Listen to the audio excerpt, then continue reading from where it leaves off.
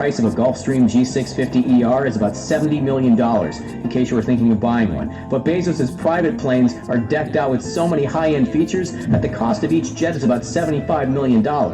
That's chump change to Bezos, like most things are, and he could easily afford to buy hundreds of private jets if he wanted to. He's just that rich. Bezos owns his own Gulfstream jets through his holding company, Poplar Glen LLC, and stores them in a secure hangar at Boeing Field just south of Seattle. The hangar was so expensive, it cost nearly as much as an entry-level private jet. He bought the hangar for $5.5 million, and you might be surprised to learn that he purchased it from Amazon competitor Costco Wholesale. When the average person goes on a Costco run, they stock up on toilet paper and rotisserie chicken, but Bezos stocks up on airplane hangars. The Gulfstream G650ER is a truly impressive machine and holds the record for farthest and fastest flight in business aviation in history. In case you were wondering, the ER stands for Extended Range, and the jet can travel a max distance of 13,890 kilometers in a single flight. Bezos can easily make trans-Pacific and transatlantic flights whenever he wants. The interior of a Gulfstream G650ER is just as fancy as a five-star hotel room. It's no wonder the jet is the go-to choice for some of the richest people in the world. Elon Musk also owns a Gulfstream G650ER, and Bill Gates, Larry Ellison, and David Geffen each own a standard Gulfstream G650. The Gulfstream G650ER has an incredibly spacious interior, and the jet can have up to 4 living areas. There's also a number of interior configurations available to the uber-wealthy. Cabin designers can transform the interior of a G650ER to maximize cabin space. Bezos never feels cramped when he's in the air. We're not sure which floor plan Bezos opted for on his jets, but we wouldn't be surprised if Gulfstream designed something just for him. Each of Bezos' Gulfstreams has 16 oval windows, which bring in a lot of natural light, so he'll have no problem reviewing Amazon's recent performance metrics as he flies around the globe. The Gulfstream G650ER seats are handcrafted and made from the finest leather. Every seat reclines into a bed, and Bezos' Gulfstream jets can each seat up to 19 passengers and 2 crew members. That's more than enough space for Bezos and the entire Amazon board of directors. You'll also find high-end wood tables inside Bezos' jets. These tables fold out from side panels in the cabin, which means Bezos and Amazon Web Services CEO Andy Jassy can hold meetings at a cruising altitude of 15,500 meters. Bezos' Gulfstream jets are essentially flying conference rooms, complete with high-speed internet and video conferencing. Bezos can even check out the latest show on Amazon Prime Video while flying in the air. Every G650ER is equipped with a hidden TV that pops out of a console in the middle of the cabin. Across from the TV console, you'll find a luxurious divan couch that comes with seatbelts and is fully certified for takeoff and landing. Bezos won't have to move to another seat if he's catching up on the latest episode of The Marvelous Mrs. Maisel or The Boys. The TV console has storage compartments underneath, including one where chilled drinks and rare wines can be stored. The G650ER can also be configured to have a bedroom at the back of the cabin, complete with a second divan couch that transforms into an extremely comfortable double bed. Those long trans-Pacific and transatlantic flights can be extremely tiring. Even a CEO as diligent as Bezos can't be expected to work through the entire flight. The bedroom is blocked off from the cabin via an electronic sliding door for added privacy, and it even includes its own high-definition widescreen TV. Each of Bezos' Gulfstreams is equipped with a full galley where flight attendants can prepare drinks and food. Each G650ER has 2 beverage machines for tea, coffee, or espresso, as well as a microwave and convection oven for cooking meals. Each jet also has a full fridge and freezer where Bezos can store his breakfast octopus. Yum! Yes, Bezos enjoys eating octopus for breakfast rather than the standard bacon and eggs. We suspect the fridges in Bezos' jets are also filled with healthy fruits and vegetables. What else would you expect from the guy who bought Whole Foods? The G650ER also has 2 bathrooms, one at the front behind the cockpit and one at the back. The G650ER is one of Gulfstream's finest jets. It's sleek, pristine, and innovative. Fly-by-wire technology means Bezos can fly in absolute comfort. The G650ER is also extremely safe. It features a plain view 2 flight deck that increases safety and reduces pilot workload. Every G650ER is equipped with an enhanced flight vision system which allows authorized pilots to land without natural vision in low visibility conditions. Even the engines are luxurious. The G650ER uses 2 turbofan BR725A112 engines made by Rolls-Royce. Bezos can literally breathe easy when flying because the G650ER has 100% fresh air circulated throughout the cabin at all times. To say Bezos flies specialize in rarefied air would be an understatement. So where does Bezos jet off in his Gulfstreams? He obviously uses his planes to travel to business meetings around the world, but he also uses his jets to fly to upscale vacation destinations. Bezos regularly travels between Amazon's main headquarters in Seattle and the company's European headquarters in Luxembourg City. He also has traveled to India to visit Amazon's largest campus in Hyderabad. Bezos' jet setting even revealed the location of Amazon's soon-to-be completed HQ2. He was traveling to Arlington Country, Virginia, so often via Gulfstream that clever journalists managed to figure out Amazon's closely guarded secret. This past Valentine's Day, Bezos flew to an ultra-luxurious resort in Cabo San Lucas, Mexico with his girlfriend Lauren Sanchez. Bezos can travel anywhere in the world in his Gulfstream jets, and he's going to have a lot more vacation time in the future when he steps down as Amazon CEO later this year. Bezos has been incredibly rich for a very long time, but he only became a centibillionaire recently. Before he bought his first Gulfstream jet, he was traveling the globe in a somewhat modest Falcon 900EX. He sold the French-built aircraft in 2015 and moved on to bigger and better things. The Falcon 900EX is nowhere near as fancy as a Gulfstream G650ER, but it's still quite impressive in its own right. The 900EX has a price tag of about $18 million, and maintenance costs are about $2,000 per hour. Bezos spends a lot of money on private jets, but Amazon spends a lot more on its fleet of delivery planes. The company recently bought 11 new Boeing 767s to speed up delivery around the world. Each plane is worth about $200 million, but the company likely got a bit of a discount for purchasing in bulk. Did you know that Jeff Bezos actually has a surprisingly low carbon footprint? Despite traveling around the globe in his private jets, his carbon footprint is lower than that of Bill Gates, Carlos Slim, and David Geffen. Bezos emits about 2,053 tons of carbon dioxide per year, which is only slightly more than Elon Musk. Bezos recently invested $10 billion to create the Bezos Earth Fund and fight climate change. That's it, folks. Thanks for watching. Stay tuned to this channel for more great videos. At $12 billion, the United States has commissioned the most expensive warship ever for their Navy. It's not only colossal, but technologically advanced, has a plethora of amenities that, well, let's be honest, we never thought would be found on a warship, like gyms and fitness centers, and it has massive upgrades over its seafaring peers. Look, this bad boy is slated to have 250% more electrical capacity than previous carriers on the market, which means faster launching of aircrafts and loading of weapons. This is the USS Gerald R. Ford CVN-78, and we've got the scoop on what's inside, what it can do, and when it will be completed. Yes, it's true. Americans sure love everything they have to be bigger and better than everyone else in the world. And their military force is no exception. Case in point, in 2019, the U.S. spared no expense and dropped $718.69 billion on its armed forces just that year. Now, you may be wondering where in the world that money is going. Check this out.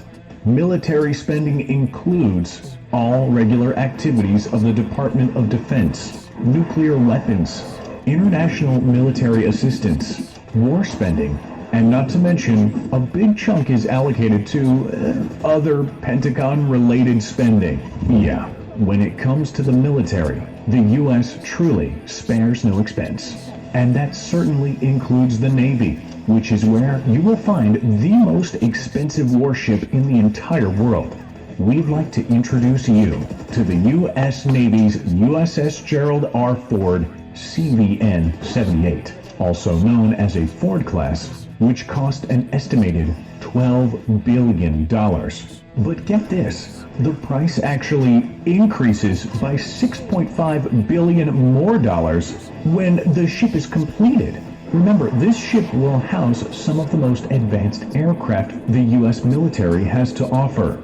And those planes bump the price tag of the fully furnished Ford class up to $18.5 billion.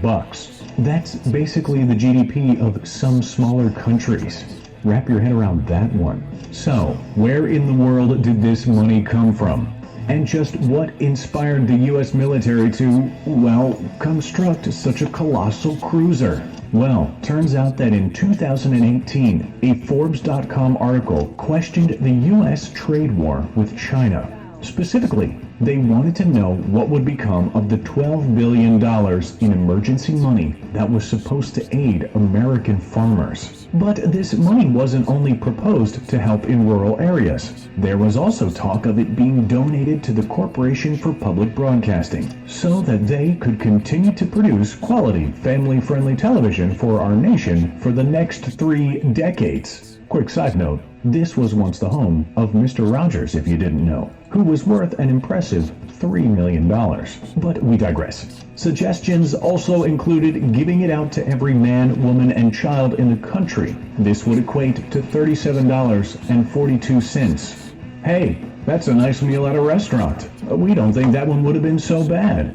Media outlets called for the $12 billion to fund new roads, or even send 400,000 students to school debt-free. But that's not where the money went at all. It was spent on this massive warship, one that was billed as not only the most expensive, but the most capable. And soon, it will be patrolling the high seas, as it is slated to be completed in 2024. But just what makes this thing tick? Why is it so expensive? This ship was actually expertly designed, from top to bottom, by some of the brightest minds in the industry. Because its design was so scrutinized and planned out from day one, the ship is actually projected to save the military $4 billion in ownership costs over the ship's proposed 50-year lifespan. Hey, you spend more money now, you save more money later, right? Under the hood, the Ford class has two, count 'em, two newly designed reactors. These babies are fresh off of the drawing board, and they will be able to provide 250% more electrical capacity than previous carriers. So, what does this mean? It means that the USS Gerald R. Ford will be able to load weapons and launch aircraft faster than any of the other ships of its class. And during wartime, yeah, we gotta say, speed is a pretty important quality to have on your vessel. The ship is stacked with technology that is light years beyond other carriers' current circuit boards. Steam-powered systems have been completely replaced with electric drive components, meaning for this ship, it will be much longer between docking for maintenance. But firefighting capabilities, superior hull design, and the ability to stow weapons have all been upgraded. And it comes together beautifully in this super ship.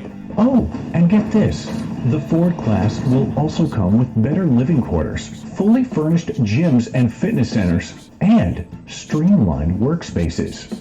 We guess if you're gonna be out at sea months at a time, this clearly is the ship to be on. Now, it hasn't been all sunshine and rainbows when constructing the Ford class. Elevators on the ship have not been working as intended, and it looks like they won't be functional until 2022. And in one infamous incident, the ship's plumbing malfunctioned badly.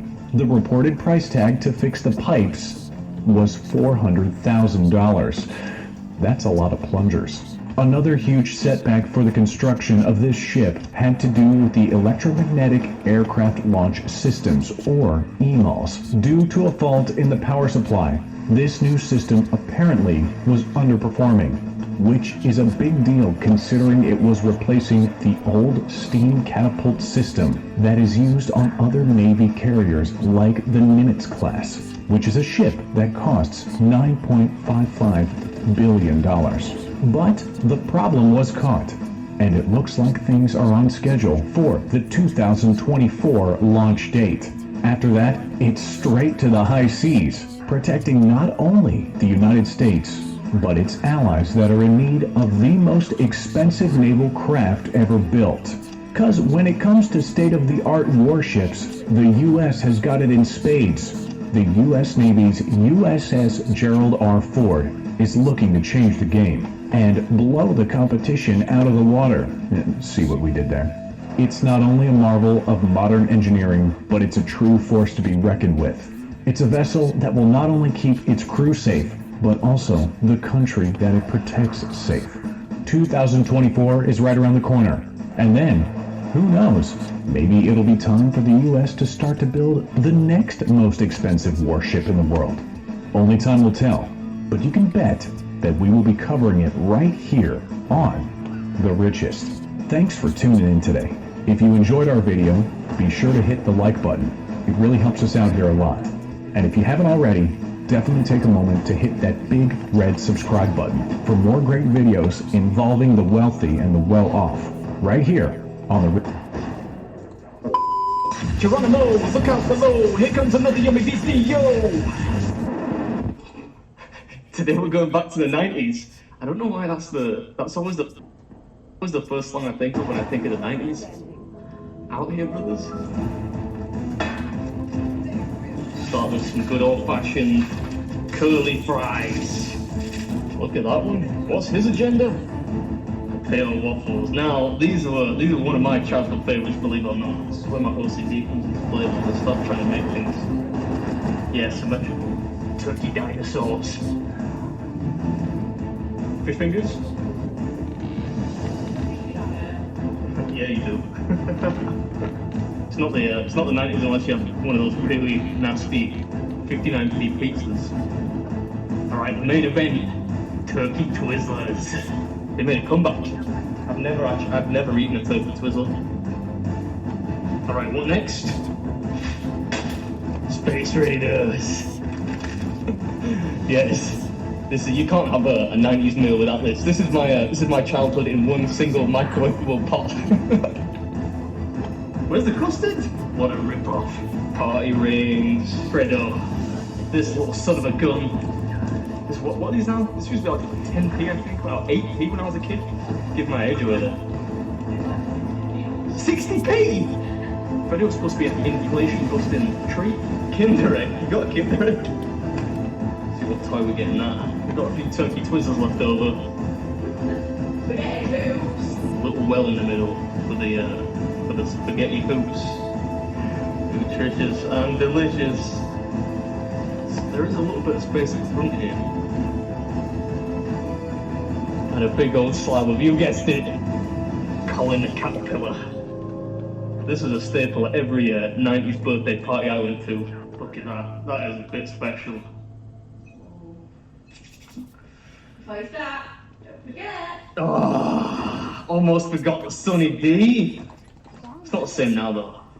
Less E numbers these days. Alright, successfully hopped in that time machine back to somewhere in the mid-90s. I'm feeling very nostalgic right now. A lot of memories here. And I got the idea for this when hundreds of people sent me a link to this story online about a restaurant in Swansea which had designed a back to the 90s munchbox. Naturally, I can't travel right now, so I thought we would do our very own giant platter, on a silver tray, so it looks a bit posh compared to, it's the cardboard box. We've got potato waffles, turkey diner. Are they turkey? Yeah. I thought they were chicken. Space Raiders, curly fries, spaghetti hoops, one of those cheap, nasty pizzas, turkey Twizzlers, spotted dick. Although the less said about that, the better, I think. Anyway, we'll get time to go just for fun. Drop a count on the screen. And without further ado, this is Baby Spoon. This is the Back to the 90s Platter Challenge. Who's good? What are you going to start with? Gotta be the Finders Crispy Pancakes. What's up, everybody? Welcome back to another video. You missed me. I know a few people were a little bit upset that there was no Thursday night video. But I'm afraid it was one of those partially foreseen, unforeseen circumstances. But I'm back now, and on grounds of politeness, I should probably start by apologising for that little parody rendition of Out Here Brothers I did. I don't know why I did that. Anyway, today we're doing the 90s, Back to the 90s Platter Challenge. Wow, they were pretty good. What do you say? How many could I eat? That could be on the cards. Leave a comment down below if you want to see the most Finders Crispy Pancakes ever eaten. Turkey Twizzlers, just because I've never tried them. Dip them in the bean juice. Those sounds. It's top class ASMR right there.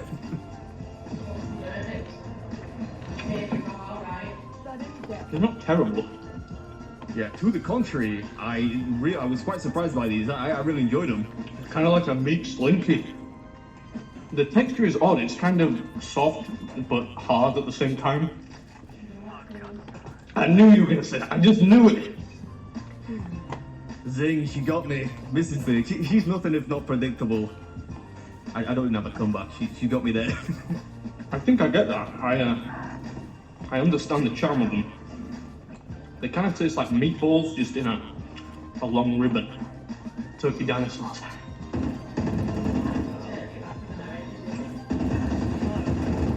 Turkey is an elite meat. One of the finest. I eat it all the time. Not the kind which is reformed off a factory floor and made to look like a dinosaur. But I eat a lot of turkey. Yeah, it's no secret. I've said that before. One of my favorite things in the world is turkey, cream cheese, and jam sandwiches. Didn't we say we were gonna do a tag team fish fingers challenge? Yeah, the problem is these are perfectly cooked. You like yours pretty much scorched.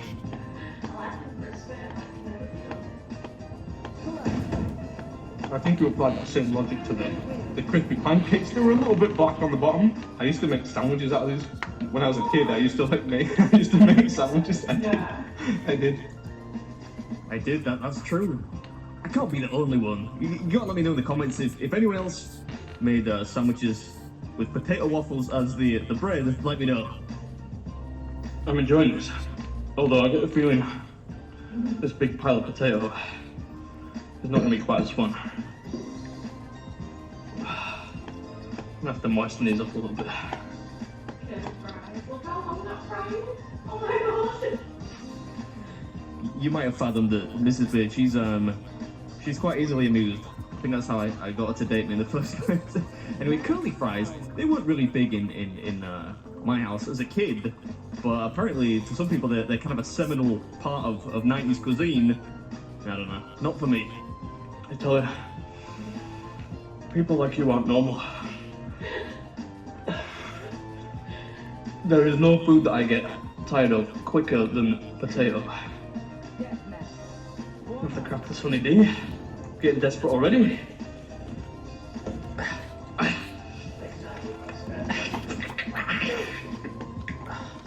Just needed some grip.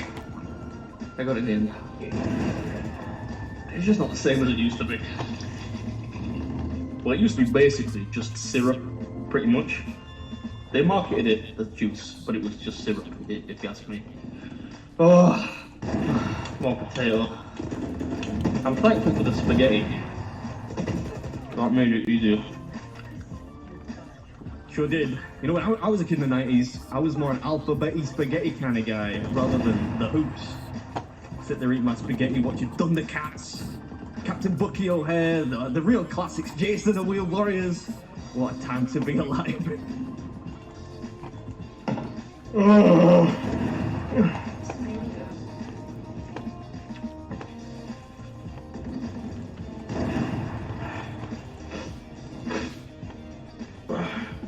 This was actually very enjoyable until I got to the curly fries and the potato not so smileys. Oh. The naff party pizza. This is what you got when you went to a schoolmate's house that you weren't that close to. So you know their mum or dad or whatever didn't want to spend big money, so they give you a 50p pizza. Yeah, sat there eating cheap pizza, playing Shinobi or Alex Kidd or something. Those are the days. Space Raiders. Yeah, Space Raiders now, which seem to have maintained their affordability quite well.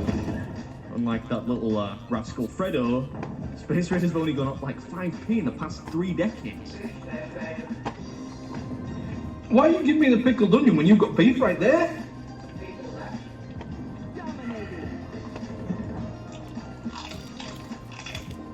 How about that for betrayal? Mrs. Beard keeps the beef Space Raiders all for herself, while forcing me to eat the far less desirable pickled onion. They weren't bad though. I love Space Raiders. I'm not really into crisps, but they are pretty top tier. Oh, potatoes swallowed up in my belly. Still, I'm looking forward to this part. Party beans! Yeah, nothing was guaranteed to send a crowd of children into a hyperactive frenzy like Party Rings did. He's melted a little bit. Wait, you're 60p now? I'm more concerned about eating spotted dick without the custard. This is not.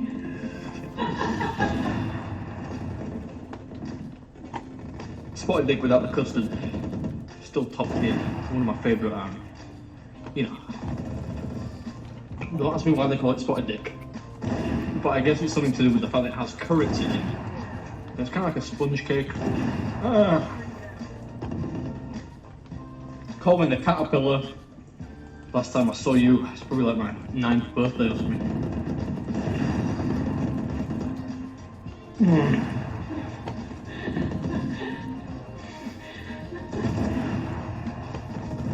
I heard a rumor that Marks and Spencer's was selling like a giant version of this, which was like 2.5 kilos.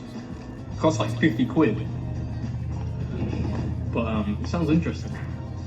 Sure does. Right up my alley. Anyway, coming to the end of the video now. I hope you enjoyed it.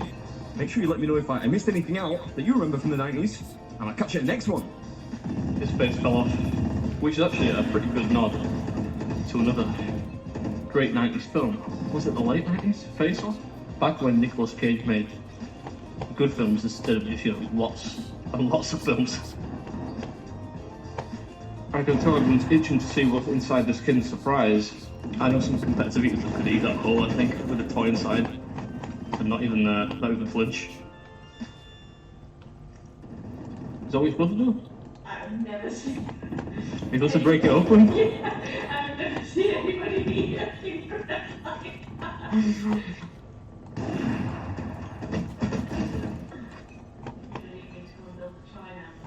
Alright, this is Beer Meets Food, and that was the Back to the 90s Platter Challenge, which I actually really enjoyed at the beginning, and at the end, the middle, not so much. I hope you enjoyed it, and I'll catch you at the next one. I can see you're itching to open this toy. Do you want to? Is that it? Is this what passes for a toy these days?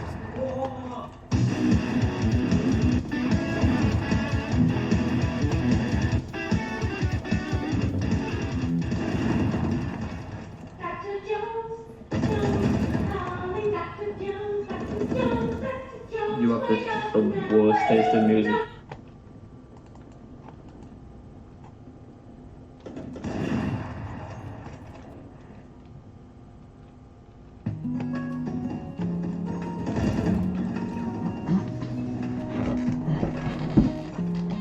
Hi, first time I've been in Koreatown in weeks. Oh, by the way, Happy New Year. I'm just killing some time before dinner. I'm actually here to try out this singing restaurant, like a song restaurant. I'm not exactly sure what it is.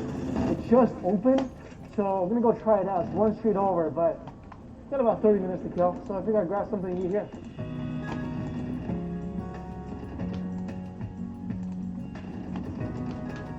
Go in here and grab a quick one to get it.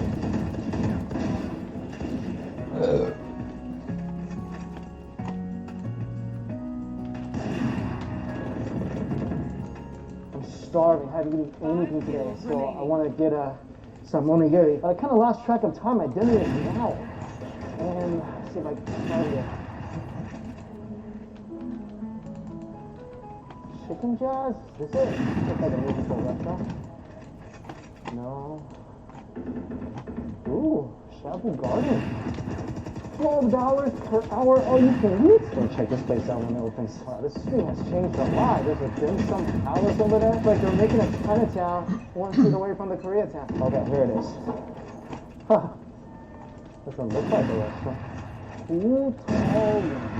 Utali. This is supposedly a super popular chain restaurant out of China.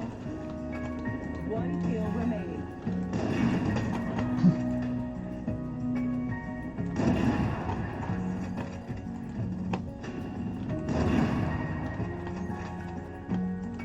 This place is pretty cool. You got a live stage there. It's like a bar, a restaurant, a rainforest, a live performance place, all in one. And the way this place is being described to me is that it's not really a restaurant. It's like a experience where people come here and they can listen to live music late into the night and just enjoy their food and drinks. It's pretty cool. It's just kind of like a bunch of stuff combined into one, and like inside these little rooms, it kind of looks like a country house, like an old Chinese country house. And the food is kind of like a combination of flavors as well. I'm gonna take a look at the menu and get some stuff to eat. All right, so Fuji Feibian, Sichuan dish. Ooh, mouth-watering chicken, pork and garlic salad. That's great too. Entree, kung pao chicken, pineapple chicken. This is like a playground for Sichuan food and Americanized Chinese food. Crispy beef, spicy dry pot. That looks good. Dongbei style cabbage. I love that. 18-second beef. That's a fast beef. All right, it's mainly Sichuan food, so I kind of know what I want to get. And there's a pad thai. Very interesting. Oh, it's also a dish with duck blood. You guys ever had duck blood? It's quack. All right, I think I know what I want. All right, just put in my food order, and before it comes, just a huge shout out to Surfshark VPN for sponsoring the Vip Country. Pick off your water by free chicken. Now, they brought over some dishes. This is a classic Sichuan dish, the Laziji chili chicken. Now, what's interesting about this is spicy chili chicken with pineapples, too.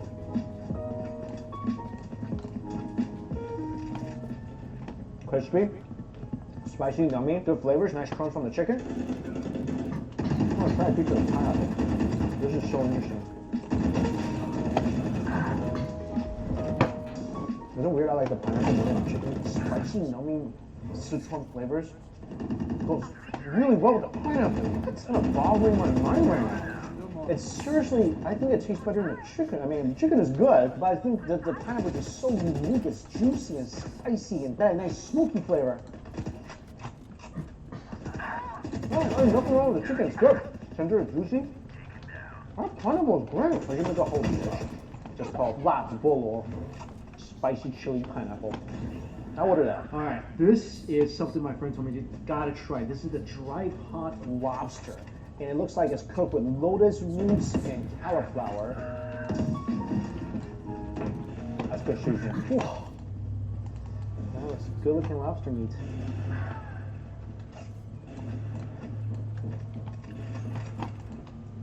You gotta try this dish. Wow. The flavor is really authentic. Sweet lobster meat, spicy and peppery seasoning. Wow, this is a great dish. The meat is so tender too. And the spicy pretty much penetrated the shell onto every single bite of the sweet, succulent fish. Lobster dry pot. It sounds like it's kind of gimmicky. It's actually tastes delicious. Also, they put some grains of beans in here too. It's that earthy flavor. Goes so well. Yes. Oh, potatoes too. That was really good dish. My Chinese New Year resolution: eat more vegetables. See, I like broccoli. I just don't like the leafy tree-looking kind.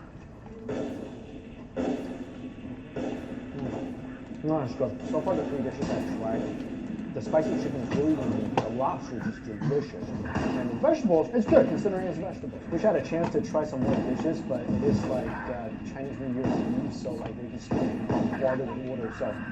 So far everything I tried really good. I'll definitely be back and maybe hopefully listen to some light music.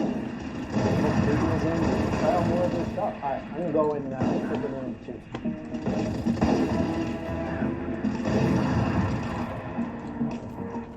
So today's New Year's Eve. Apparently, if you try to eat at a restaurant in Flushing, it's impossible. So I'm in Koreatown right now in Flushing at Tom, which is one of my favorite places for fish. You gotta eat a fish. So I'm getting a grilled fish tonight. And then tomorrow I'm gonna get another fish and then go visit my family. Also, I got pig's feet. Kind of miss pig's feet. Oh. It's actually really good. There's a lot of flavor in here.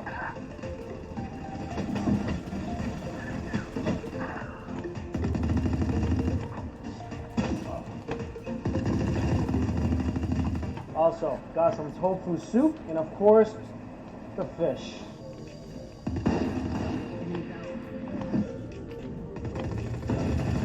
just blows up. And the reason why Chinese people always eat fish during New Year's is because fish is pronounced you in Mandarin, and it's also the same pronunciation as you as in excess. So we want excess, like we want good fortune. That's why you eat the fish. And you never flip the fish over when you eat one side.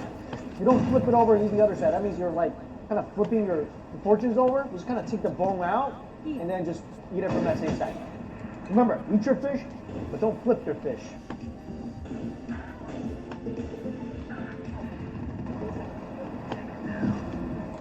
Nice roasted fish. The next day.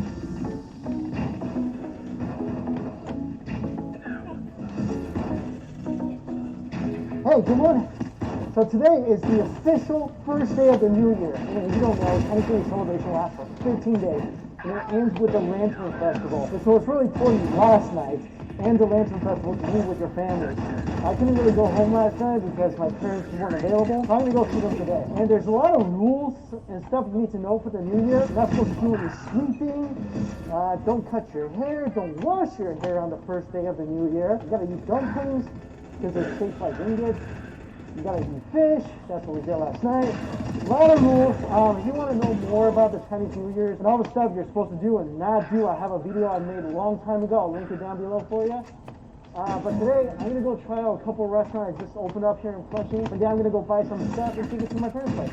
This is really good. This is a Crossing of Beers Noodle Soup place. A lot of these restaurants. Oh, this used to be so nice.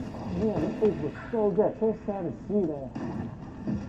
So many awesome restaurants are just not here anymore. That was a great restaurant, great Northern Eastern food restaurant. One of the first to open up here in Flushing, by the way. It is so cold today. So cold.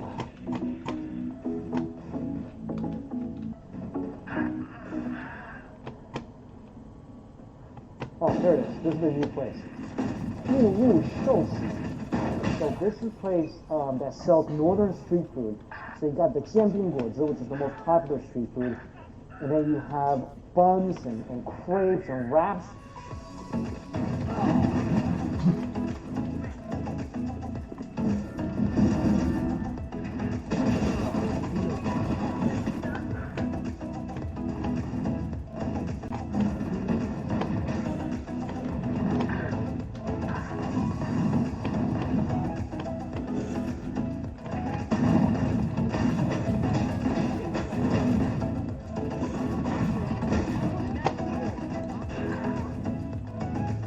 Tiny little food stand just opened by that really nice auntie. It was recommended by one of my friends. Super nice lady. She gave me like some tea eggs too. Because she said her tea eggs are amazing. Anyway, got a lot of stuff. Let me just go find a place to sit. Haven't had my dumpling yet for the new year, so that's why I'm here. Warm up with some hot soy milk.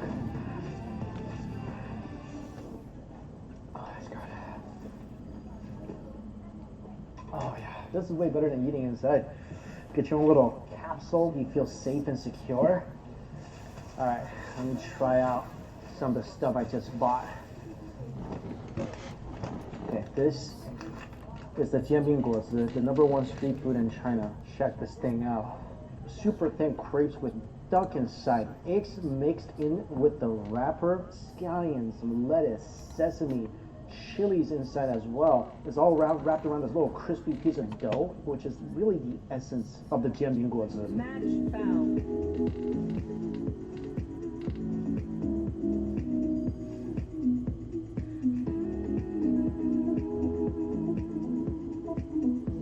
This is so good. The wrapper, it's got an amazing texture. Because usually the wrapper, it's not just made with wheat flour, it's usually a combination of either millet flour or mung bean flour, which is what this is. But the texture is not as doughy. It's a little sad because I've been walking around for like 20 minutes, so the inside is not super crispy anymore, which that's always something great to have. You can bite into it and get that nice crunch. Still, eggy, delicious crepe. Very aromatic because of the sesame. Flavors out of this world. Go get one of these. Next thing I got, this is the fried cold noodles.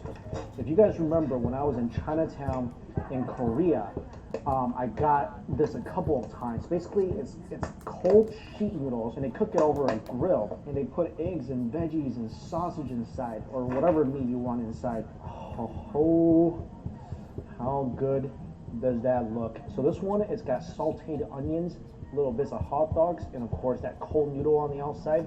And this is also called barbecue noodles because they put this like barbecue-esque sauce on top.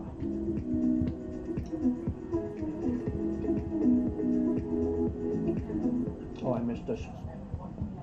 I missed this so much. I like this more than the Jianmin guozi. This is so good. Crunchy onions with that great smoky flavor of the noodles with just that hint of sweetness and tons of heat from the chili oil. Oh, that noodle texture is so good. Barbecue noodle texture. It is so chewy and wonderful. The beef pancake. Spike rush.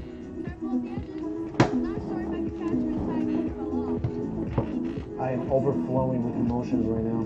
I'm gonna call this Jerry Maguire because it had me at hello. Hello. So amazingly toasty and flaky on the outside. And the meat is just... How do you describe something that's essentially angelic? You need this in your life. Like, pretty much right now. Oh, this is so good. It's one of the best beef pancakes I've ever had. It was so good. And she sold me on this. I never had something like this before. I think this is another street item. This is, I think, a sweet bun. And I remember this is something made with brown sugar.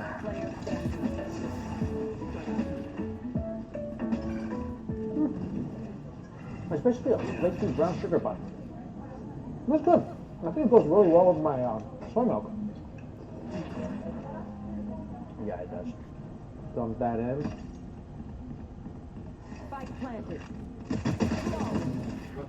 I like this. Last thing I gotta try is her soy sauce eggs. She just gave these to me, so I'm really thankful.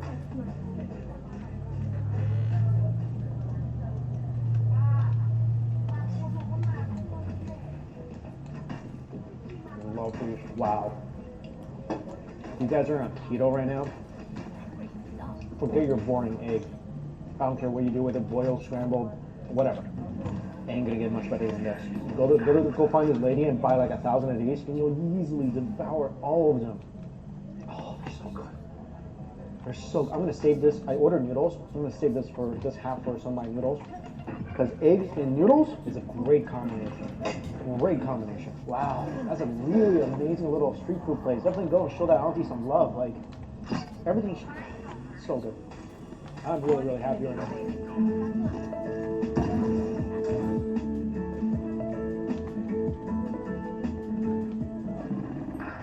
Wow. Wow, that is beautiful. This is their new soup dumpling. Sea cucumber, abalone, and ham. Time to dig in.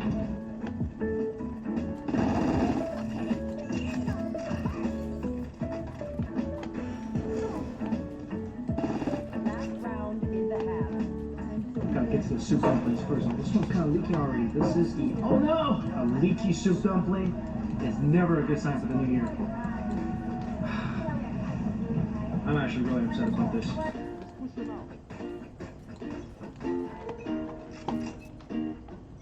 National soup dumpling definitely got better. Like heaps and bounds better than it used to be. That was really, really good. This is the sea cucumber.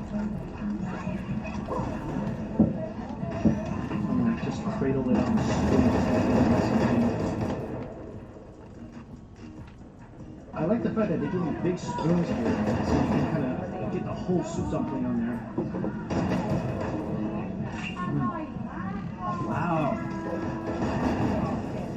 Huge seafood flavor in this one.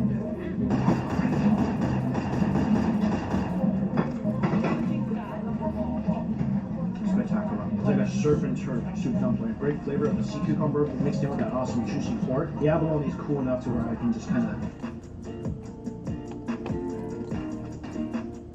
dunk it and just stick the whole thing in my mouth. That's good too. One thing I like the sea cucumber the best. But overall, 3 great additions except for that hot first soup dumpling. I'm really happy right now.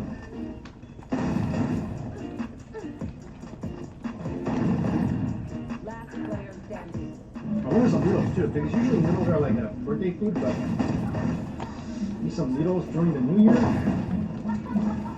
Can't hurt. Have to get all my requirements in. Got my dumplings in. Got my fish.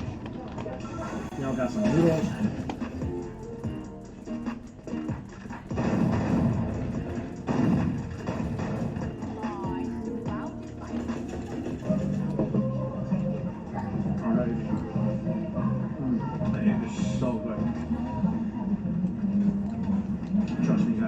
cooking some egg.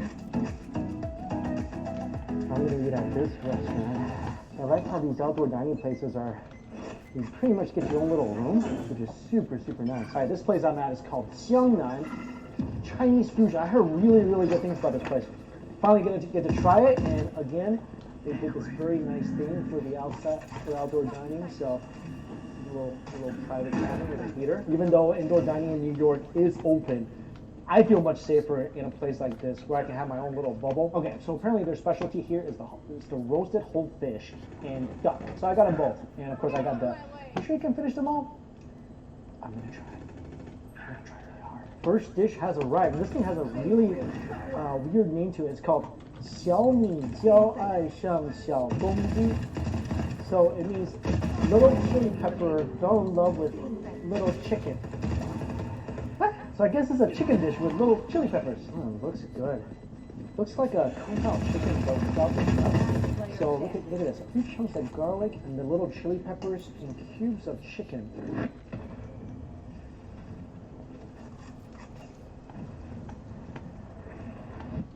So good. Match point. Wow. Oh, bamboo is fantastic. The chicken is one of the most tender pieces of chicken I've ever had. Wow, how is this so tender? And this thing is spicy, it's garlicky, wonderful flavors. Wow, I just ate a piece of garlic. That thing has a hint of sweetness to it too. Not overwhelming at all. What's also amazing is that there's chunks of ginger in here as well.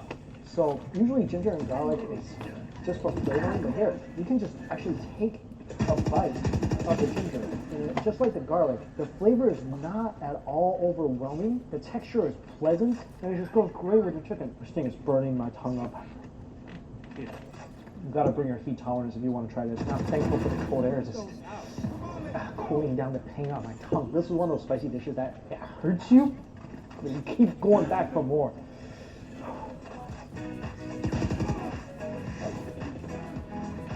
Wow, this is insane. This is fish with Sichuan tofu soup. So there's bits of tofu in here. And I see chilies, of course.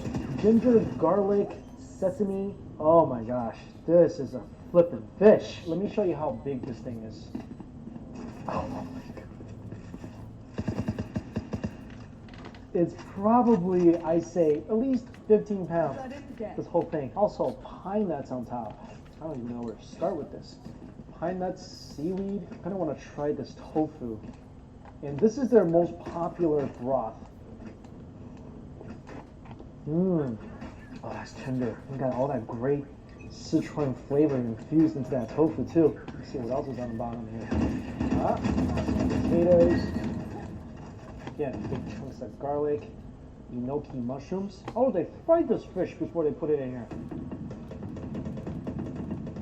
Oh, texture is so good.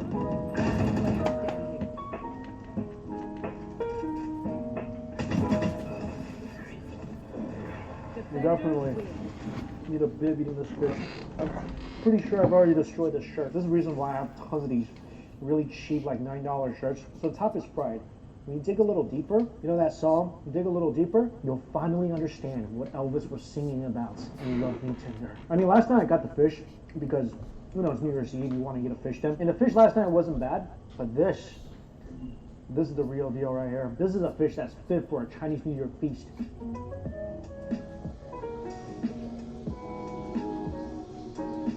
And I'm gonna bring one of these to my printer later today too. But you know, without the chilies and stuff, they don't really use much spice. So I'm gonna ask them to steam a fish for me and take it to go. This is all for me. They would not want to eat this. This is all just for me. My duck dish is here. This is, okay, I think this is still roast duck. I don't think this is a Peking duck because Peking duck will take forever. But got the handmade crepes, scallions, cucumbers, Peking duck sauce, some pineapple, some sugar to dip in it. When you're eating Peking duck, you have to use these handmade crepes. It's just so soft and chewy, and texture is so wonderful. I think this is actually a Peking duck. I don't know how they got it here so fast. Maybe if they just ordered it up from somewhere, because typically when you go to a Peking duck restaurant, you gotta order one day ahead of time because this thing takes forever to cook. But this is so amazingly good with the crispy skin on the duck and the nice crunch from the cucumbers and onions, that beautiful earthy sweetness from the duck sauce, and just dipping it a little tiny bit in the sugar.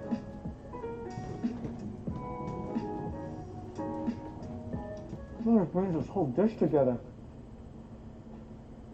Oh, that's wonderful. This is a really good restaurant. Trust me, come here, get the chicken, get a fish, definitely get the duck. Now I feel like it's New Year's. Alright, I'm gonna eat up, and I'm getting a fish for my parents, and then I'm also picking up something else. You'll see. It's really pretty. I want to try something. I saw this on a viral video. I always wonder if it works. So the guy put the pancake. Oh.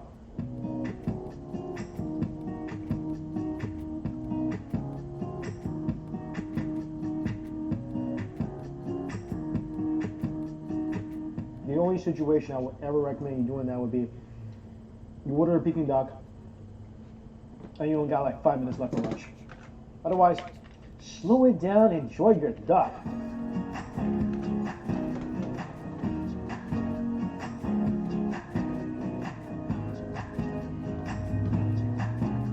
And now to pick up something cute. My friend Louis runs this really amazing bakery. She does all these cakes and snacks. I think this is it. Hey! I know, well, look at this. Wow, this is Louis. She's an amazing baker. What'd you make? Some dessert for you? Oh, that's awesome. Oh my gosh. No, all this? Yeah, it's all of this. Wow. Snow cookie, your favorite? Oh, that's my favorite marshmallow cookie. Yeah. Wow, what is this? It's the milk and taro something. Wow.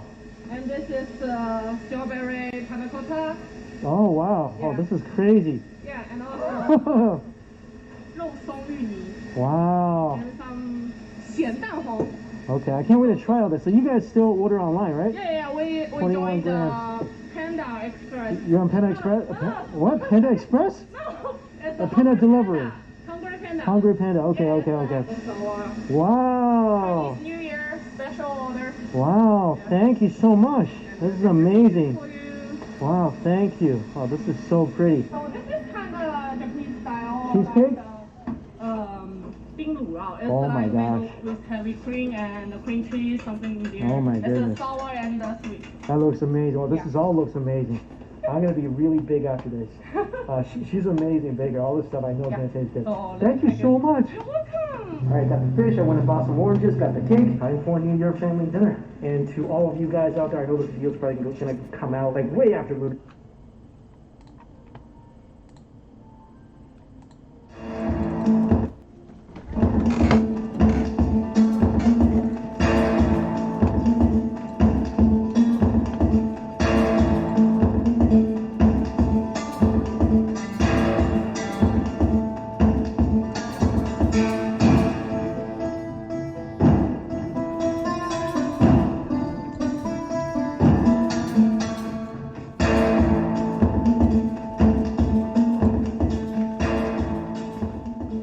What's up, Kilo Crew, and welcome to today's video. Today I'm at Kogi Grill here in Largo, Florida, which is in kind of the greater Tampa Bay area. I'm about to take on the Randy Santel challenge, so I'm sure he's a little smug about that. But Randy Santel helped to kick off a really cool triple meat bowl challenge. So basically what I have here in front of me is a pound of 3 of their different meats. So I have a pound of the beef, a pound of pork, and a pound of chicken, all marinated in different sauces. Underneath that is a whole heaping helping of different lettuces, cabbage, and then underneath all that is a bunch of their rice. On the side here to help me wash this down, I have some of their Kogi sauce, which I'm really excited to try. I've heard good things. And then on top here, I'm a little nervous about it, but there's a bunch of jalapenos. But I should be able to handle that okay. Not too super stressed about it. But I do have a super short 30 minutes to tackle this entire 6-pound platter in order to receive the $40 meal for free and to spot up on their wall of fame next to my boo thing. So yeah, and then on top of that, I did I already say a Groovy t-shirt? I didn't? Okay. Additionally, I also get a Groovy t-shirt, which I almost forgot to mention. So that'll be exciting. Add another shirt to the collection here. But yeah, excited to dig into this. This will be my first ever Korean challenge. So there's nothing to it but to do it. Let's get this timer underway. 1, 2, 3, let's go. Let's try it without the sauce first. I'm not sure which is which, I'm just gonna eat. It's delicious.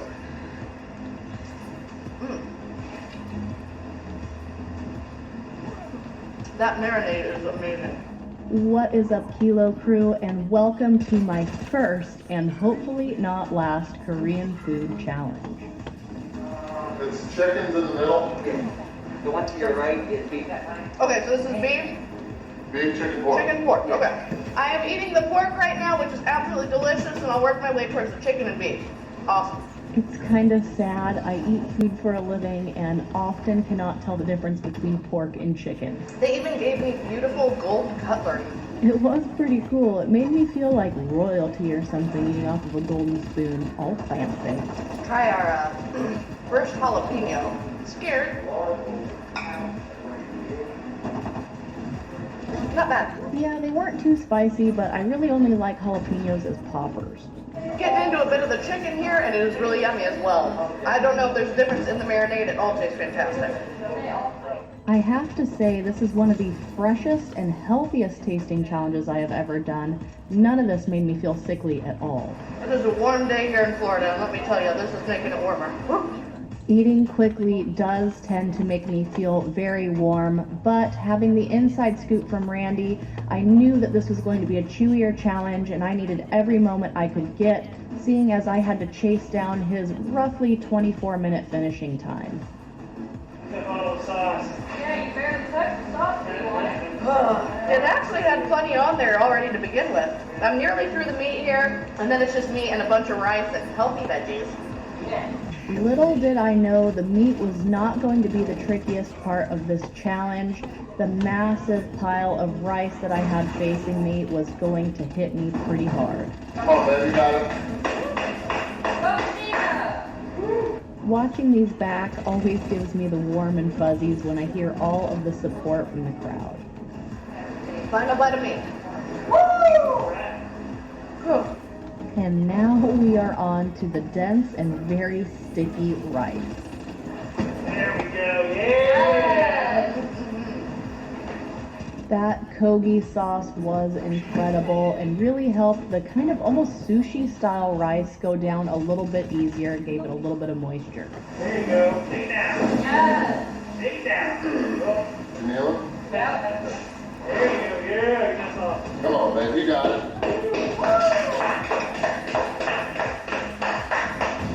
Right about here is where I realized I had some catching up to do. Oh, you're doing great. This is where I felt like I didn't stop shoveling rice into my face. It was starting to almost glue my mouth shut.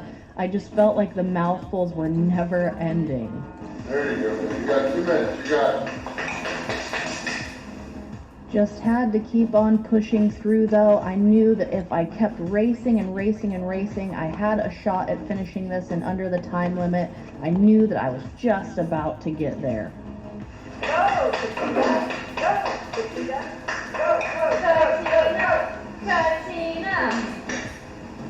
All right, that is enough insight from me. I will let you guys enjoy the rest of this one in intense anticipation for the ending. Thank you guys so much for watching, and I will catch you in the next video.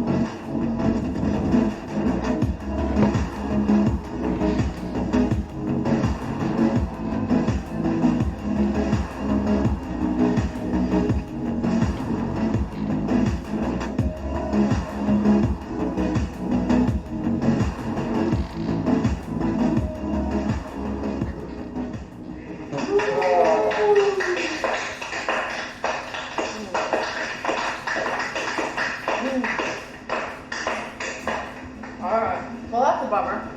This wasn't fast enough. Very delicious though. Whew. Sorry that got gross at the end there. Alright, Kilo Crew, so that's definitely a bummer. Didn't quite make the time limit of 30 minutes. Maybe, I don't know, 60 seconds more and I would have had it. I just have like 3-4 bites of food left. That's about it. Just came up a little bit short. That was definitely a really delicious challenge. Of course, I'm bummed that I didn't make this happen. I didn't get the win. But yeah, definitely glad that I gave this a try. 30-minute time limits always kind of intimidate me, but definitely would have been more upsetting to have not tried this at all than to have come and given it a try and lost. So thank you guys so much for watching the video. If you're ever in the Largo area, definitely check out Kogi Korean Grill. This place is awesome. What is up, Kilo Crew, and welcome to today's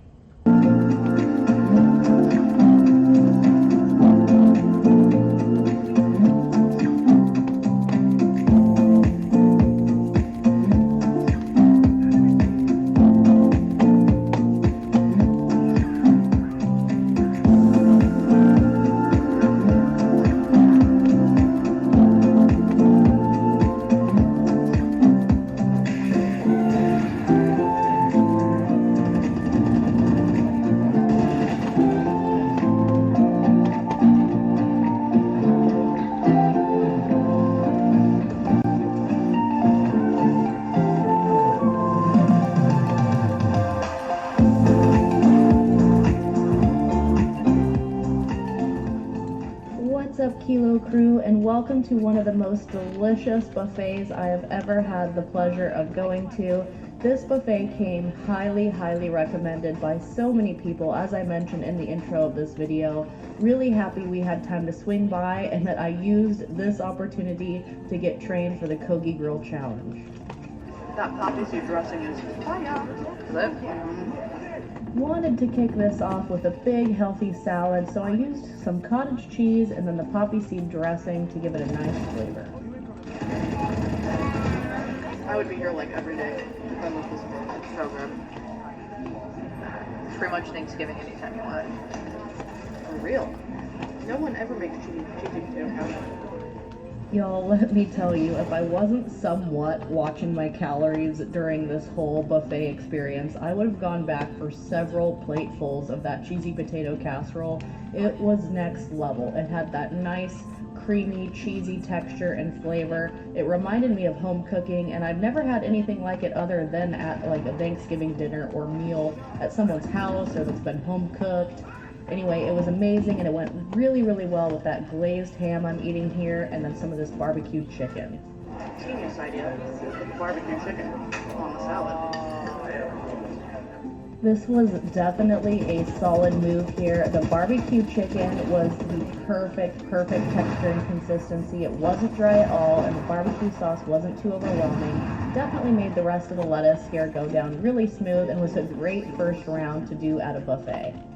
Alright, round 2. Fight.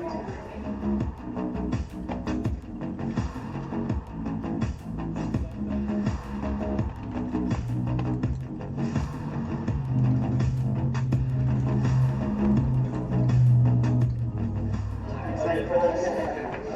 Dutch delight. Okra. Future Katina, this is bad news. Remember that part where I said I wasn't going to go crazy on the calories? Yeah, this made it go right out the window. The Dutch Delight was basically some sort of like crazy pudding that had like breadcrumbs in it, whipped cream, Oreo crumbles, breadcrumbs, I don't know, chocolate chips, all sorts of crazy shenanigans mixed up together. It was fantastic. But anyways, you just saw me finish up a delicious plate of macaroni and cheese. And in addition to that, I had some like broccoli salad. I had some of their turkey, which was amazing. And then I just decided to get a little bit of healthy fruits to round out another plate there. And it was fantastic.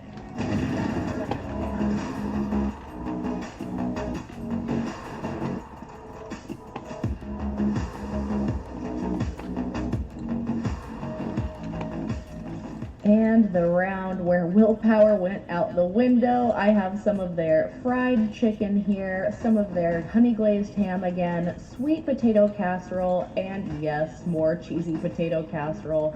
It was so good, y'all. I could not stay away from this stuff. This was Southern solid home cooking. I've never had Amish cooking. If this is how the Amish eat, sign me up for no electricity and buttons for the rest of my life. It was so good. But yeah, and then on the other side here, I do have a dessert plate, but I'll talk about that a little bit more in a moment.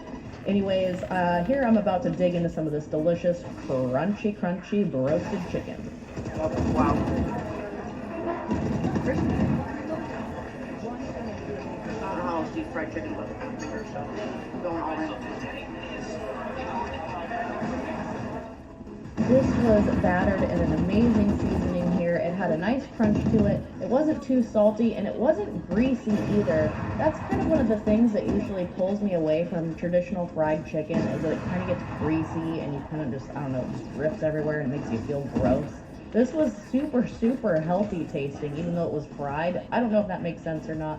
But yeah, anyways, let's start talking a little bit about this dessert plate here.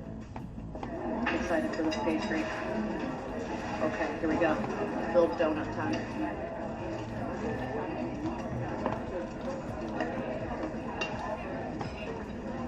Stop it. It's like a cinnamon roll filled with vanilla pudding. Wow. Whoa. That is ridiculous. Or no, that might not be pudding. That might be buttercream. It's thick. Pretty sure that this was a leftover pastry that was offered during their breakfast buffet that they have here. They do offer donuts normally in their bakery, etc. So during their breakfast buffet, they do have those out on offer. So there was only this small plate with these donuts on there, and I knew I had to get to one. It was like a combination cinnamon roll stuffed with buttercream. It was fantastic and was by far one of my favorite desserts I had. But here you can see me digging into some of their bread pudding, which was pretty good, but it kind of was a little bit eggy, almost like French toast-ish to me. And I know that y'all are gonna hate on me, but sometimes French toast, if it's too eggy, I'm not a big fan of. But yeah, here I'm about to dig into some of their cakes. The chocolate was extra chocolatey, and the vanilla was kind of just your average plain Jane vanilla, but both were very moist, very flavorful, and absolute. 53,116,760 British pounds from the Securitas depot. The setup for the crime was done weeks in advance. Murray had one of the members of the gang named Amir Hysanaj interviewed to work in the night shift at the Securitas depot. A few months before the heist, Hysanaj sat down for a 10-minute interview. Hysanaj was hired on the spot for $11 an hour. The inside man wore a camera on his belt buckle and recorded all the goings-on inside the holding facility. With this information, Murray and his accomplices made a plan on how to best steal the money within the walls of the vault. The heist started not at the depot itself, but on a backcountry road leading to the house of Mr. Colin Dixon. Dixon was a high-level manager at the depot and had security access to all the parts of the facility Murray needed to get into. On February 21st, Murray and one of his other robbers dressed up in fake police uniforms and outfitted a car with blue flashing lights to disguise it as an unmarked police car. Dixon pulled over his car. Two uniformed men approached the driver's side window. One of the phony officers flashed a fake badge and ordered Dixon to step out of the vehicle. At the exact same time, a second group of kidnappers were sent to Dixon's house to collect his wife and son. The family was transposed to Elderin Farm and threatened at gunpoint to either cooperate or die. The family, along with the armed robbers, were loaded into the back of a large transport truck and drove to the Securitas depot. Murray and his gang of robbers reached the depot just after midnight on February 22nd. The truck was accompanied by the fake police car that pulled Dixon over the previous evening. Dixon was brought to the door of the facility accompanied by a man dressed in a fake police uniform. Dixon and the robber were buzzed in. As they entered the facility, the fake police officer overpowered the security guard and buzzed in the rest of the gang. They entered the facility wearing masks and brandishing machine guns, shotguns, and pistols. As the robbers made their way through the facility with their high-powered weapons, Dixon ordered the workers of the graveyard shift to think of their families and surrender willingly. Luckily for the robbers, none of the workers tripped any of the alarms, which meant that they would not be disturbed by the authorities that night. 14 people were taken by the robbers, tied up, and secured in metal cages for money transport as the gang plundered the depot. Once all the workers were rounded up, Murray forced Dixon to shut down the security system completely and hand over the keys to the vault. At this point, the truck that the robbers had ridden to the depot pulled up to the loading dock.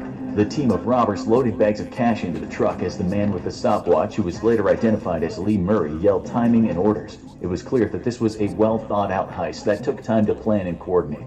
The robbery went off without a hitch. No one was physically injured, and not a single shot was fired. The alarms remained off for the entirety of the robbery. Once the truck was loaded up with over 53 million pounds worth of banknotes, the gang left. The workers and the Dixon family were kept locked in the money cages. Around 3 a.m., Dixon's son was able to squeeze through the bars of the cage he was being held in and call police. But at that point, it was too late.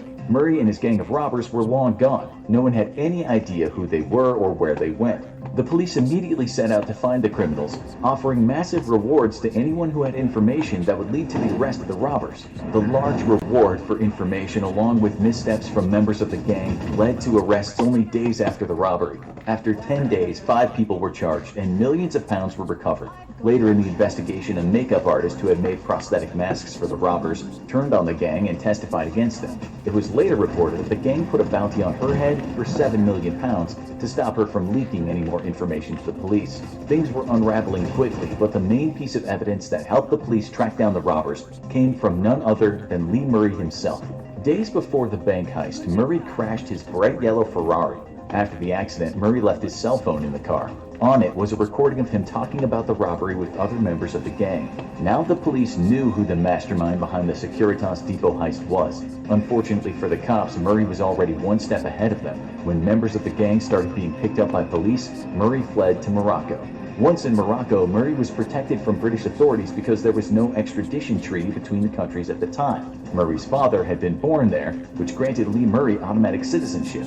Once safely in Morocco, Murray began living a life of luxury. He bought a $1 million mansion and then dumped hundreds of thousands of dollars into renovating it. He had a massive mural painted on one of the walls commemorating his only fight in the UFC. Murray drove around in a gold Mercedes-Benz and installed a multi-level, fully equipped gym in his mansion. He also commissioned bronze and gold statues of himself that he used as decorations around the house. This extravagant lifestyle didn't come without its pitfalls. The British and Moroccan authorities began working closely together to keep surveillance on Murray at all times. Eventually, Moroccan police arrested Murray on drug charges. Then, in 2009, while in jail, British authorities became involved in the case. Murray knew he was in trouble. He attempted to escape prison using small saws that were smuggled inside a plate of biscuits. The escape failed. A year later, Lee Murray was charged and convicted for his part in the Securitas Depot heist. He was sentenced to 10 years in jail, which was eventually extended to 25 years to be served in a Moroccan prison. Other members of the gang who made it to Morocco were sent back to Britain to serve their time there.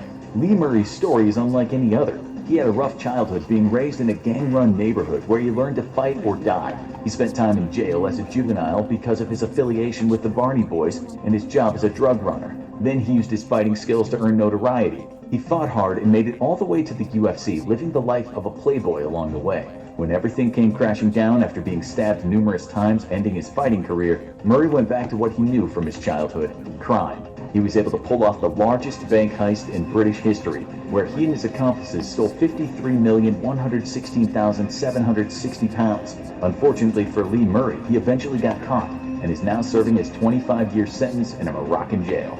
Now check out largest U.S. cash heist ever, how they pulled off insane armored truck robbery. Or watch insane way bank robbers executed perfect bank heist, stole $20 million.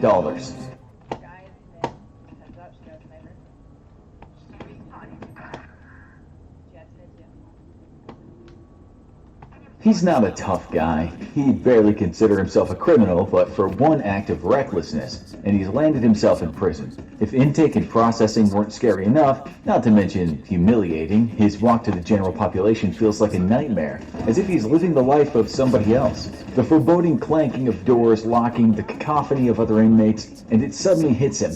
He's one of them. That first night he doesn't sleep a wink, thinking all the time about what's in store for him. He's well aware there are gangs in the prison. He's watched documentaries about prison bullying, about ruthless men that will rearrange your face for merely accidentally bumping into them in the chow line. Will he have to join one of the gangs so he's protected? God forbid he'll be asked to put work in for them. Just the thought of that is unbearable. Many ex-cons will inform you that anyone who tells you they weren't the least bit afraid or intimidated when entering prison for the first time in their life is lying. Sure, for many people, it might not be as bad as men shouting at you from their cells as you walk down the landing, all saying they'll do unspeakable things to you, but it's also no walk in the park. What we described to you in the intro is kind of a generic experience for inmates incarcerated in U.S. prisons. So what you might experience in a prison in Papua New Guinea or Sweden or Paraguay might be very different from what you'd experience in a lockup in, say, Arizona. In Norway, you might see convicted killers making a communal meal and chopping onions with a 6-inch knife. Or in Brazil, you could see prisoners walking around with weapons and not even hiding them. Over in the UK, you might get prison gangs, but you also might see prisoners sticking together based more on where they come from, unlike the US, where race is a big factor. No one prison is the same, but in many places you're likely going to come across a prison gang, the topic of today's show. Okay, so now let's have a look at some of those gangs. Number 4, the Aryan Brotherhood. When we're talking about the most feared prison gangs, of course we're going to discuss the country that has by a long way the biggest prison population in the world. In fact, thanks to the popularity of US movies and TV shows, we're quite sure all of you non-Americans are quite familiar with violence inside US prisons. In the US, where you're incarcerated will determine who the most powerful gang is. There will likely be a mix of powerful gangs, but that doesn't mean they're always fighting. In fact, to keep the peace and keep the flow of contraband flowing through the prisons, it's best not to cause a huge stir. That only leads to cell searches and sometimes quite lengthy lockdowns. This is not good for business. One of those gangs that does a huge amount of business behind prison walls is the Aryan Brotherhood. It's reported that in California, this gang attempted to create an army, always looking for new recruits, like the guy described at the start of the show. In terms of crime, they have their fingers in a lot of pies. Over the decades, they've evolved from a bunch of angry Irish bikers who called themselves the Diamond Tooth Gang to an organized crime outfit. They go back a long way, starting in 1964. The reason for the beginning of the pack was to fight back against other gangs, such as the Black Guerrilla family, another very feared prison and street gang. As smaller gangs amalgamated, they grew larger and larger, started getting involved in drugs, drug trafficking, firearms trafficking, extortion, robberies, and violence. A lot of violence. Much of their infamy stemmed from instances of extreme violence inside prisons. If you're a part of this gang, you might at times have had to cause another person a serious injury, if not kill them. Even though the prison population doesn't have more of them than any other gangs, the FBI has said a disproportionate number of murders are committed by them. The last available statistics we can find say they constitute only 1% of the U.S. federal prison population, but are behind 18 to 25% of murders. And that's why they make this list. There are plenty of white supremacist gangs in the U.S., but we'd say this one is the most feared. They have a kind of motto which is blood in, blood out, which should mean that once you've joined and spilled blood, or made your bones as the expression goes, the only way to leave is to die. That's not always the case, but just turning around to them while you're still locked up and saying, "Hey guys, I think I had enough. Godspeed fellas, toodaloo," will very likely lead to a stiff reprimand. By that, we mean your blood will be spilled or your life will be taken. What was different about them in the prison system is they started getting organized. They created a hierarchical power structure similar to that of the American Mafia, people who they did business with after offering protection to Mafia boss John Gotti when he was locked up. Of the 15 to 20,000 members, both inside and outside of prison, they're all Caucasian. You need to be to join, and you also have to have served time or are currently serving time. By the 1980s, they introduced a 12-man council for votes on various things, and that was overseen by a 3-man council. It was this kind of organization that bolstered their power. Members were also asked to read books such as Sun Tzu's Art of War and Machiavelli's The Prince, books that talk about warfare tactics, power, and keeping control. As for maintaining control, former members said that they learned from these books, if you're going to commit an act of violence, make it vicious, make it a spectacle of fear. This is a snippet from that book, The Prince, that gang members should have read. People should either be caressed or crushed.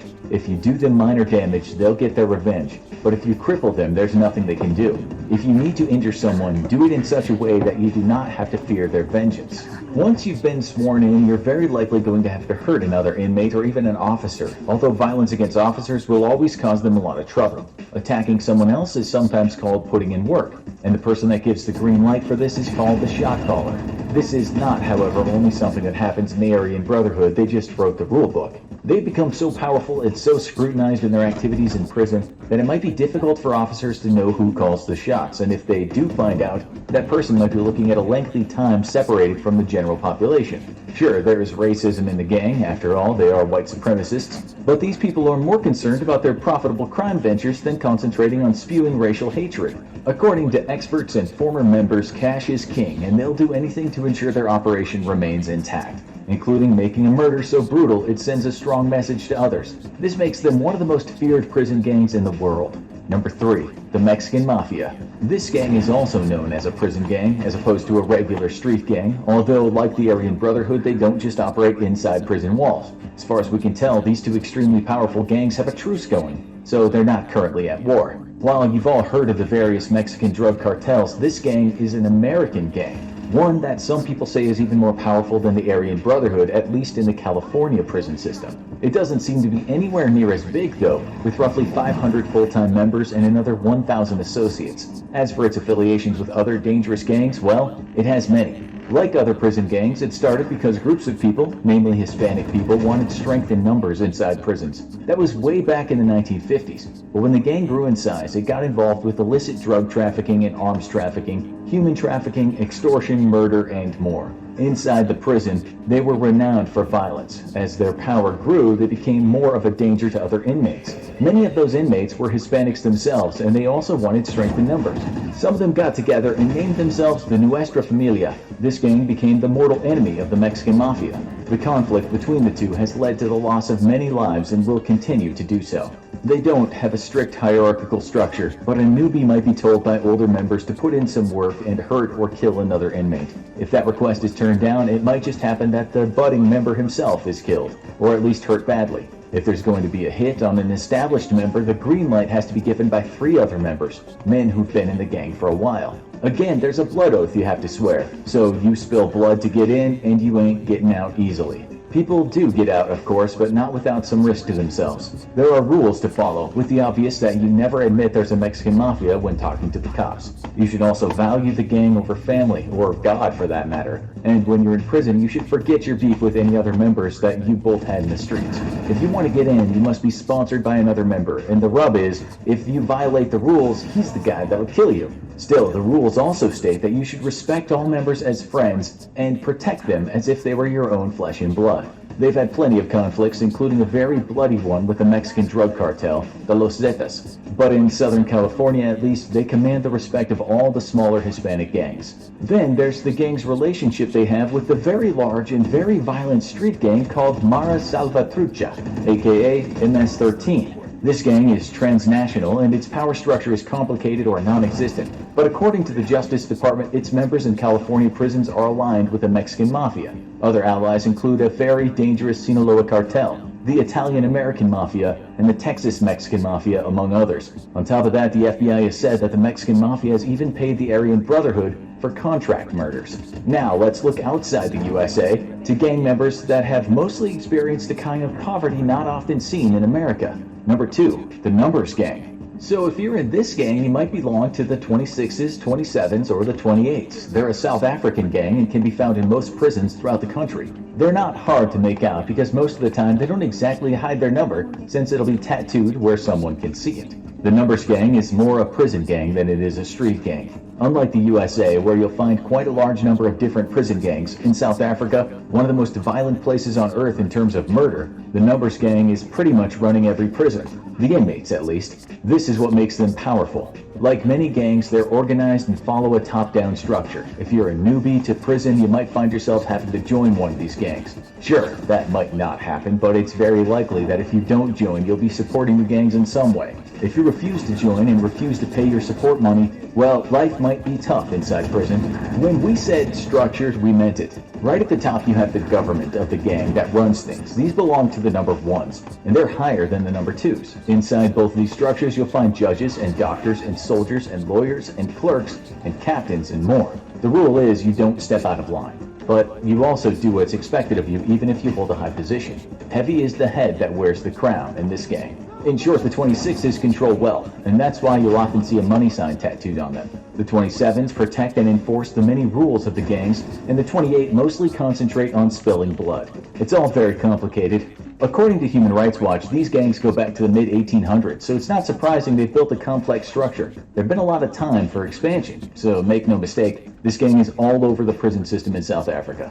Inside prison, they actually do provide some support, giving you join the gang at the bottom and follow the many rules. The problem is, you might sometimes have to do things you don't want to do, such as stab a prison guard. The Numbers gang have attacked so many guards, it's a wonder anyone wants the job in South Africa. Some prisoners have also said that within the gangs, the higher-ups have done things like demanded cash from them to be allowed a visit from a relative. So it's certainly not all support. There's also the matter of physical abuse, which happens often within the gang. The scariest thing about the Numbers gang is the initiation, something we imagine most of you viewers couldn't imagine being put through. This is how the initiation is for the 28s. When a new inmate arrives, he gets asked a question by a gang member. This member is called the diglas, meaning binoculars, because he'll have watched how the prisoner acted during his first few days. The new inmate is asked what he would do if the diglas asked him to help him during a rainstorm. The storm might be making him wet and cold. Would he A, offer to share his umbrella, or B, join him in the pouring rain? If he answers A, he will become a slave, sometimes a sex slave, and if he answers B, he can join the gang. It's not easy though, because to join you'll have to stab another inmate, a prison guard, or even a warden. In this respect, once you're in, you'll have more time added to your sentence. The doctor of the gang will measure the length of the knife, so that pretty much determines how hurt or dead the victim will be. After this deed is complete, the inmate then has to undergo a kind of initiation and get hit twice with a pipe. It's then determined if he should become a warrior 28 or a lower ranking 28, basically a slave.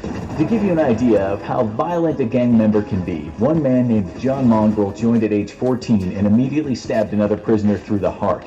He killed a lot more people in prisons, and it's reported he was involved with the murders of around 1,000 people. He also once cut the eye out of a guard and committed many brutal assaults. Of course, if you break the rules, you will get punished. One punishment is having your throat slit. Another is to ensure you'll be infected with HIV. And that's done so brutally, we won't go into details here about how it's performed. They call the punishment the slow puncture. Lesser transgressions of the rules will result in getting beaten with things such as padlocks or sticks. Another punishment might not involve getting hurt, but you may have to murder someone who's not affiliated with any gang. Perhaps some fairly innocent dude like the one in the intro. All this sounds incredibly awful, and that's why the Numbers gang makes the list. The next gang is arguably even worse. Number 1, Premier Comando de Capital, PCC. It's said to be the most powerful and ruthless gang in Brazil, inside and outside of prison. Lately, 75 members of this gang escaped from a prison in nearby Paraguay. The drug business is good in Paraguay, so PCC members have operations there. The problem is, some prisons in this fairly poor country are what you might call out of control. Prisoners with influence and money might have a suite replete with a large TV in their cell, while those on the bottom of the pile literally have to scavenge for food in the trash. They sleep on the walkways where men sit taking drugs or sharpening their knives, and no prison officer can do anything about it. After those 75 members fled the prison, critics said there was nothing the authorities could do to stop them. They just have too much power, and there are too many police and prison guards that are poor enough and scared enough to be susceptible to bribery. After more PCC members started filling up prisons in Paraguay, violence broke out. The local gangs soon became outnumbered because of PCC's aggressive recruiting policy. They call being recruited receiving a baptism. If you become a member, you'll have learned the PCC statute, and if in any way you break the rules, it's punishable only by death. In 2019, at San Pedro de Quemandio Regional Jail in Paraguay, a riot broke out that was started by the PCC. During the mayhem, some gang members videoed themselves with their cell phones armed with giant machetes and swords. You might ask how someone manages to sneak in such a large weapon to a prison, but the fact is, the gang's so powerful they can get weapons brought in for them. It's basically lawless in those prisons. Most of the violence in that riot wasn't focused on your average inmate, but on rival gang members. In all, 10 were killed that day and 15 more injured. 6 of the dead were beheaded, 3 were burned, and the other prisoner was shot to death. So, when we're talking about violence, this gang goes to extremes, more so than any other gang on the list. It's their sheer strength outside prison and their willingness to go to extremes inside prison that makes them a force to be reckoned with. But their power on the outside can't be underestimated. This is how one top cop described how they work.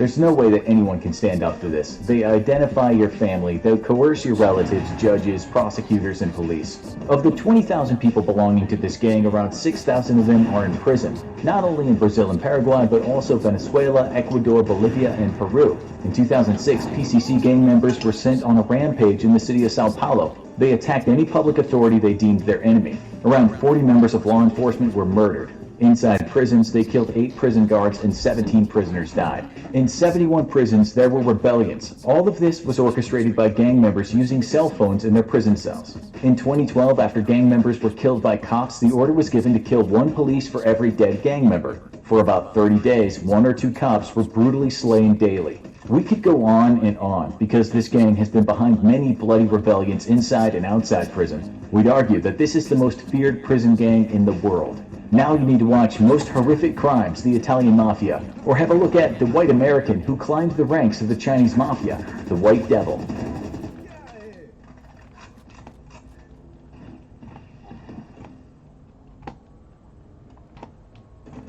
Marine Scout snipers are among the deadliest warfighters in the world. They serve a variety of purposes and often far away from friendly units that could accidentally blow their cover or alert enemies. Scout snipers often work in pairs, with one actually pulling the trigger while the other partner spots and collects vital data. They can be employed in multiple roles on the battlefield. The most common one that comes to mind would be Overwatch. That's when snipers provide top cover to advancing infantry units to identify major threats like machine gunners or other snipers. Taking these dangerous units out enables the infantry to move forward safely. Snipers are more commonly given reconnaissance missions where they must go deep into enemy territory simply to observe and take notes of enemy movements and positions. Lastly, and the most dangerous mission, is when snipers perform surgical strikes on selected high-value targets. A high-value target could be a top officer, terrorist leader, bomb maker, or any number of individuals who might have a lot of security around them. Heightened security measures would make conducting a regular attack risky, and if they're surrounded by civilians, it would avoid unnecessary suffering. A scout sniper must be able to get in close enough undetected to make an accurate shot, then slip away, all while being hunted by the enemy. Because of these incredibly dangerous mission sets, Marine Scout snipers only choose a select handful of people to ensure the best Marines are put in these kinds of harrowing situations. The process for a Marine Scout sniper starts all the same for thousands of eager recruits every year: enlisting in the Marine Corps. While there are certainly many hurdles that go into just joining the military, the basic principles of being physically and medically fit, a clean criminal record, and the ability to pass a drug test is standard for entry. Another initial hurdle is doing well on the ASVAB exam. The ASVAB, or Armed Services Vocational Aptitude Battery, is a common exam given by all the armed forces to see what areas you're naturally good at. To become a Marine Scout sniper as of right now, you must become an infantryman first. Contrary to popular belief, it's rather difficult to obtain an infantry contract since the competition is fierce, meaning that those interested need to score well above the minimum requirement to be competitive. So after studying well for the ASVAB, staying in shape, and keeping your nose clean, you head off to boot camp. Marine Corps boot camp is no joke and is designed to break you down mentally and physically only to rebuild you as a member of the world's greatest Marine Corps. While at boot camp, it's best to learn every bit of knowledge from the drill instructors as possible, especially for marksmanship, since this will form the foundation for your Marine Corps career. One of the minimum requirements to even attend Scout Sniper School is to shoot at an expert level. The Marine Corps Marksmanship Test is an annual event that recruits must first pass in boot camp. Marines fire a total of 50 rounds at targets 200, 300, and 500 meters away from the standing, kneeling, sitting, and prone positions. This test is scored between 250 to 350 points with 3 different levels. Those wanting to be a scout sniper need to get a score of at least 305 to obtain the expert level of marksmanship. After completing boot camp, infantry Marines must now compete in one of 2 School of Infantry courses. The School of Infantry course is one of the most punishing courses that any enlisted Marine can go through.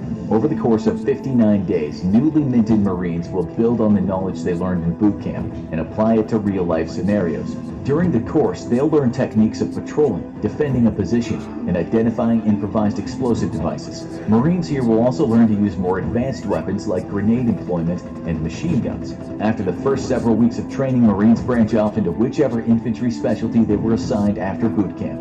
Riflemen, mortarmen, machine gunners, and light armored scouts all receive job-specific training. Upon graduation from either the School of Infantry East or West, Marines can now hit the fleet into their first operational infantry unit. During the next several years, Marines could serve anywhere in the world, whether it be in the jungles of Okinawa, the deserts of Southern California, the woods of North Carolina, or the combat zone of Afghanistan. Marines everywhere should expect a not-so-easy lifestyle.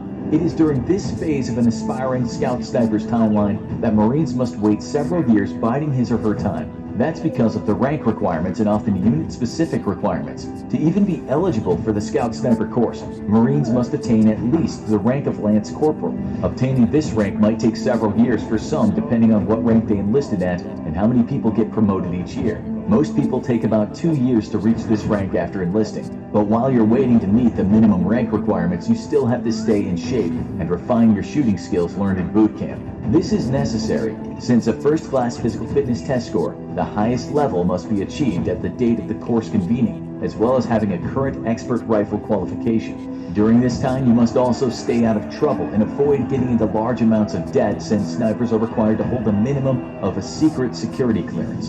Getting in trouble with the law, as well as owing too much money, are common issues that would prevent you from obtaining a security clearance and a spot as a Marine Scout Sniper.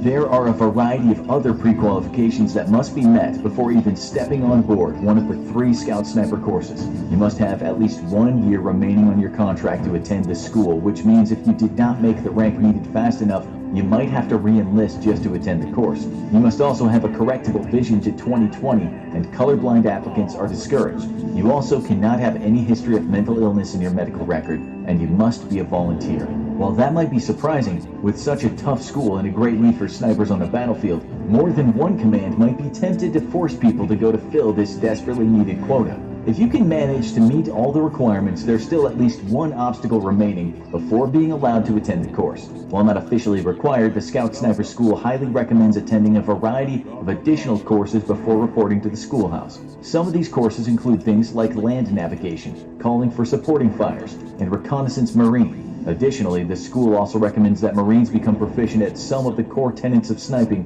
such as marksmanship, stalking, field sketches, and range estimation prior to attending this as well. Why they highly recommend all of this additional training before attending Scout Sniper School is because of the traditionally high attrition rate. In recent years, it's not uncommon for more than half a class to fail the course for one reason or another. The instructors and Marine Corps leadership realize that the current 59-day course is not enough time to develop most people without prior preparation, from infantrymen into some of the world's deadliest marksmen. Because of these stringent recommendations, often screeners and training evolutions are held at the divisional and regimental level to best prepare interested candidates for selection. Those that perform well at these unit-level training evolutions will be recommended by their chain of command to attend the course, since they only want to send people who have the best chance of succeeding. So after finally waiting and training for 2 to 3 years, multiple schools, and possibly seeing combat, you're finally ready to enter the final stage of Scout Sniper training. The Scout Sniper course. There are 3 Scout Sniper courses, with 1 on each coast,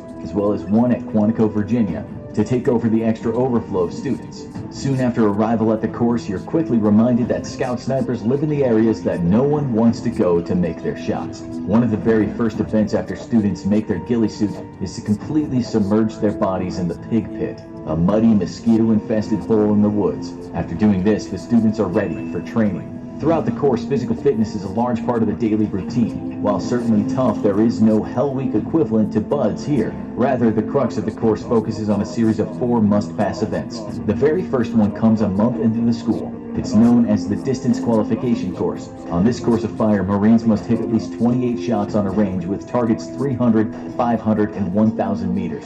Failing the official range twice means you fail. The next hurdle is the stalking course. Stalking is a traditional sniper method of matching their ghillie suits to surrounding territory and then crawling within the distance of the enemy undetected to get their best shot. This course is incredibly difficult and one of the main failure points for many students. Students are often forced to do what's called skull dragging, which keeps the body perfectly level with the ground, and they drag their faces in the dirt. The students must do this until they get within 300 meters of the instructors undetected and fire a blank shot at them. The instructors then hold up a series of cards to make sure that the Marine is actually within the required distance to reading them, which simulates being in range for an accurate shot.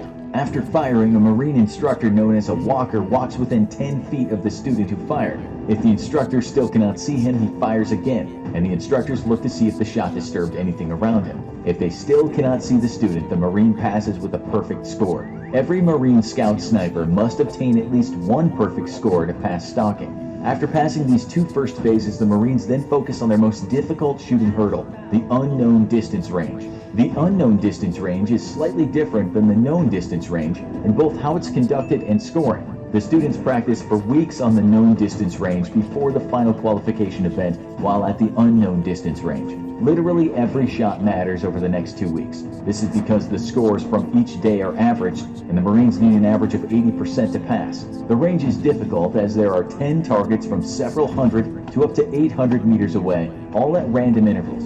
Marines must quickly assess not only the range but the environmental conditions as well to get a shot off in less than 5 seconds. The skill is vitally important since Marines in combat will rarely have known distances at which to fire at enemies. After passing this evolution, Marines must face their final test. As in real life, scout snipers might be operating far behind enemy lines. If one of them gets hurt, no one is left behind, meaning they're going to have to be carried, sometimes for miles, for medical help. Instructors simulate this by making the class carry 4 dummy casualties weighing 200 pounds each, along with all the other Marines' gear, for a brutal 23 miles. The march takes over 8 hours and usually starts late at night, with Marines finishing in the morning. Upon the completion of this last event, they officially move from their previous title of professionally instructed gunmen to hunters of gunmen. The path to becoming a Marine Scout Sniper is not easy and takes years of preparation and training. Because of the strict requirements, even to enter the course, Marines must perform at their best day in and day out for years.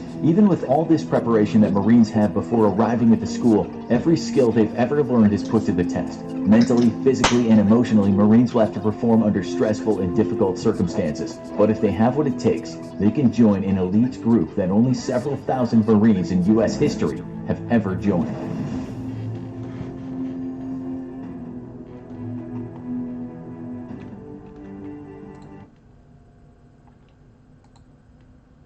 July 1986, a grocery store co-founder from Mount Vernon, New York, named Anthony Parisi bit the dust. Nothing was suspicious about the death. The man was 83, he'd had what you call a good run. But Mr. Parisi's family and friends were about to be hit with a second wave of grief. His body was taken to Yanantuono Funeral Home in Mount Vernon to be stored while funeral preparations were underway. Only when staff opened the casket so they could prepare his body for the big day, Parisi looked rather under the weather, even for a dead man. His head was missing. The police were called, of course, and they were pretty much stumped as to where the head had gone. The county assistant district attorney said the case was too grisly to speculate, but his first thoughts were that the crime was the work of a cult, or perhaps your everyday madman. The deputy medical examiner said it looked like it had been performed by professionals, since the head had been cut clean off with what he thought were surgical tools. He also said other parts of the poor Parisi's body had been mutilated, although he didn't expand on that. Police were absolutely flummoxed. They'd never heard anything like it, and when they tried to find similar cases of it happening in the US, they came up empty-handed. "I've never seen or heard anything like it in all my years as a policeman," one of them said. "It was a mystery, and it remains a mystery to this day. What would someone want with the head of a dead man?" Well, after you heard the demented stories in today's show, we're sure you'll have some of your own theories as to what happened to that old man's noggin. Number 3, the harvester. Okay, so you all know organs from dead people can be transplanted, but did you know that body tissue is also very useful? For instance, there are people in this world that need skin. Others require bones, and some might need ligaments or valves from the heart. Nothing needs to go to waste when it comes to the human body. We're all transferable to some degree. While organs often get the spotlight when it comes to donations, tissue donation is also very important. A person named Michael Mastromarino understood this very well. He was also aware that there was a lot of money to be made selling body tissue. He'd been a dentist in the past, but after getting addicted to drugs and using those drugs while working on people's teeth, he lost his license. He had ideas though, and that was to become what you might call a harvester. First, you need to know the rules about this lucrative business. Obviously, you can't just start clipping bits off of dead people if you don't have permission from the family, or the person's closest friends. Even if permission is given, the harvesting has to take place within 15 hours after the person has died. 2 more things. The person can't have died at too old an age, and the biggest thing, the dead person can't have any diseases he or she could pass on. As we said, this is big business, but there just aren't enough donors to meet the needs of people who require some help. So what did Mastromarino do? He started what looked like a legit company called the Biomedical Tissue Services. He also got in touch with scores of funeral homes in New York and Pennsylvania. He paid them each $1,000 for access to bodies, and he hired people to go do the harvesting when the new bodies came in. As for the rules, He forged consent forms from families as well as forged the age of death and the cause of death if the bodies weren't safe to use. His staff also sometimes waited too long, so they were harvesting from bodies that were in a too advanced state of decomposition. Worse than that, they sometimes knowingly took body parts and tissue from cadavers that were riddled with disease. This would have disastrous consequences. For a few years, things were going well for the body snatchers, and Mr. Master Marino made a few $1,000,000. He was so rich that he bought a mansion in New Jersey and even installed heaters under the driveway because shoveling snow was a poor person's thing. You might now be thinking, what could possibly go wrong when diseased tissue is transplanted to healthy people? Some of the dead that were used in the business were carrying HIV, others various cancer. In fact, one of the bodies that was harvested was that of British journalist Alistair Cook. For $1,000, Master Marino's company took his arms and legs, even though Cook had died of cancer. They didn't have the permission, of course, and so it was bone theft. They also changed the age of death from 95 to 85. For some people, their transplant changed their life, but not in a good way. One woman experienced septic shock and became paralyzed after receiving tissue from this terrible company. Another person developed hepatitis C as well as HIV, and another contracted syphilis. In 2008, aged 44, Master Marino was sentenced to 18 to 54 years in prison. 5 years later, he died in prison from bone cancer. And if you think that's bad, well, stranger things have happened. Number 2, the bad funeral director. We'd like to think that all funeral directors are salt-of-the-earth types. After all, they soften the grief of mourning families, and they make it their objective to always ensure bodies look good for their big day in the casket. We guess a fitting proverb here is, there's always a bad apple on every tree. Okay, so the date was August 1st, 1999, and a man named Mark Villela heard something that put him into a rage. His wife actually told him she was going to leave him and take their 18-month-old son with her. Mark, being a trusted funeral director, you might assume would have been reasonable, but this man was far from reasonable. Before we tell you what happened after that, you need to know that the couple had been in a stormy relationship for many years. Mark was an obsessive and jealous man, and his insecurities led him to being abusive on many occasions. He was so distrusting, in fact, that at times he would stake out his wife while sitting in his car. Once, while watching her from a distance, he saw her walking to work with another man, merely chatting with the guy. For that, when his wife got home, Mark stripped off her clothes and pushed her outside the house. Another time, he kept her hostage in the house, even when police demanded he open the door. Not surprising, actually left him not long after that, but always she took him back. This was her fatal mistake. 2 years later, after putting up with his violence and childish ways for too long, she said she was leaving him for good. A few days later, her family reported her missing. Soon, the cops turned up at Mark's funeral home in Orange City, Florida. He pretended to be busy with his embalming, but he said he was also feeling distraught since his wife had walked out and hadn't called. The cops seemed suspicious. Looking around at all the fridges and caskets, something didn't ring true here. One of the cops would later say it was a very convenient setup. That's because Exley was literally chilling inside one of the fridges. That night when she said she was going to leave him for good, Mark waited until she fell asleep, then stabbed her through her heart with a steak knife. He took her body to work with him the next morning. The question is, how did he get rid of the body? Mark's story was that he'd taken some over-the-counter sleep medications the night his wife went missing, and when he woke up, she was gone. Cops started investigating and heard from Exley's friends about how Mark called her constantly to check up on her, and even followed her around secretly. One of Exley's best friends told investigators that Mark even made her give him a ticket stub and receipts to prove she'd been out with her friends and not another man. The cop put 2 and 2 together and got 4. Here was a jealous maniac with a history of violence, and hey, it's almost always family and friends that are behind the murder. Then Mark added to the story, saying the two had fought over her wanting another kid and that she sometimes came home drunk. He told the cops they'd agreed to go to counseling at a local church. After that, she cooked meatloaf and he went out to buy her some roses. He then took a nap and woke up later that night to meatloaf in the fridge and a missing lover. Her car was in the driveway, her keys were in the house, as was her beloved son. The cops wasted no time in going to the funeral home, but there was no evidence that Exley had died there or was being stored there. The cops looked at what funerals had been performed over the last week or so, and they wondered if 2 bodies could be put inside a casket, which would usually be impossible. But then they discovered that a tiny 89-year-old woman had recently been buried. On top of that, the funeral wasn't the open casket kind. The police confronted Mark about this, and they told him they were going to exhume that little old lady. Mark then cracked and told them his wife was in that casket too, underneath the old woman and separated with a white sheet of plastic.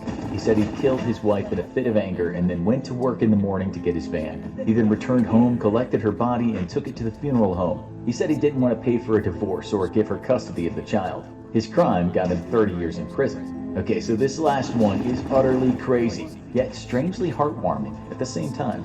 Number 1. Good deeds and dead babies. Robert B. Winston Jr. was described as a pillar of the community by those who knew him. He once said this, "I spent my life trying to do what's right." This is a man who a local pastor said helped everyone in town. If you had no money, food, Winston was always there to help. "He made my car payment so I wouldn't lose it. He'd help you, but wouldn't let you help him," said that pastor. So then how did Mr. Winston's life become a veritable American horror story? First, you should know that this man was a war veteran. After quitting the Army, he went to work at U.S. Steel's Clairton Coke Works as an electrician. So far so good, but during that time at the steelworks, he developed asbestosis, a debilitating lung disease that can happen after being exposed to asbestos. The good news was a few years later he settled a lawsuit with the company and received a handsome check for $305,000. With that cash, he decided it was time to get into the funeral home business. He studied and later got all the required licenses and was good to go. According to Odell Robinson Funeral Home, where he did his internship, he was totally dedicated to the job at hand. He was reliable and loved the work, not to mention, just as everyone else said, he was a really nice fella. Soon after the internship, Winston used the rest of his windfall to buy Gowdy Funeral Home in a city in southwestern Pennsylvania. The trouble was, this man with a good heart was surrounded by people who were down on their luck and facing hard times. Almost 40% of them couldn't pay for their family member's funeral. Although good old Winston put their debt on a tab. They didn't pay him back though, and soon Winston was over $300,000 in debt himself. The creditors were after him, and he wasn't sure what to do. By the year 2000, he was in a financial dire straits. As for those people he'd helped, they'd cross the street when they saw him. Here, we'll invoke another proverb. No good deed goes unpunished. The backfiring of Winston's good deeds led to a catastrophe of the darkest kind.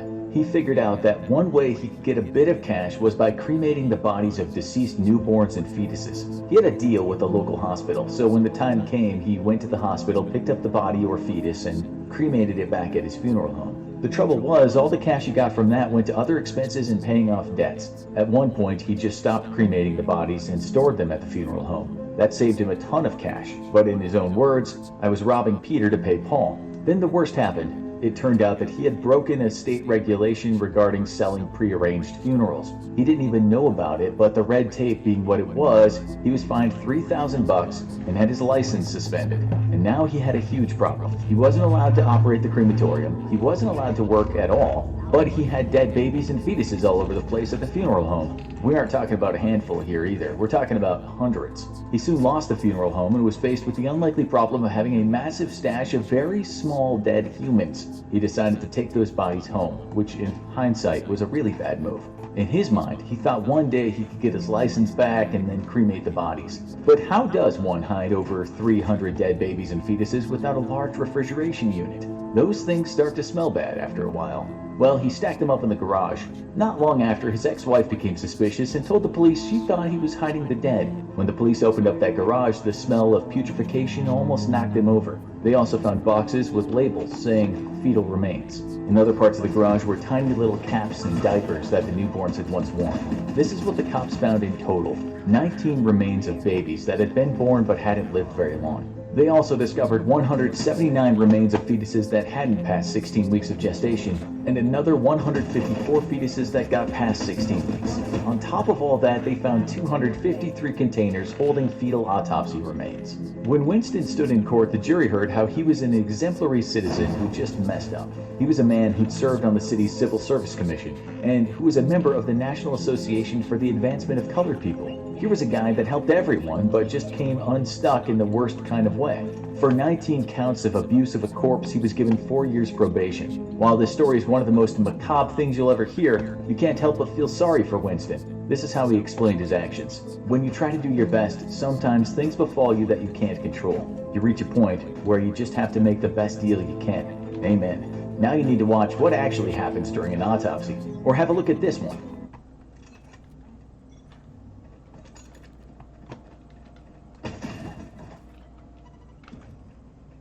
What's up, you guys? It's Graham here. So no surprise, investing throughout...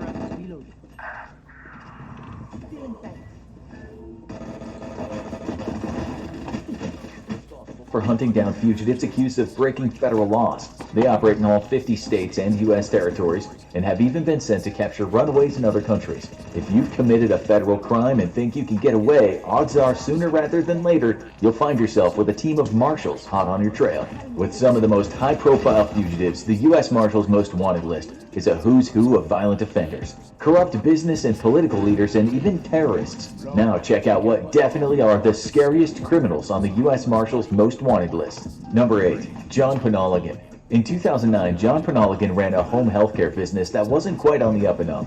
After multiple complaints, several individuals got together to sue Penoligan. Attorney Victor Jiga Patel took up the case, and a lengthy court battle ensued. At some point in time, Penoligan became aware that Patel had damning information on his business dealings, and so Penoligan took steps to ensure that Patel would never be able to bring that information to court. On December 7, 2016, Penoligan scheduled an appointment with Patel using an alias, and then wore a disguise to Patel's law office. Once in his office, Penoligan revealed his identity and strangled Patel to death.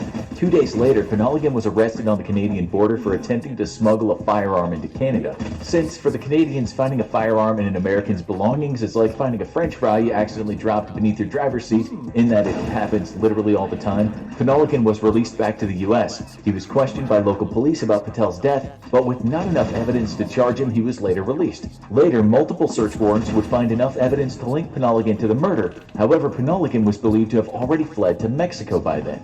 It's now believed that Penoligan may be in the Philippines, where he was stashing money for a long time. However, if you have any information leading to his arrest, the Marshals have a sweet $25,000 reward waiting for you. Number 7. RoboCop.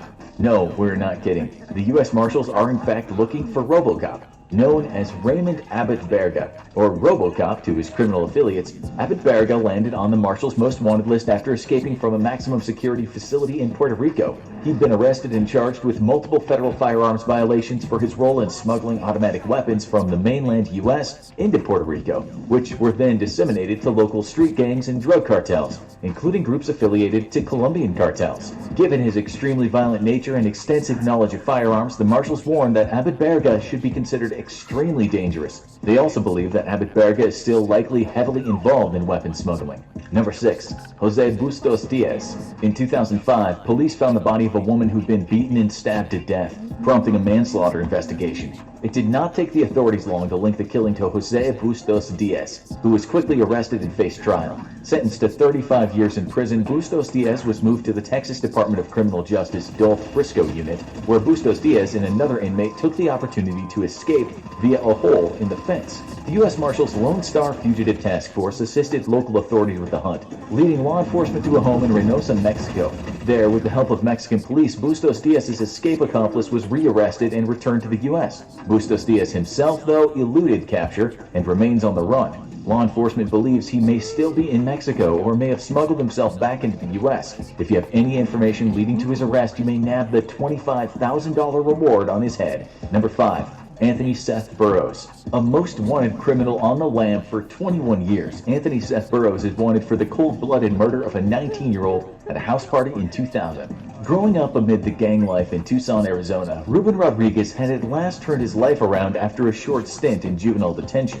He had left his gang affiliations behind and gotten a job at a jewelry store with plans to return to school soon. On April 29, 2000, Rodriguez attended a house party, also attended by Burroughs, who was described by those who knew him as a wannabe pretending to be Hispanic despite his Filipino descent. The two got into a fistfight over a girl, with Rodriguez knocking Burroughs to the floor. Perhaps attempting to reconcile things, Rodriguez helped Burroughs up off the ground and then began to walk away when Burroughs shot him in the back. Rodriguez was struck in the carotid artery and quickly bled out, prompting Burroughs to flee to the desert. Before police could arrest Burroughs, he boarded a plane to the Philippines, where he remained until at least 2014, when authorities received a tip that his mother was sending him money from the U.S. After searching her home, they found evidence of Burroughs living in Manila in the form of letters he had written to her whining about how hard his life was. But his mother tipped him off that the authorities were on their way, and he once more went underground. Today, the U.S. Marshals continue to work with Filipino authorities to bring Burroughs to justice. Number Number 4. Larry Chisholm. Arrested on armed robbery and narcotics charges, Larry Chisholm was apprehended and sentenced to 40 years in prison back in the 70s. In 1978, Chisholm, who had earned privileges for good behavior, was allowed to attend a bowling event with several other inmates. Yeah, apparently prison worked differently back then. Once at the bowling alley, Chisholm excused himself to the bathroom, though a guard became suspicious and injured after a few minutes. Authorities believe that an accomplice had stashed a shotgun there for Chisholm as he turned the weapon on the guard and severely injured him. He would escape along with several other inmates and a guard as hostage. The group hijacked a plane to Arkansas, and 3 days after arriving, he was arrested after kidnapping a civilian and getting into a shootout with the police. Chisholm would escape again shortly after, and authorities got a tip that he was living in Mobile, Alabama, though he managed to escape before he could be apprehended. In 1990, the authorities discovered him living in North Carolina under an alias, but once more he managed to evade capture. The last confirmed sighting of Larry Chisholm was in December of 1990 in Atlanta, Georgia.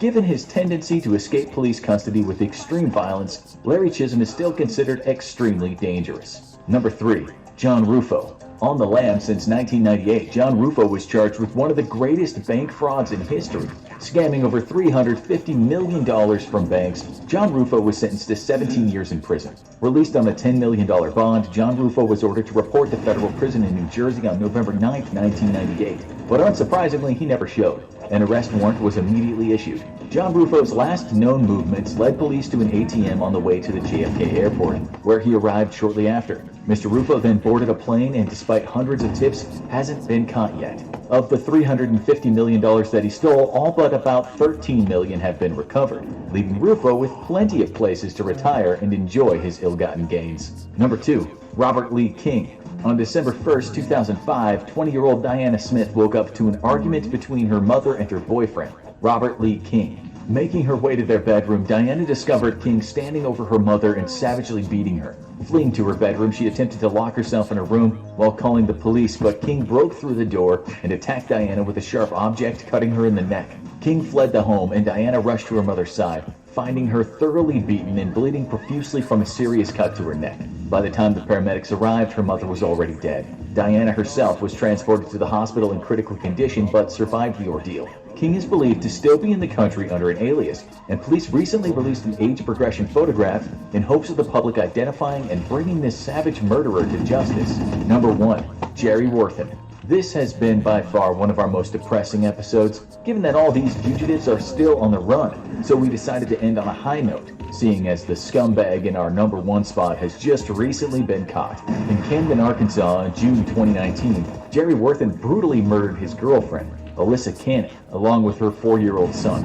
The bodies would take 2 days to be discovered, after a curious family came by to find out why Cannon wasn't responding to texts or phone calls. By that time, Worthen had fled using Cannon's car, which was later found abandoned in Seattle. A manhunt involving multiple federal task forces set to the task of discovering Worthen's whereabouts, tracking him to a chain of hotels across Southern California. On October 5, 2000, U.S. Marshals raided a hotel in Burbank, California, which, side note, is only 2 blocks away from where this script's writer lives, and at last flushed Worthen out of hiding. A foot chase through a local neighborhood and literally right past this writer's house ended up with Worthen's capture. He was quickly extradited to Arkansas, where he awaits 2 counts of capital murder and will assuredly never see a single day as a free man again. Now it's time to help bring more criminals to justice with FBI's most violent, most wanted of all time. Or click this other video instead.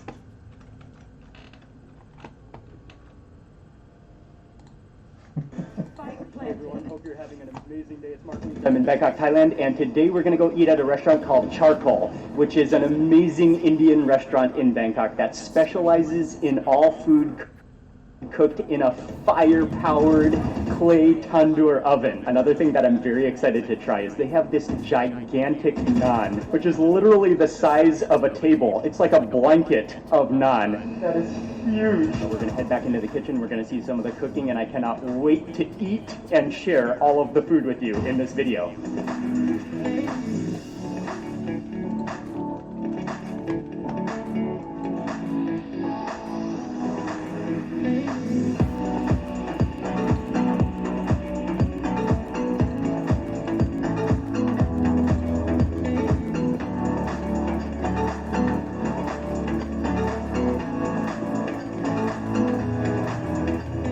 Perak, right? Yes, Perak. And you're the manager? I'm the manager. Very nice to meet you. Nice meeting you too, sir. Thank you for having us today. Thank you very much for coming to Charcoal. Basically, the food in the Charcoal, what we are serving is like a northwest frontier cuisine inspired by like the people who live in the wild and then like to have a stay in the mountain, and the people love to come down for the hunting for the dinner time, and they used to share with the entire family of that. They have to cook all the food in the like the charcoal and the wooden. Basically, try to give the same authentic taste of the charcoal, all the kebabs coming from the tandoor. And we have some of the dishes which is inspired by the royal Mughals.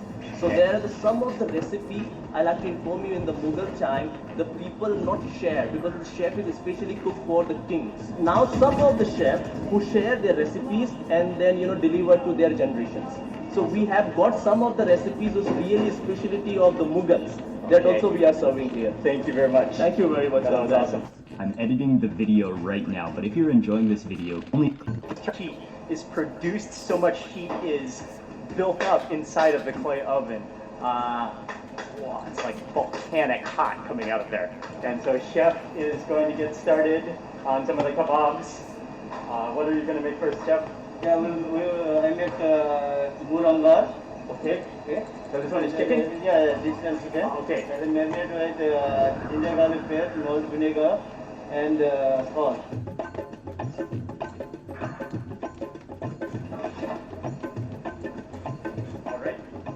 The first kebab goes in already. You can smell those spices. That's chicken marinated in chili. There, you can smell the vinegar in there, the different variety of spices. Yeah, that smells incredible already. What is this one, Chef? Malai broccoli. Tandoori malai broccoli. Okay. Marinated with cashew nut, cheese, cream, and mace and cardamom powder.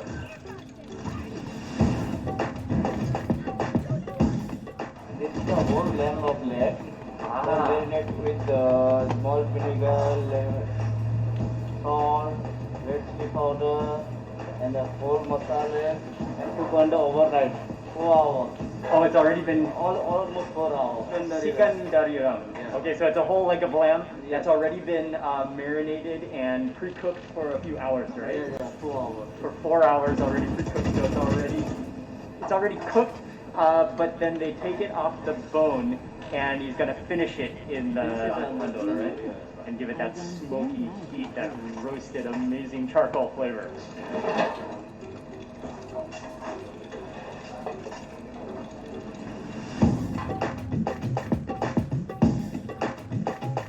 So this is a lobster? Lobster, yeah. Canadian lobster. You're gonna put this into the tandoor also? Yeah. It's awesome. I didn't know we were gonna get a lobster too. Lobster cooked in the tandoor oven, and so it just wraps it in foil and just drops it directly onto the hot coals. Yeah, lobster. Okay. Lobster meat. And I'm going to marinate. Yeah, lemon juice, salt.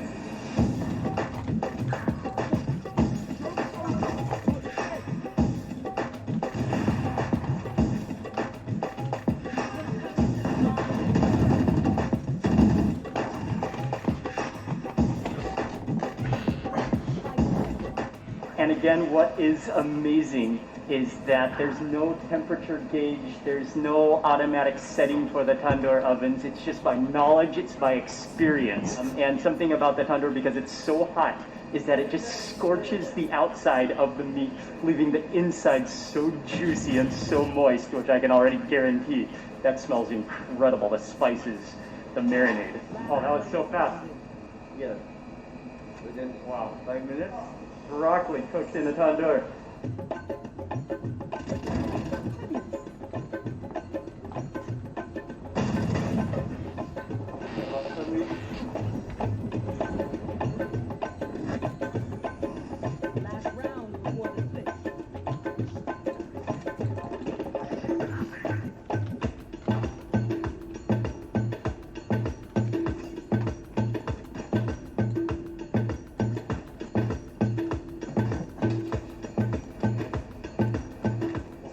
Body of the lobster was taken out of the shell, cut into pieces. Chef gave it a simple marinade, some spices, some masala, some salt, some lime juice, and some ginger and garlic paste. Put it onto a skewer, and the lobster is going to be roasted in the tandoor as well. And then I think it's going to be refilled back into that shell. Oh, it's so juicy. That smells incredible. The oily juices are just dripping out of them as they just rest before we eat. It's like a dal makhani? Yeah, dal like that. Okay. Overnight, almost 24 hours. Ah, okay. Yeah, black lenses. Yeah. Black lentils, okay.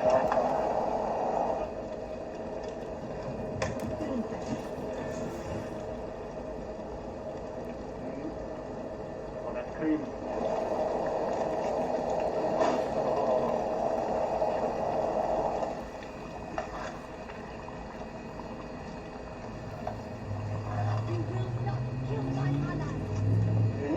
Ah, okay.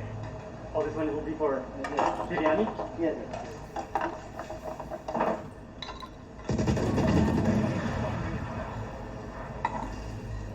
Chef is also going to be making some biryani, lamb biryani, and so he has this almost stew or already a curry prepared from lamb, which you can already see the tenderness of it. You can smell the cardamom. Yeah. Cardamom in there? Yeah, cardamom, nut powder,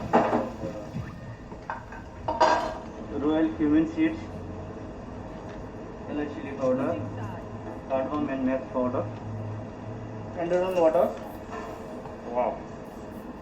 mint leaves, brown onion, ginger julienne. Yeah. Basmati rice? Yeah, basmati rice.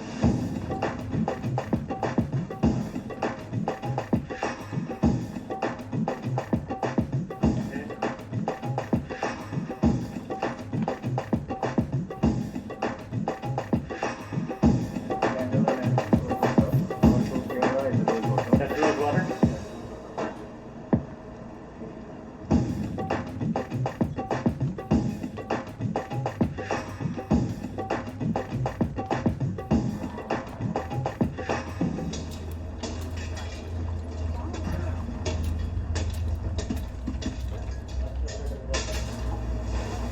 Oh, so you're cooling the tandoor. Control the heat. And again, it's all by knowledge, it's all by experience. Oh man, all of a sudden that is a straight up steam room. Wow, yeah, that is just a blast of humidity. And then before we start eating, Chef is going to make the gigantic naan. It literally covers the entire table. It is huge. It's like the size of a tablecloth. You could use it as a blanket. How many normal sized naans is the giant naan? Tandoori naan is 150 grams. The normal size is the family naan. That's the biggest size. Yeah. This is the biggest. How many grams is it? 1 kilo? Yeah, almost 800. 800 grams. Okay. Yeah.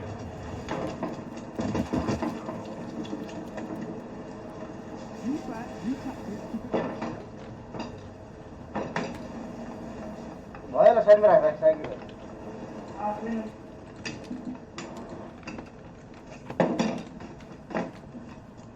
rolling it out, you can see the elasticity of it. You're really having to pull it, having to stretch it out. That's going to be huge.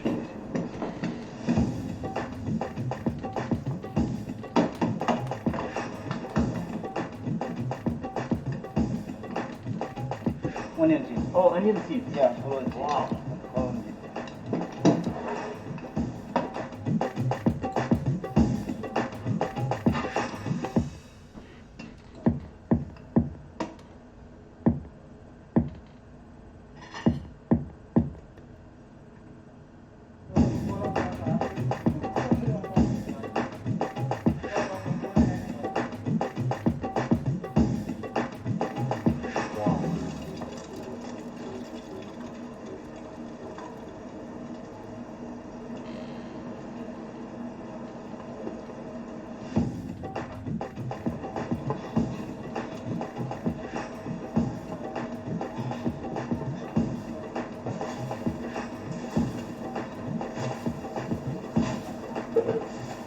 Oh man, and huge props to Chef.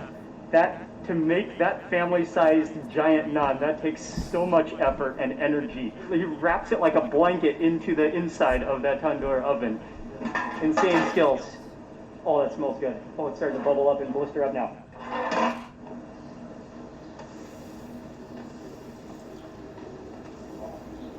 That's butter? Yeah. Whoa. Oh, that smells so good, yeah. Oh, butter on fire.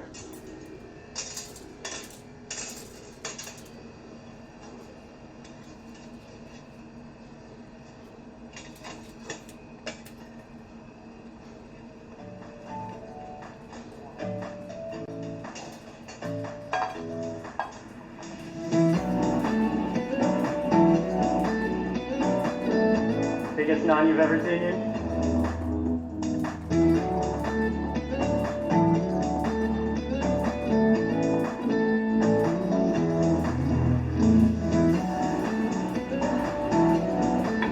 Chef had pre-cooked the kebabs, but before it goes on the plate, before it gets delivered to your table, it goes for a quick flash heating session in the tandoor.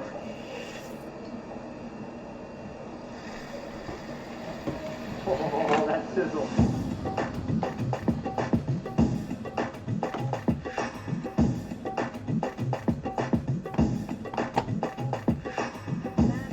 Wow, that's butter, right? Yeah.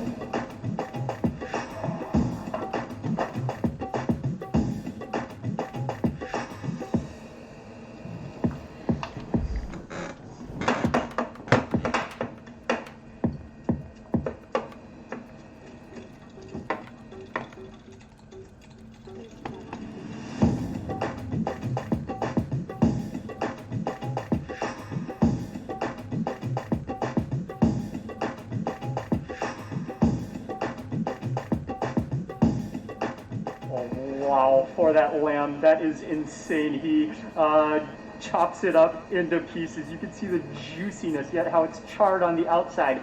Mixes it with some seasoning, tosses that. The oily juiciness is out of control, and then puts it back onto the bone. And the last one is the lobster.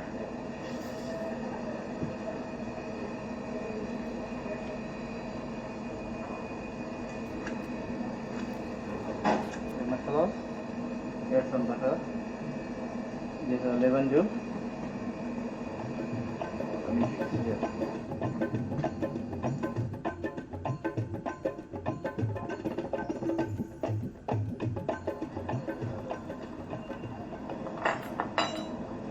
Oh, and this is actually like a Yeah, bib, I will right? Yeah, I will have it. Oh, okay. Oh, thank you. Okay. Generally, we're not like in our restaurants. Normally, we are not giving the cutleries of that, but we just have it because it's what happened. The people love to enjoy with the fingers of the food of the Indian. For sure, for That's sure. right. So this like giving more like giving So- to this authentic. So taste it's of this, right? encouraged to eat with your fingers, Exactly, right? but Okay. the people like I'm to okay. have it with the forks, so we're normally giving this. I'm okay with fingers. I'm very okay with fingers. And at first I thought this was a napkin, but it's actually a bib. Oh, that's way more useful than a napkin.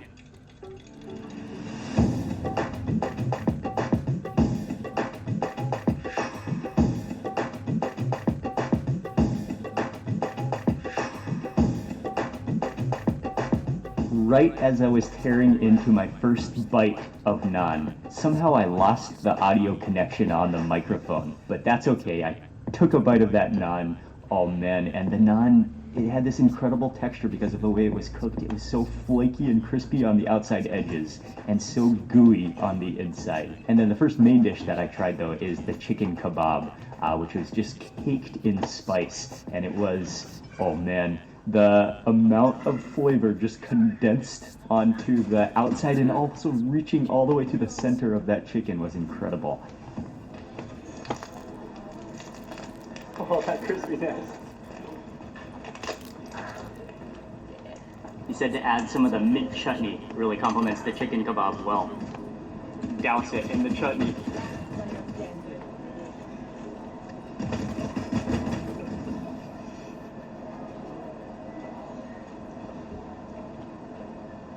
Oh wow, yes.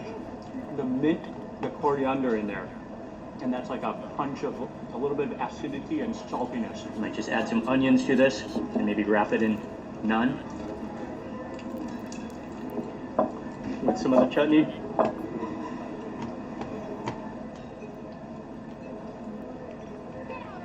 That is straight up like irresistibly tasty.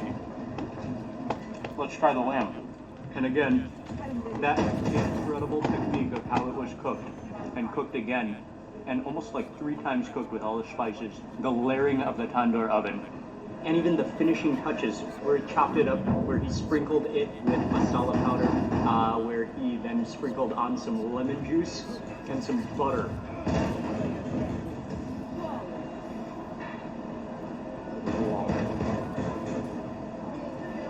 Oh yeah, that is unbelievable. You do taste that vinegar. It brings out the umami of the meat. And it's so tender, yet at the same time you can feel all the strings. You can feel the fibers of that lamb. Oh, that's spectacular. And then next up, I gotta try the lobster. And again, the technique of cooking this was incredible as well. And you can see how just flaky and stringy that lobster is. Wow. Did you try the lobster yet? Oh man, you can taste the butter in it, like a smoky caramelized butter in it from being roasted in the tandoor. The masala, the lemon juice. Oh man, that's rich, that's sweet and salty. Okay, and then finally we have the broccoli, which I think there's some yogurt or some cream in the marinade, and then also cashew and spices, and perfectly roasted until golden. Last player standing. Oh wow. What turns out immediately in there, you taste the cardamom and the mace and the crunch of the broccoli. It's so good. Here, I'll have another piece of naan. I want to get that center where there's a higher concentration of butter and seasonings. I want to try that dal. I love dal. So this is the charcoal specialty dal. The creamy, thick richness of that.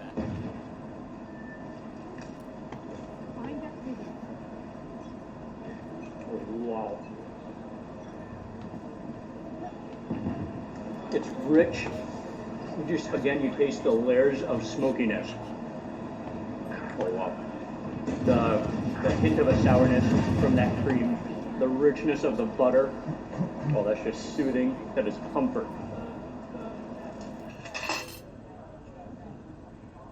Wow, it's still hot. You can see it look like normal, but everything is inside.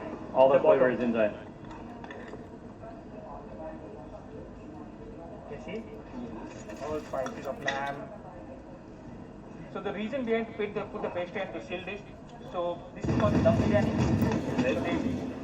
So when it's sealed, completely packed, the smoke of the flavor of the spices is the inside. Okay, the saffron in there, the spices, the mace and the cardamom, the tender lamb, and just how fluffy that rice is. The rice is so fluffy. And you see, it's fall out of the bone. The meat is so soft. So soft. You can smell the saffron, rose water. Oh yeah, the rose water that he sprinkled in there. He sprayed with a spray bottle. Oh man, and the fluffiness of it is just amazing. I want to have a massage in this aroma. Oh, the tenderness of that lamb. Oh, you could just press your fingers together and it will just collapse. It just falls apart. And again, that fluffiness, the saffron in there. Oh wow, that's hot. Yes. Oh, it's really hot. Wow. We're gonna have to eat fast.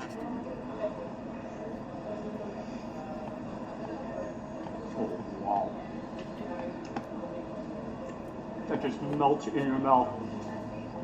The juiciness of the lamb, the fluffiness of the rice, all of those spices mingle together in that clay pan.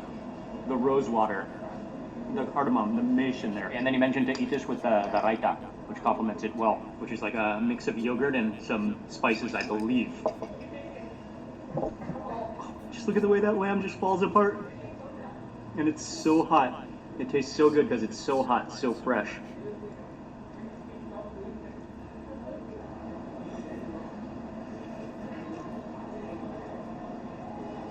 Whoa. I've got a green chili here. I'm gonna taste this would be the perfect complement.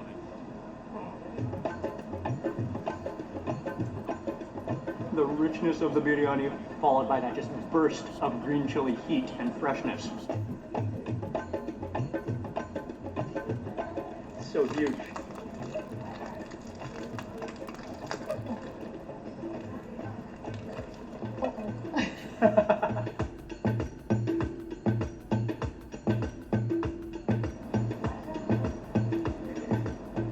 Okay, we're gonna sit here. We are gonna keep on eating this amazing food. Try to finish the entire bedsheet naan. It's just deep flavor.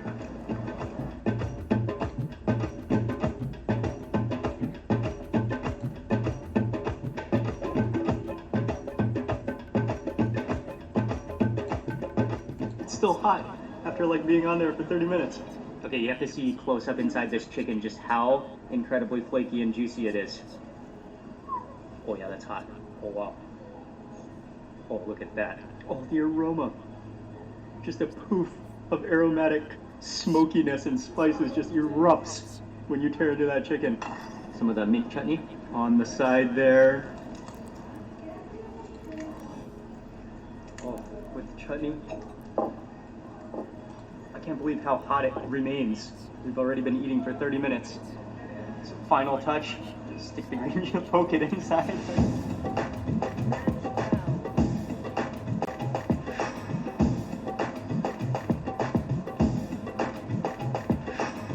Oh wow, that is the perfect bite at charcoal.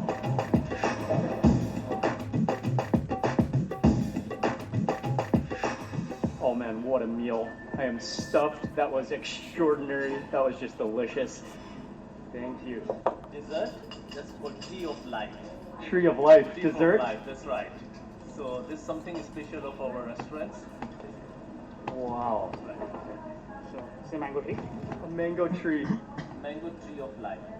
So this Tree of Life is a sign of the growth and prosperity. Wow. That is amazing. Wow, the display is incredible.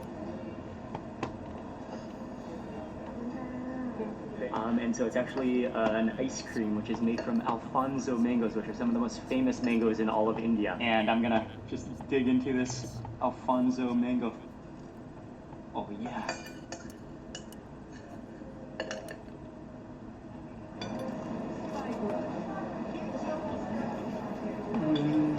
Oh yeah, cool.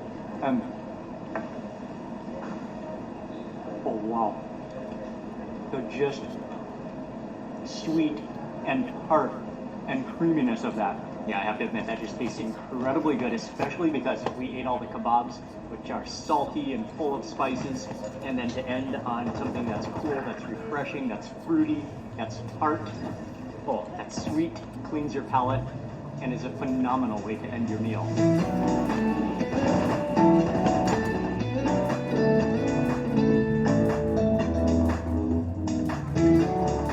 Time has come.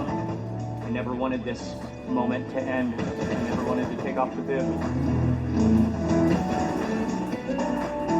Huge thank you to Prarak and Praveen and Deandra and all of the staff for taking extremely good care of us. Spike planted.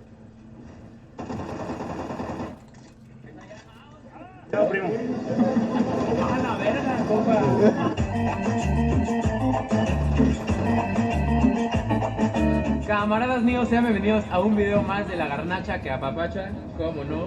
Y para celebrar que la cuaresma ya está a la vuelta de la esquina, me vine al segundo mercado de mariscos más grande en todo el maldito mundo. Claro, después del Tsukiji Market en Japón, este mercado tiene 9 hectáreas de terreno y empieza actividades desde las 2:30 de la mañana. Ahora imagínense qué tan grande y qué tan agitada de estar. Pero bueno, el caso es que me vengo a probar acá ingredientes que quiero preparar en la Semana Santa. Y ustedes saben que un video de Peluche Torres no sería un video de Peluche Torres si no me vieran comer. Entonces también vamos a checar qué podemos andar picando y si está bueno. Vamos para allá.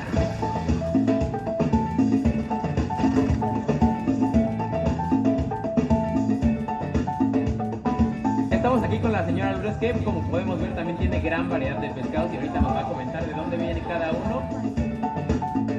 Yo trabajo pescado del Golfo porque dura más, tiene más consistencia. Ustedes les ven el ojo y el ojo está cristalino, brilloso.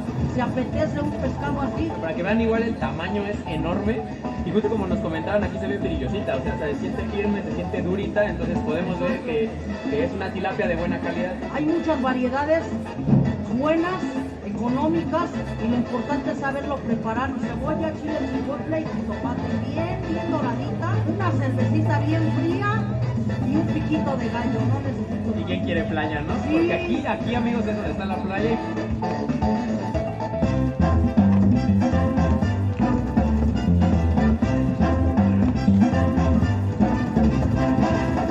sería de este canal si ustedes no vieran comer, ¿verdad? Y por eso en este mercadito pueden estar acá caminando, pedirse unas quesadillitas y probarlas. Tópense cómo va a crujir porque se ve que va a estar buenísimo.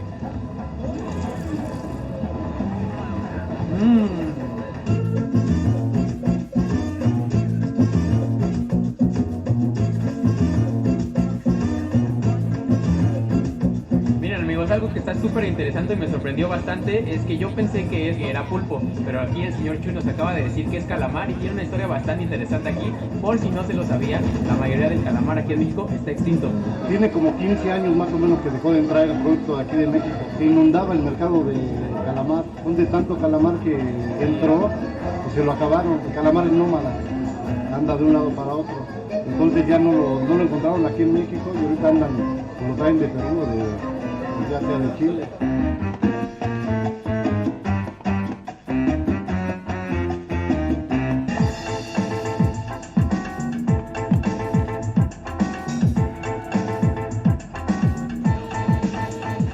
Acá entre los pasillos, entre la multitud, la gente pasando con los diablos y nos encontramos al señor Jorge y nos va a decir qué es lo que prepara aquí, que también pueden comer mientras están acá caminando y viendo qué van a comer esta Semana Santa. Me llamo Jorge Luis Santos Zamudio, vengo de Alvarado, Venezuela, Alvarado, Veracruz. Estamos vendiendo pescado zarabiado y estamos vendiendo paella para que vayan a comer barato y sabroso, ¿eh? Antes de que se lo lleven, se lo damos a probar para que se vean a gusto. El sabor es que lleva mantequilla, ajito, un poquito de chipotle, y acá lleva caldo de pollo, camarón, almeja, mejillón, chorizo, chícharo, arroz, pollo, camarón, para que no vayan y digan, ay, mira, no me gustó. Bien amigos, pues aquí el señor Jorge ya muy amablemente nos regaló una pruebita, como él lo mencionó, para que la probemos y nos gusta, pues para darnos con todo. Entonces, provechito.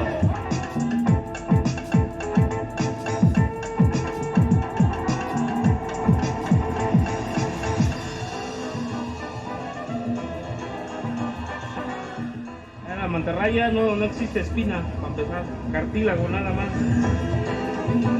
Frito con harina, empanizado, en trozos para caldo. Los filetes los remoja con jugo de limón, le echas condimentos los filetes, se empaniza con pan molido, frititos. Pero es que les dices que mantarraya, salen corriendo. Este es el tamaño aproximado de lo que podemos encontrar en la mantarraya. Y como nos comentaba, no tiene espina. Realmente sale así con el cuchillo, ligerito. Y después a unas milanesas, como nos comentó, hasta parece pechuguita de pollo.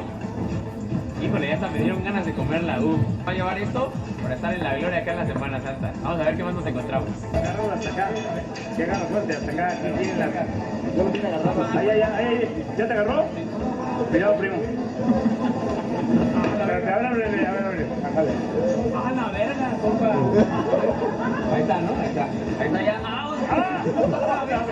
Te estoy diciendo que nada más te voy a dar la indicación. A ver, amigos de YouTube, ¿qué pasó? La estrella salió estrellada, lo mordió la jaiba. Vean, le tiene miedo a una jaiba. La neta, pues sí le sufrí un poquito, para qué les miento. Ya nos la vamos a echar en un caldito a ver quién aguanta más y para que vean que todo el alimento que venden aquí es 100% fresco. Entonces vamos a seguirle dando.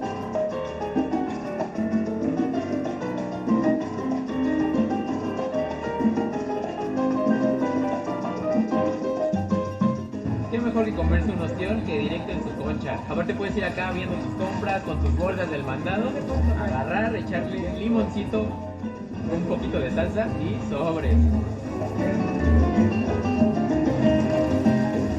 No hay nada más fresquecito que de directo en la concha. Aparte es una orden completa por solo 20 pesitos. Así que ya saben, si no tienes mucho dinero, este lugar es la opción. Y bueno camaradas, ya hice mis compras, ya me atacó una jaiba, ya investigué de qué se trata todo este mercado y pues qué me queda decirles que se suscriban, que activen las notificaciones para que reciban cuando se sube un nuevo video, que me sigan en las redes sociales y decirles que el mercado de la Nueva Viga está ubicado muy cerca del Metro Acapulco, como a unos 15-20 minutos, y estamos en la delegación Iztapalapa La Bella. Así que suscríbanse y nos vemos en el próximo video de La Garnacha Capapachi. Y aparte se siente...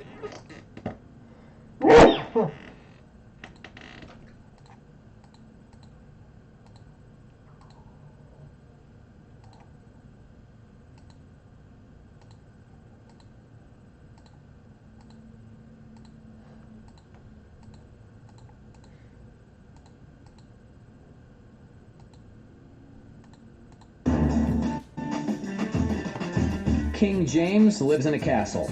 The Lakers superstar owns a palatial $23 million LA mansion that's filled with luxurious amenities. The ultra-modern mansion has a huge garage that houses LeBron's rare car collection, a walk-in closet for his signature sneakers, and a world-class gym filled with expensive equipment. There's even a theater room where LeBron can watch himself save the world in the latest Space Jam movie. When the GOAT's not dunking on the competition and winning chips, he's chilling at this incredible abode. Here's a look inside LeBron James's amazing Los Angeles mansion.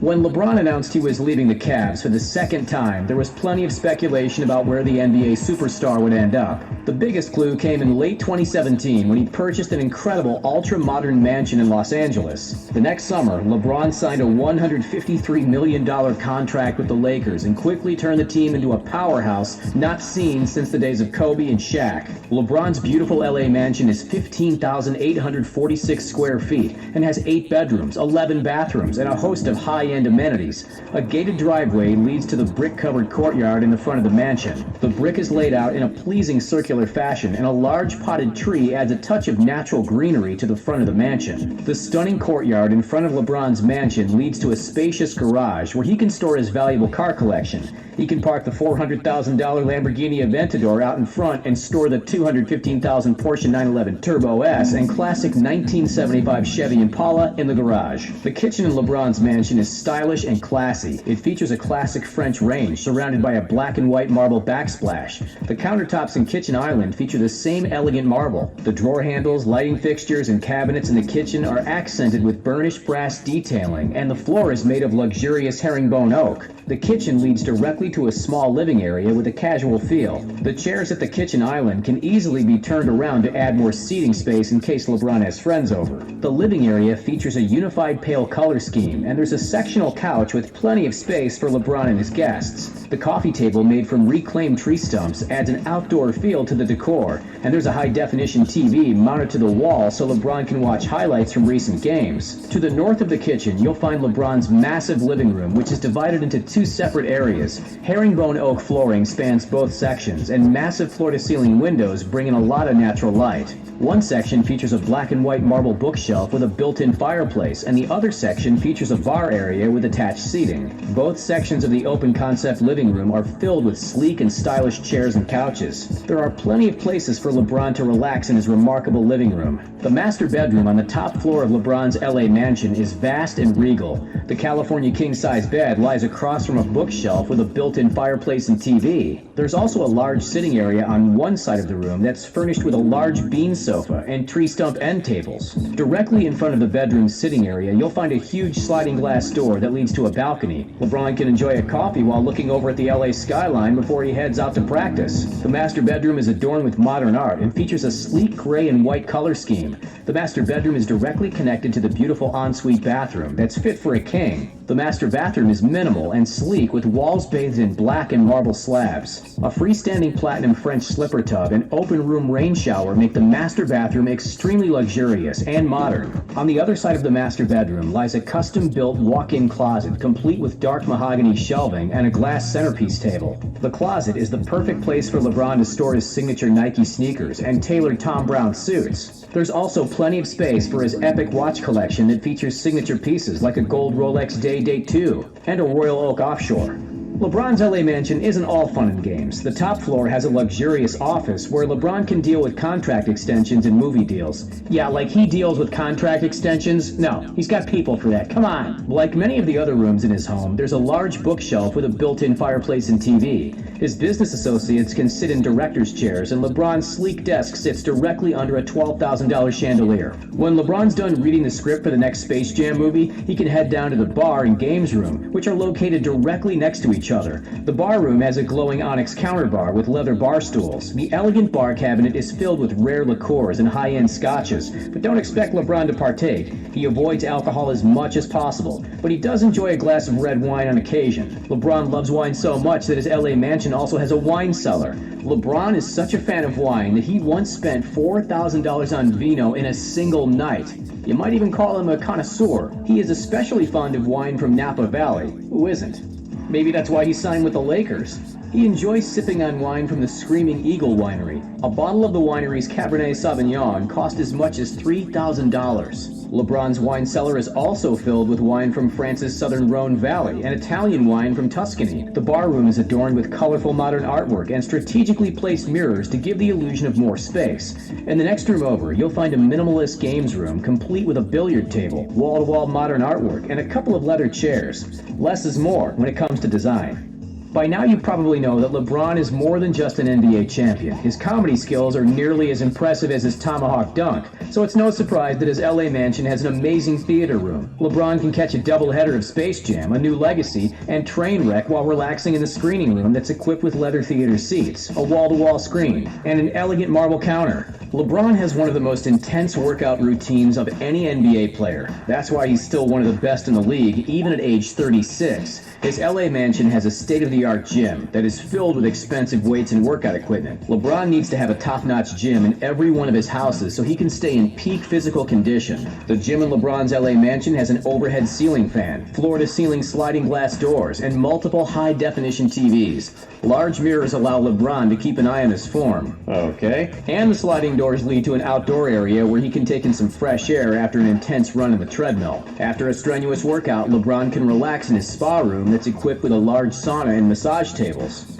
The backyard of LeBron's LA mansion is the perfect place to have a party. The sliding glass doors of the main living room of LeBron's mansion lead directly to a large outdoor patio that features a dining area and sitting area. LeBron's backyard is serene and peaceful. It's the perfect place to have a barbecue with friends and family. The lawn is perfectly manicured, and there's a swimming pool where LeBron can take a dip. Tall hedges surround the entire property for added privacy, and the backyard has a cabana by the pool where LeBron can catch some rays. LeBron owns multiple mansions. He owns a 10,000 square foot mansion in Beverly Hills worth about $39 million. The sprawling compound offers fabulous views of the surrounding area, and the mansion has vaulted ceilings, screening rooms, and 7 fireplaces. He also owns a $21 million home in Los Angeles, which he purchased in 2015. Now that LeBron has upgraded to a more stylish mansion in LA, we suspect his $21 million home will be on the market soon. LeBron still owns the mansion he lived in when he played for the Cavs. After all, Akron is still his hometown. LeBron's Akron mansion is worth about $9 million, but he only paid $2.1 million for the impressive home in 2003. The mansion has 19 rooms in total, including 6 bedrooms, 8 bathrooms, a bowling alley, a recording studio, a home theater, I'm going to keep going, a sports bar, and even a barber shop. Why not? Did you know that LeBron once lived in a stunning mansion in Miami? He owned the 12,178 square foot mansion when he played for the Heat, but he sold the property in 2015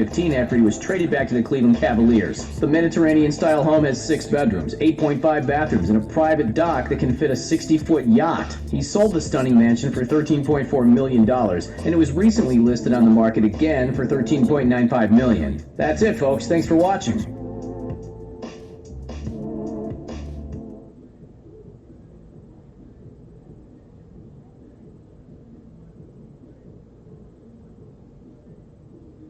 What if we told you that every successful person out there has used very specific secrets to get to where they are in life?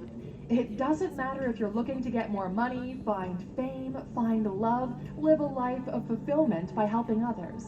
These secrets can be applied to absolutely anything you want to achieve in life, and they will dramatically improve your odds of success.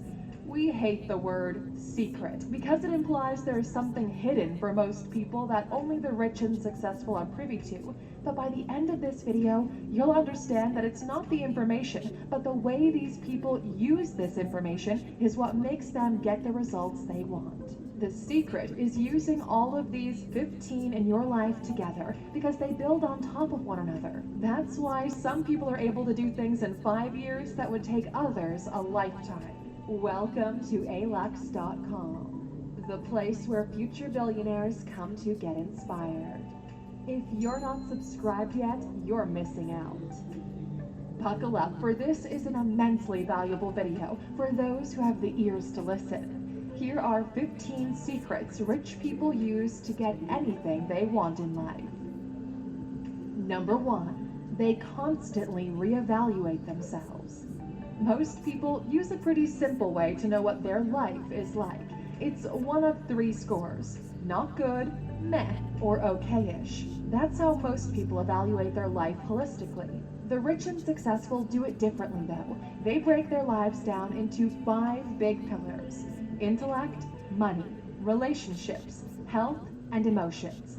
They take the time to see where they land on each one of these, individually and at a group level, where the group could be your family, your social circle, or your business. Unless you know in detail how well you're doing in every specific category, how are you supposed to know what to focus on? Most people bundle them all together and wish that somehow their life will magically fix itself. Rich and successful people reevaluate their lives every quarter. That's why businesses report how well they're doing quarterly as well. It allows you to make changes fast enough to improve results. Number 2, they focus on one objective at a time. A while ago, somebody put the idea of multitasking on a pedestal, and the entire world ran with it as if it were something from the gods themselves. The truth is, multitasking was a marketing ploy, where companies, instead of hiring more people, decided that the same employee should be responsible for more than one task. That way, they could improve profit. Only employees multitask. The rich and successful choose one specific goal for every segment of their lives and put all of their efforts into it. Jeff Bezos made his life's purpose to make Amazon the biggest store in the world. That was his one focus. You might be thinking Elon Musk is a very good multitasker, but in reality, Elon only has one goal, and all of his companies work together toward that same goal, to make human life sustainable in the long term. Everything else is a subset of this goal. Every company he decides to build is another pillar supporting this one goal, and once the company is in place, other people are put in charge of making the smaller company sustainable. The more things you do, the shittier the quality of the outcome, and everybody successful knows this. That's why you have to put all of your energy into one medium-term goal, and every year set one different goal that builds toward it. Number 3, they play long-term games. This is the curse of mediocrity. Everyone wants success, but it has to come quick, cheaply, and without sacrifice. Long-term games are quite literally the opposite of all of these 3 characteristics. The average person thinks quickly means in a couple of weeks. For the rich, quickly means in the next decade. The average person thinks cheaply means without spending money, while for the rich, cheaply means not having to trade all of their hours in a day. The average person doesn't want to sacrifice anything in order to get something in return, while the rich know exactly what kind of sacrifice is required so the goal can be achieved. Every action you take daily will have effects over the long term. Buying and reading a book now can provide valuable information that will change the path of your life. A small investment in an emerging technology such as Bitcoin could have massive results in 20 to 30 years. Mediocre people think about how they can score a quick point in the game of life, while the rich are focusing on winning it all in the end. Number 4, they use specialized and updated tools and information. The average person spends a tremendous amount of time online exposing themselves to information, but the information they choose is bad or low value. They are consuming the equivalent of junk food in terms of content and entertainment. Why? Because eating healthier is more difficult than eating healthy food. And it's the same with content. Learning how to invest money, how to grow happiness in your life, how to have better relationships and friendships. It all takes work, time, and sometimes money.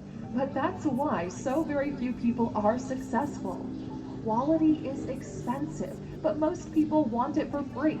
In order to have an edge in this marketplace we call the world, you need to have new tools and new knowledge, both of which will require you to spend some money.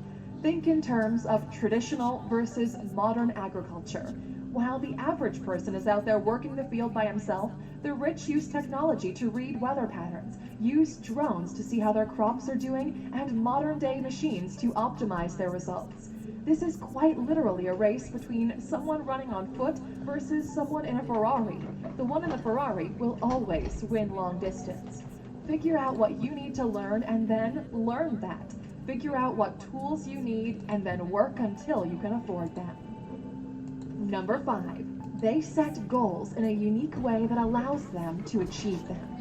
As of making this video, it's the end of February. Most people have already failed or are behind on their New Year's.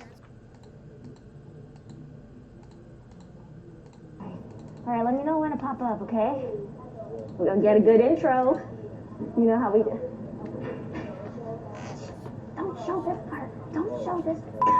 What's up, cuties? Welcome to A Day in Chinatown Part 2, where I take you guys to local spots that you should try out. The whole point of the series is we're going to try a main course, we're going to go to a place to get some snacks, some desserts, some drinks, and then of course I'm going to show you places where you can bring stuff back, because you can't leave Chinatown empty-handed. Okay guys, I'm so excited. Alright everybody, so here we go. We are at Great New York Noodle Town. Just so you guys know, this is mostly a takeout place. There is indoor dining now. There's very little tables, and you have a 10% COVID recovery charge for dining inside. I don't know what that charge is. I've never seen that anywhere else, but you know, I support them. I'll pay it. The thing about this place is it's been around for so long, and there's oftentimes very mixed reviews. Some people really don't like it. Some people really like it. But the thing is, you guys, one of my favorite noodle shops in New York, actually 2 of them, closed down. It's so heartbreaking, and so I don't want a gem like this to close down either, so we have to cover it, okay? So right over here, I got their wonton noodle soup, and I mean, the size of these wontons, gigantic. You know I like my gigantic dumps. Okay, so here we go. We're gonna take a slurp of this wonton noodles. Ooh, it looks so good. Wait, let me taste some soup first. That is really good soup. Oh, wow. You know, like soup just teleport you to home. That's what that sip was. That was like a little taste of Asia right there. Let's try some of this noodle.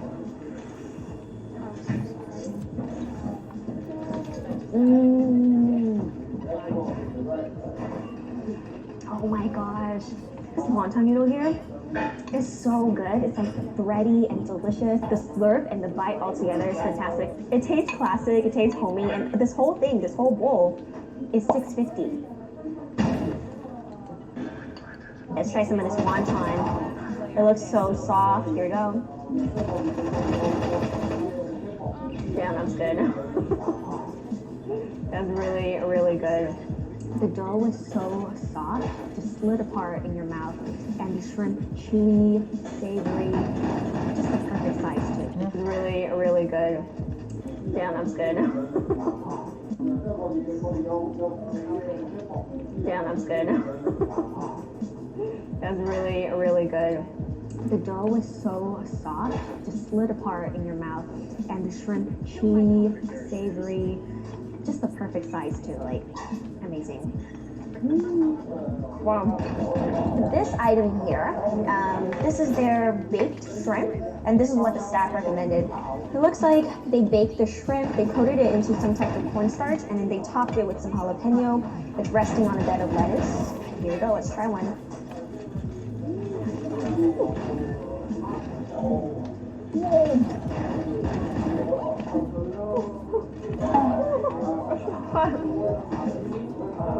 Wow.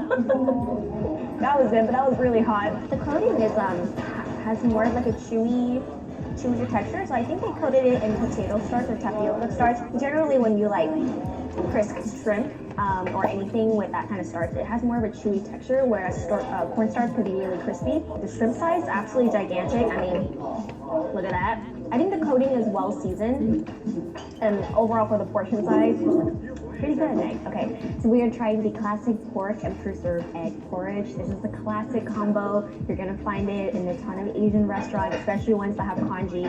It's always a good choice, always a good choice. So let's see if this is good.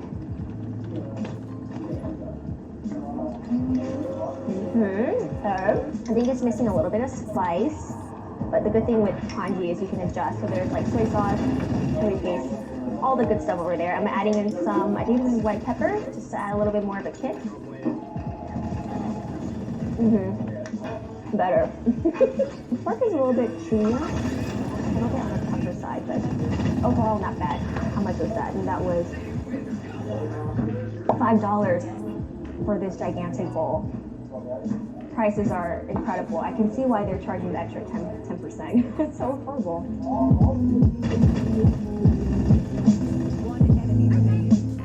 Hi everyone. Okay, so after the meal, we have to go to a dessert spot, and this place is called Mango. It's actually right around the corner from where we just were, and this serves Hong Kong style dessert. You get mango ice, and you get hot sago dishes, you get taro, red bean, all the good stuff, and we ordered a cold item and a hot item for you to try. One of my favorite things here is the mango-shaped ice. So you can actually get a ton of different combinations.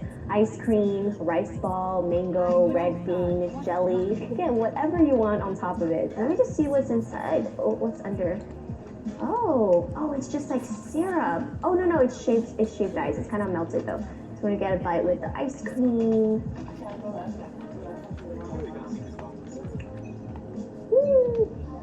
All of this here, delicious, mango-y, syrupy. Mango's a little bit sour, but at least this part, the liquidy part, is very sweet. And of course, the rice ball is just, so I call these like little tangyuan. Now we're gonna try the hot. So this is momo tata. Momo tata, inside there is taro, there's sago balls, I think this is yam as well. So it's got a lot of good texture in there. I mean, look at that. Oh, it's like thick. In Taiwan, like growing up, we eat a lot of this hot dessert where there's like red bean soup, sesame soup, and then there's rice ball, there's sago in it, and it just tastes so good. Especially right now in New York, it's so cold. So if you want something to warm you up, this is it. Here we're gonna take a bite with the taro and the sago ball. The taro just melts apart. It's so warm and such a cozy feeling. And the sago, like, you can't really chew on it because once you drink it, it kind of just rolls down your throat. Why did I make that sound? I don't know. Guys, this type of dessert, it's not very sweet at all. It's more for like the warmth and a little bit of the fragrance of the yam and the taro all together. If you guys never had taro before, like actually fresh taro, the texture is kind of like mashed potato, but a sweeter version, you know? It almost has this like coconut milk flavor to it. Yum. I see. Which one's better? I don't know. They all taste so good in their own way, you know? For people who like cold desserts, for people who like hot dessert, this place has got it all. Just kidding. No.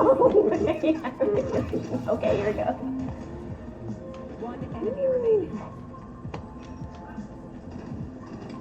I wish I didn't do that.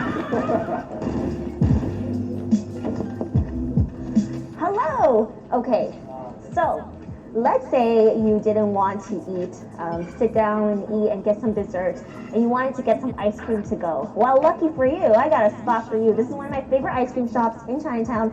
Let's head on in. This is the original Chinatown ice cream factory, and their flavors are just incredible. Okay, so they have such great Asian flavor ice cream. Like, look over here.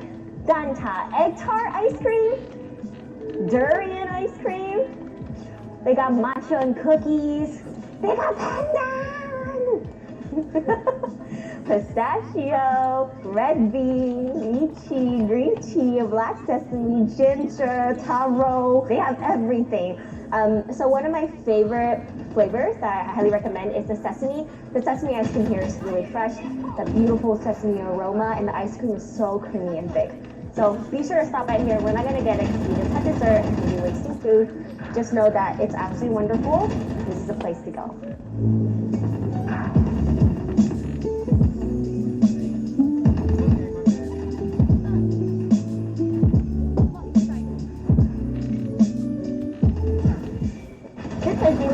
Popular bakery shop. They're so well known for their chashu bao or their pork buns. Like literally, there's always this bread cooked to perfection, fluffy heaven. It is so fluffy. 30 seconds left. Hey everyone, my name's Joel Hanson. A lot of people call me a professional eater, but I just like to think of myself as a guy who gets his money and his worth at buffets.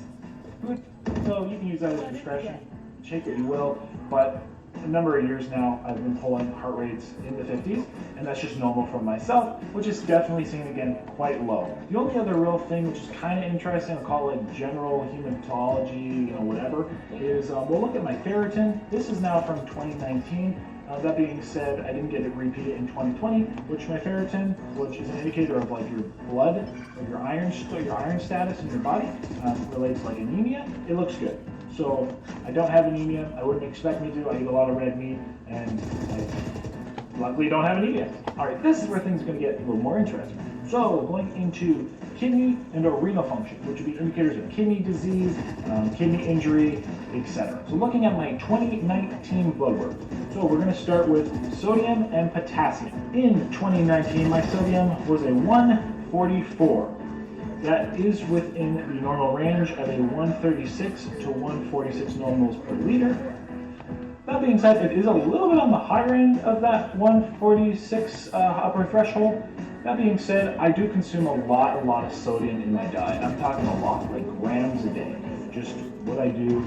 Don't encourage it, that's just what I do. So while in 2019, I remember seeing that number and being like, not sure how I ultimately feel about that. If we turn over to my 2020 blood work, interestingly enough, my blood sodium again was a 143 millimoles. So still within that normal range, but perhaps after having these 2 times, maybe that's just where my body likes to keep it. Again, I still consume a very high sodium diet. Could I probably drop that a little bit if I consume less sodium? Potentially.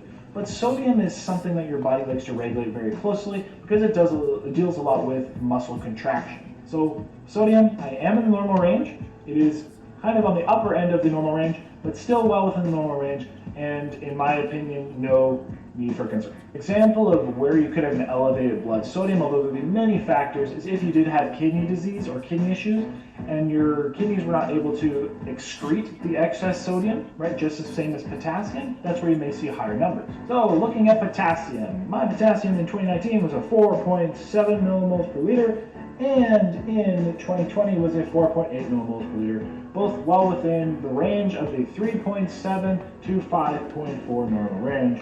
If you do have high potassium, that can be very, very dangerous. Definitely get that looked at, but I don't have high potassium. To the diabetes component and or blood sugars is a big portion of it. This is where it gets very, very interesting, guys. So I do have some markers in 2019 and 2020. So let's have a look at both of those very closely. So in 2019, I got a fasting glucose reading. Essentially, when they took my blood, they said, how much sugar is in your blood at that very moment? So at that time, I had a 4.7 millimoles per liter, which is normal, very normal. The reference range for a kind of normal fasting glucose is 3.6 to 6 millimoles per liter. So I was right in the middle. I looked good. That was healthy. So 2019 fasting blood sugar looking good. 2020 pulled my blood out of my arm. They looked at my fasting plasma glucose again. The result was a 4.7. So actually the exact same as the year prior. So my fasting blood glucose seems to be very stable. My body obviously appears to like it at about a 4.7, and I've been able to maintain that number over the years, being within that normal range. Unfortunately, what I don't have in my 2019, but I do have in my 2020, is a hemoglobin HbA1c, or hemoglobin A1c, HbA1c for short. And this is kind of the long term. This is not just a snapshot, right? Like the fasting blood glucose. That's the exact amount of sugar in my blood at the exact time of extraction. But this HbA1c looks at your blood sugar over about 3 to 4 months. So it gives you a better picture of what your blood glucose has looked like over the last 3 kind of 4 months based on the level or the length of the life of a red blood cell. So again, unfortunately, I don't have a reference for the 2019 numbers, but I have one for 2020, and of course I will use this as a reference going forward. So for my HbA1c, it came in at a 5.1. So while this is still under a 6.0, which would essentially be considered a non-diabetic individual, I probably would have liked to see this under a 5. So what this actually means. So this means that over the 3 to 4 months prior to November, I had times when my blood sugar was definitely quite a bit high. It was quite high. It was higher than I would have liked. but obviously overall it wasn't too crazy in the 3 to 4 months, like it was quite balanced out. So now if I look at exactly what I did in the 3 to 4 months prior to November, well, I completed probably about 50 food challenges between August and November. So 3 to 4 months, let's say August, September, October, November. So I did 50 some food challenges, other kind of buffet videos, etc. and whatnot. So in all reality, I can actually really rationalize that number. Now, by all means, I don't like the number. I don't like that it's a 5.1. I would have liked it to be a 4.9 or a 5 or a little bit lower. I would have liked it under a 5. But I can kind of understand. So looking back, September was crazy. I did so much eating there. October, I did quite a bit of dang eating there. August, I did some eating there. So again, 5.1, in all reality, for what I know I did, was pretty dang good. I'm very, very thankful. But now it is a number that I'm going to continue to watch going forward because that is something of potential concern. I don't have a strong family history of diabetes or anything. But that being said, it is something I'm going to watch for, and I do want to take care of my health. So we will find out in the future what ultimately is going to happen. A few other kind of interesting endocrine markers that I have both from 2019 and 2020. Let's look at my TSH, which is thyroid stimulating hormone. This has to do with your thyroid, which ultimately actually does quite a bit with your metabolism. In 2019, my thyroid stimulating hormone was a 1.58, which is within the normal range. It doesn't seem very high to me though, to be honest. The normal range is again being 0.35 to a 5, but it is what it is. It's there and it's all good, still within the normal range, so that's cool. I don't have hypothyroidism or hyperthyroidism. Then my TSH in 2020 was a 1.32. So I mean, in all reality, yes, there's a little bit of difference. It's kind of ish around the same, so that just must be my body's kind of normal-ish range. So again, that has to do with your thyroid, which deals with your metabolism as well as many other things. And the last interesting note, this is just interesting for myself, I got this done. So my testosterone, and this would be essentially my free testosterone, you could say. So this is the amount of testosterone that is circulating in your body, which is more or less available to tissues. So I got it done in 2019 and I got it done in 2020. Very interesting, I would say. Very, very, very interesting. So in 2019, I lost quite a bit of muscle. A lot of it just due to constant dieting. What a lot of people don't realize, a lot of people ask me, they're like, how do you not gain weight? Which I do. I totally gain weight. I gain weight, people, all the freaking time. I don't know why people don't, they just don't see it every day like I do. They don't see the totality, right? But I work very hard to keep that weight off. So there's also a lot of dieting. So I've lost a lot of muscle over the years.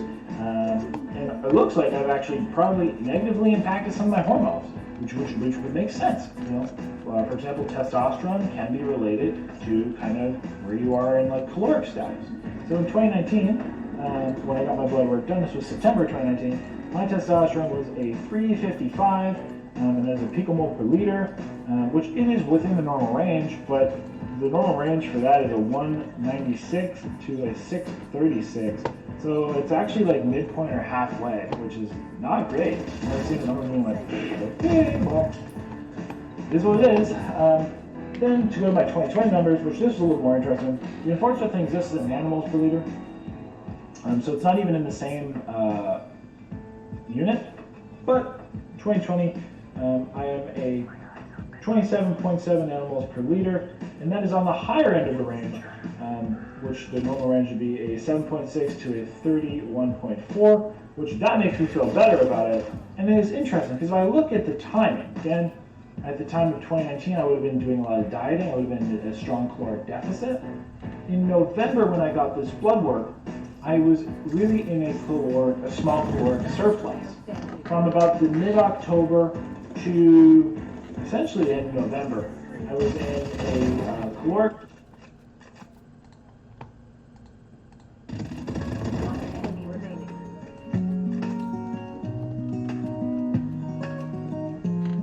Hi, first time I've been in Koreatown in weeks. Oh, by the way, Happy New Year. I'm just killing some time before dinner. I'm actually here to...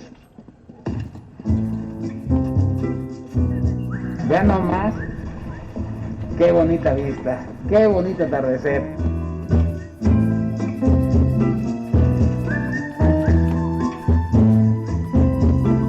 Bueno, antes aquí era un pueblo. Donde estamos aquí ahorita, donde ven todo, donde está el agua, era un pueblo. Si alguien bucea, ¿se encuentra restos de todavía de San Luis de las Peras? Sí.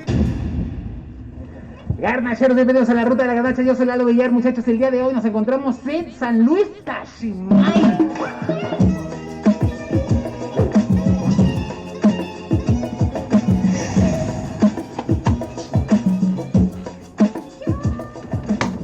Este lugar está muy cerquita de Villa del Carbón, muchachos. Y aquí en este lugar dicen que preparan unas truchas del 10. No solo eso, muchachos, porque también esta es una presa realmente. Y el pueblo, que era San Luis de las Peras, fue tapado. De hecho, justo vamos a tomar un pequeño barquito para que ustedes vean las ruinas donde estaba la iglesia, porque quedó totalmente inundado. ¿Cuánto tarda el recorrido más o menos? Tarda como unos 35 minutos atrás. Y de vuelta. Pero bueno, ahorita ya estamos pasando ahorita a contar a la gente. Oiga, ¿y nada más hay colectivo o qué otro tipo de...? Ahorita tengo puro colectivo ahorita. Ajá. Ahorita tengo puro colectivo ahorita ya. Pero también hay... Sí, también tengo familia también, pero ahorita tengo que salir el barco grande, pues no lo completo. Órale. ¿Y el familiar cuánto vale? Este vale 300.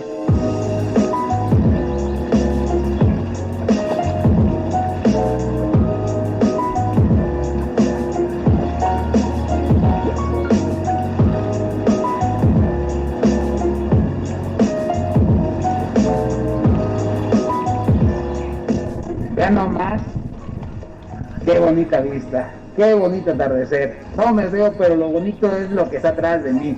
Ahora vamos a tomar la lanchita. Ya no se armó el colectivo porque ya no se juntó la gente, así que vamos a tomar un familiar que nosotros nos costó 300 pesotes.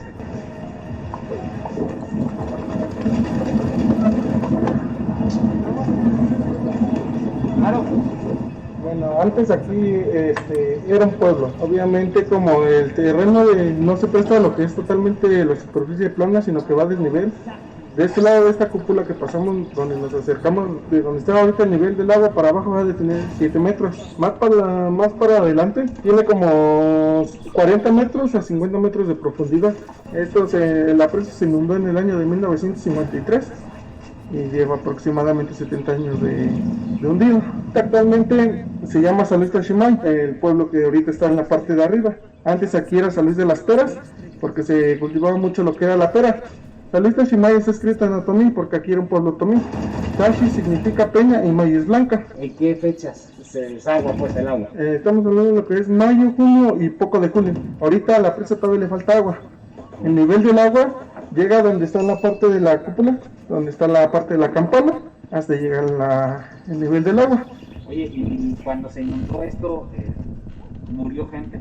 No murió nada de gente porque obviamente se podría decir que fue planeado para pasarlos a la parte de arriba. Para crear la presa. Ah, exactamente.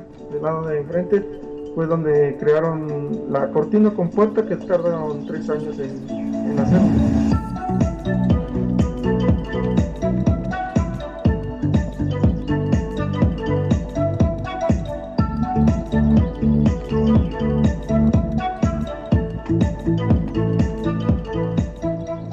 Esta es la imagen de la torre.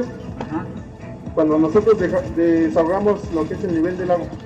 Eso fue ya lo único que... Así se ve. Así como estoy, así se ve. La mojarra aquí mismo la pescamos. Ajá. Posteriormente aquí pueden encontrar lo que es la carpa. En las redes en las botellas que encontramos flotando en la parte de las orillas, ahí es donde nosotros ponemos un tipo de red para obtener lo que es la mojarra y la carpa. Oye, ¿y cuál es lo tradicional de hacerla? ¿De qué tipo? Pues hay de diversos, hay al mojo, a la diabla, frita, papelada, de lo que ahora sí, de lo que ustedes gusten. ¿Aquí qué tienen, hermano?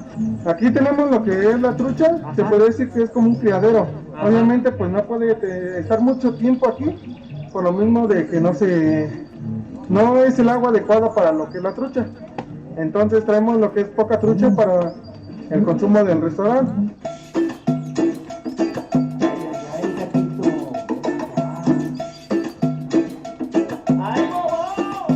Lo que más nos piden son las mojarras rancheras y las mojarras costeñas. La mojarra ranchera, esa va frita, lleva chiles toreados en la parte de encima, lleva naranja, trae un trozo de bistec de res con queso Oaxaca derretido encima, trae frijoles, ensalada y papas. La mojarra costeña, esa lleva camarones fritos en la parte de encima, arroz, papas y ensalada. Oiga, ¿hace cuántos años se está haciendo aquí comida? Truchas, mojarras, señora. Sí, imagínense, ya tengo 30 y tantos años. ¿Aquí de dónde nació? Yo nací aquí en Tepozotlán. Oiga, ¿y todas las recetas de dónde las traje? ¿Qué cree que una las mi esposo? Él es el que se ha puesto a inventar las recetas. A inventarlas, exactamente inventarlas. Bueno, más, Miguel se pidió la costeña que es mojarra, pero vienen dos. Dos mojarritas porque están chiquillos. Y viene con el camarón frito. Ya no hay arroz, pero dijeron, Miguel necesita más ensalada, entonces le pusieron un poco más de ensalada. La neta, este lugar, muchachos, es para la agarran para el cotorreo machín y está perra la borrachera, Bien.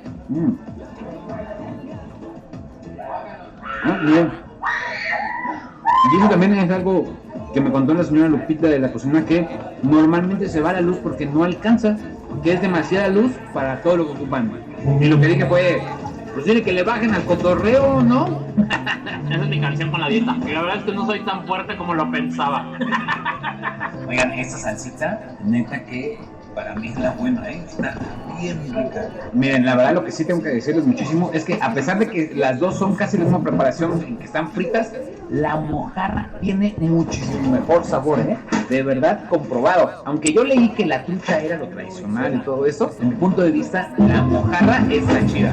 Oigan, miren, nosotros fuimos aquí a la palapa Tashi. Esta palapa, más o menos ustedes en platillo que vieron, vale 160 pesos.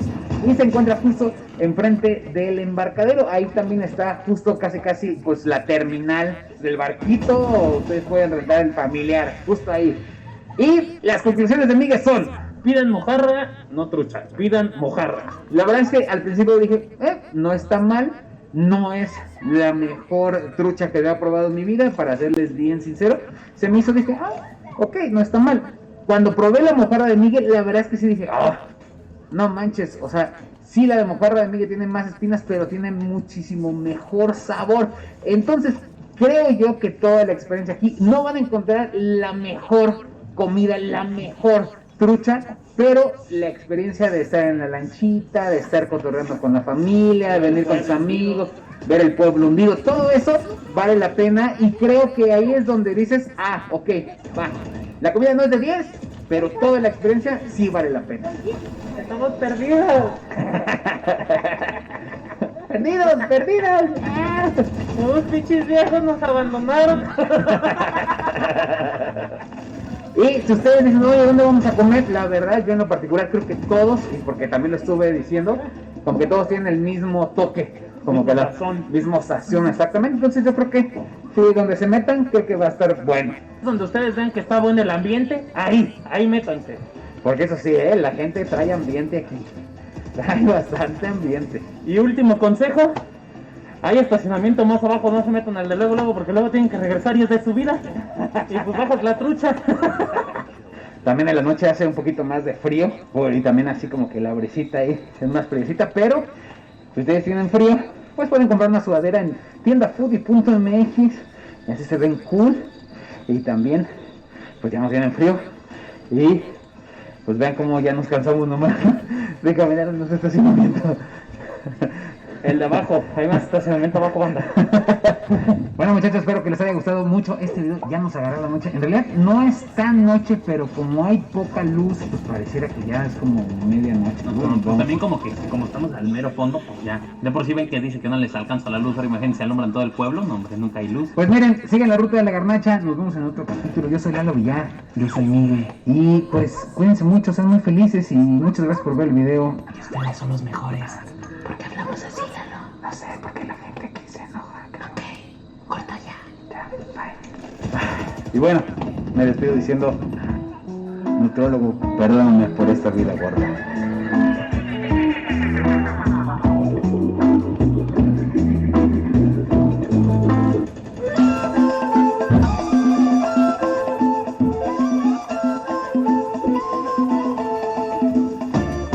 ¿Vale? Vamos a entrar a lo que es un recorrido del inframundo. Oigan, y les recomiendo que traigan bastante dinero en efectivo, porque ya nos quedamos en ceros. Estoy aquí en la camioneta buscando dinero porque nosotros no preguntamos cuánto costaba el taco de chinicuiles. Yo creo que me voy a quedar aquí a lavar platos o algo así. Saludos, a ver qué sigue en el video, banda.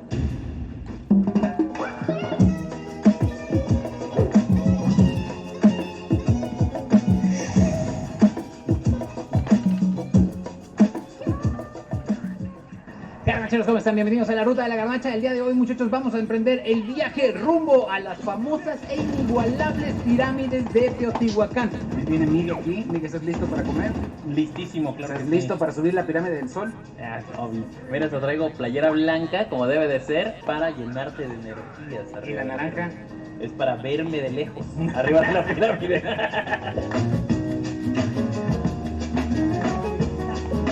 Vean nomás la cantidad, en serio, de lonas que están muy cañonas para poder comer una buena barbacoa, caldo de gallina, también vienen escamoles, michotes, quesadillas, de todo un poco, y eso antes de entrar a las pirámides, vamos a desayunar. De hecho, vean, Miguel parece parte de aquí.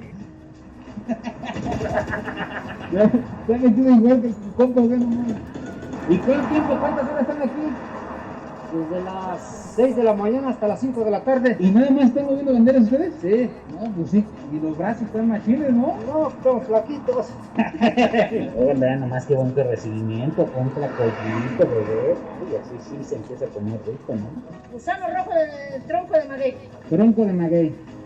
Pero ahorita no es temporada, ¿verdad? ¿Cuál es la temporada de La temporada es en temporada de lluvia. Es temporada de junio, julio y agosto. Dice que tengo ojos de chino. Ojos de chingan el dinero. Bueno, más que bonito taco. Canal 3, en el canal 9, ¿de qué canal vives? A poner atención. En el canal de mi corazón. Vean nomás, este es el famosísimo gusano de maguey, mejor conocido como chinicuil, y se dice que por cada penca, siendo joven, sale docena y media de estos gusanos. No pierdan la oportunidad de comerlos, están maravillosos.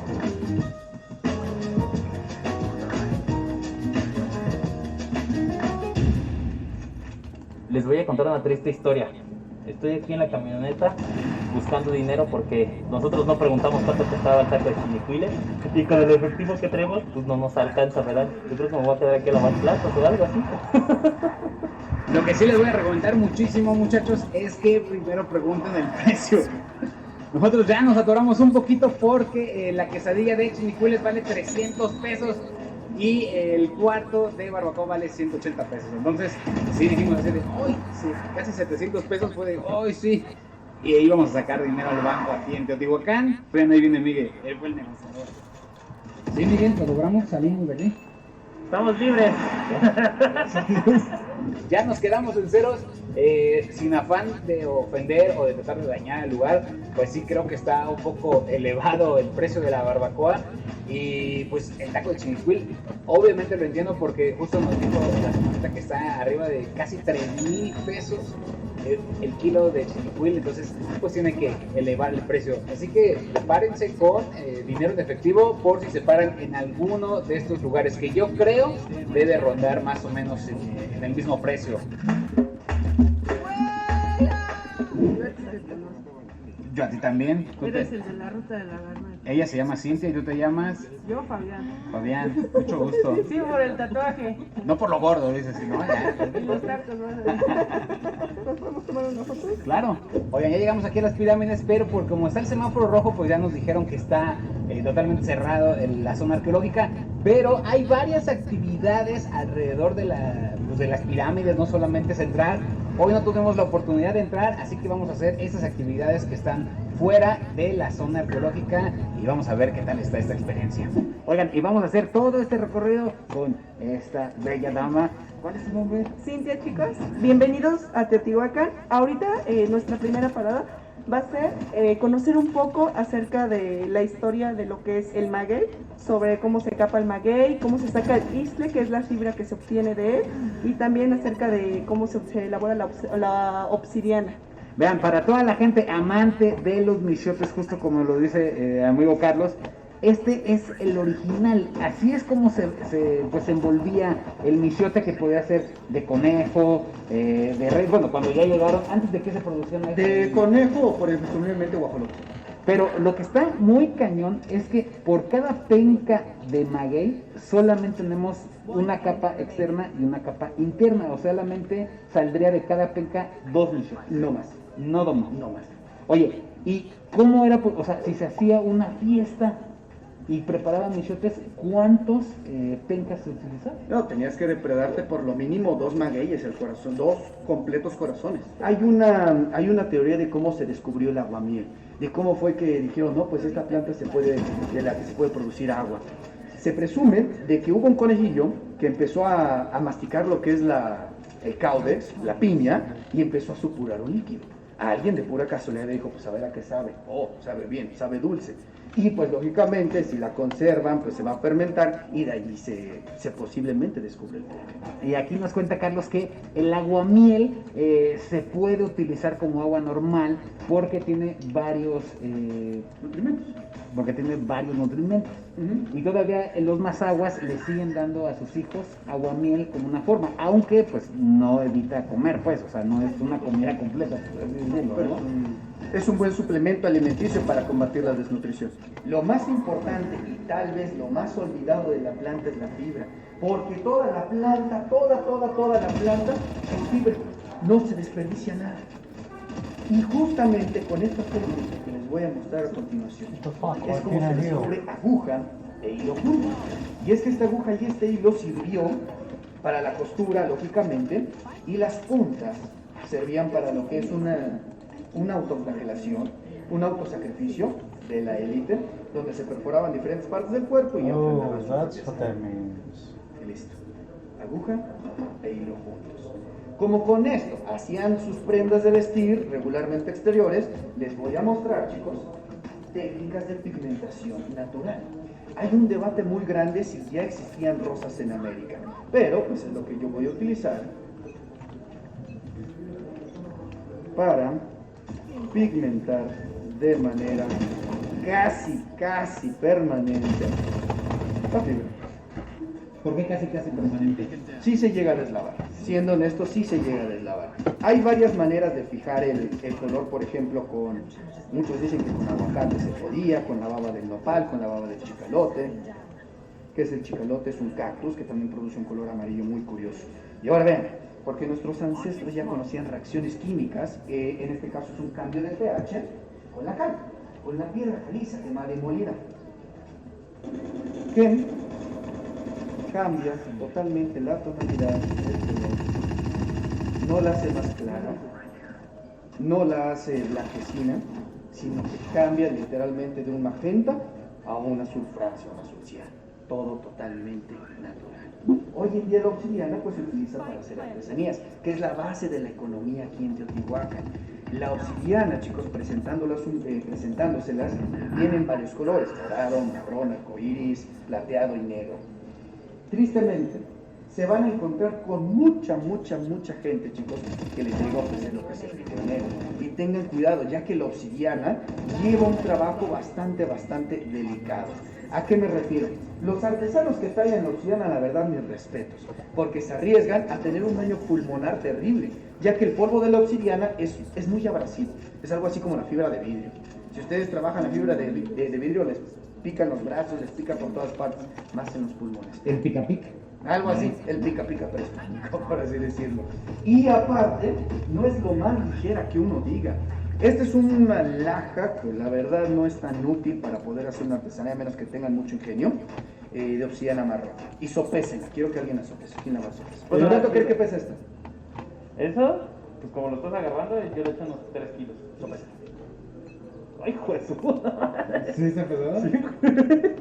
Son mínimo como unos 20 kilos. Entre 15 y 18 por ahí, más o menos. Ok. Es como un garrafoncito. Ya que si lo que quieren es ver la obsidiana en su forma útil y buena, a ver si no me sale una hernia. Este bloquecito ya sí más o menos pesa como entre unos 55-60 kilos aproximadamente. ¿Quieres pasarlo? ¿Y cuánta gente todavía está trabajando en obsidiana? Sí son bastante gente, pero hay un detalle que no sé si sea correctamente político mencionarlo, pero hay un país asiático que se está adueñando de las minas de obsidiana. Entonces, ahí hay un problema, porque cuando un artesano quiere ir a comprar pues, obsidiana en bruto, sí hay como ciertas limitantes. Sí hay como de que, ¿pero cuánto quieres? Pero te vendo, pero de la de baja calidad. Entonces ya no son tan abundantes los trabajos finos de obsidiana. Y todavía de las minas hay mucha obsidiana. Sí, o sea, de que hay mucha obsidiana. También en el pueblo de Otumba, ustedes pueden visitar cerca de la localidad de San Marcos, Aguatepec, lo que son las minas prehispánicas de obsidiana. Allí van a ver chicos obsidianos atascados. Sí hay recursos, pero están como limitados. ¿Y es cara o es barata? Depende, también depende de la calidad y del color. El color más caro va a ser el arcoíris. El arcoíris se obtiene de lo que es la Sierra de la Lobera en Jalisco, y regularmente son piedras chiquititas. Y cuando uno la talla para hacer artesanías, merma muchísimo.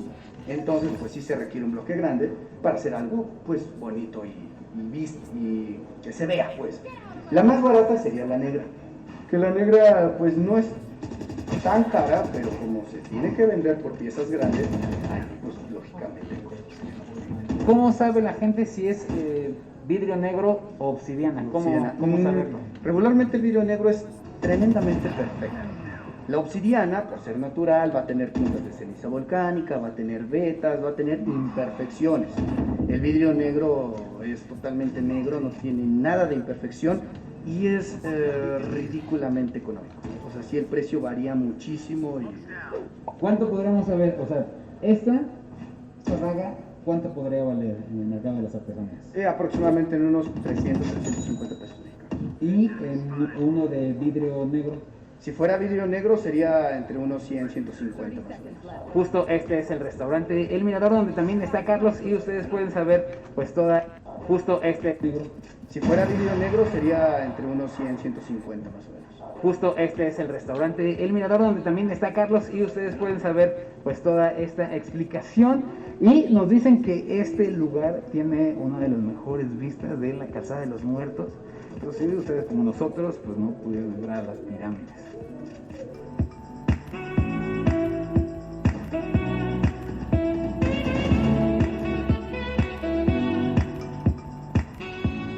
Oigan, ahora nos venimos aquí a San Martín de las Pirámides. Hay que recordar que las pirámides de Teotihuacán los comparten dos municipios, San Juan Teotihuacán y San Martín de las Pirámides. Y aquí en San Martín vamos a conocer todos los productos derivados del nopal, la tuna y el choconostle, que es muy importante en esta región del Estado de México.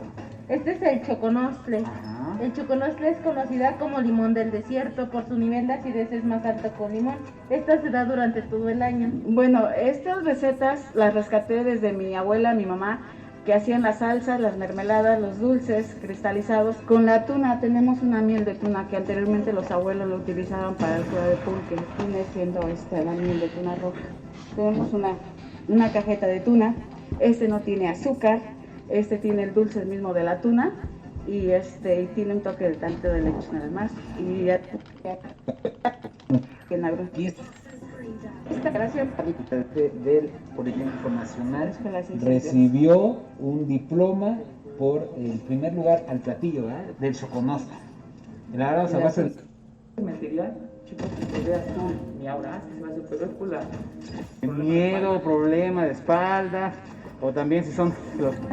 Y vamos a probar pues platillos más representativos de esta zona del Estado de México. Mira, aquí le estamos preparando lo que son unos escamoles a base de choconostle, epazote y cebolla. El escamole es el huevo de la hormiga. Oye, y también tenemos chinicuiles. Sí, claro que sí, también tenemos lo que son los chinicuiles. La temporada viene siendo, la fuerte es en septiembre. Y ahorita te vamos a preparar lo que es un molcajete, que es aquí el plato típico también. Y te vamos a preparar lo que es también lo que son las enchiladas de mole verde y el pollo con mole. Todo esto lo preparamos a base de metate, no es comprado ni molido. Y también te vamos a preparar lo que es un bichote de conejo con la verdadera hoja de la penca de maguey. Vean, y estos son la famosísima hueva de hormiga, los escamoles.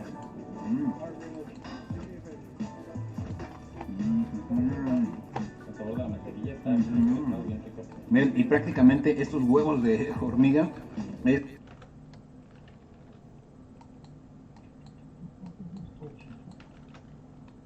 Yo, what do you say?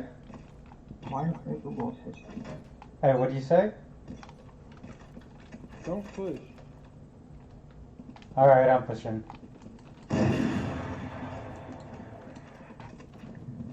Time limit. 15 seconds. See what I fucking said? Yeah, you told me to push. I said don't push.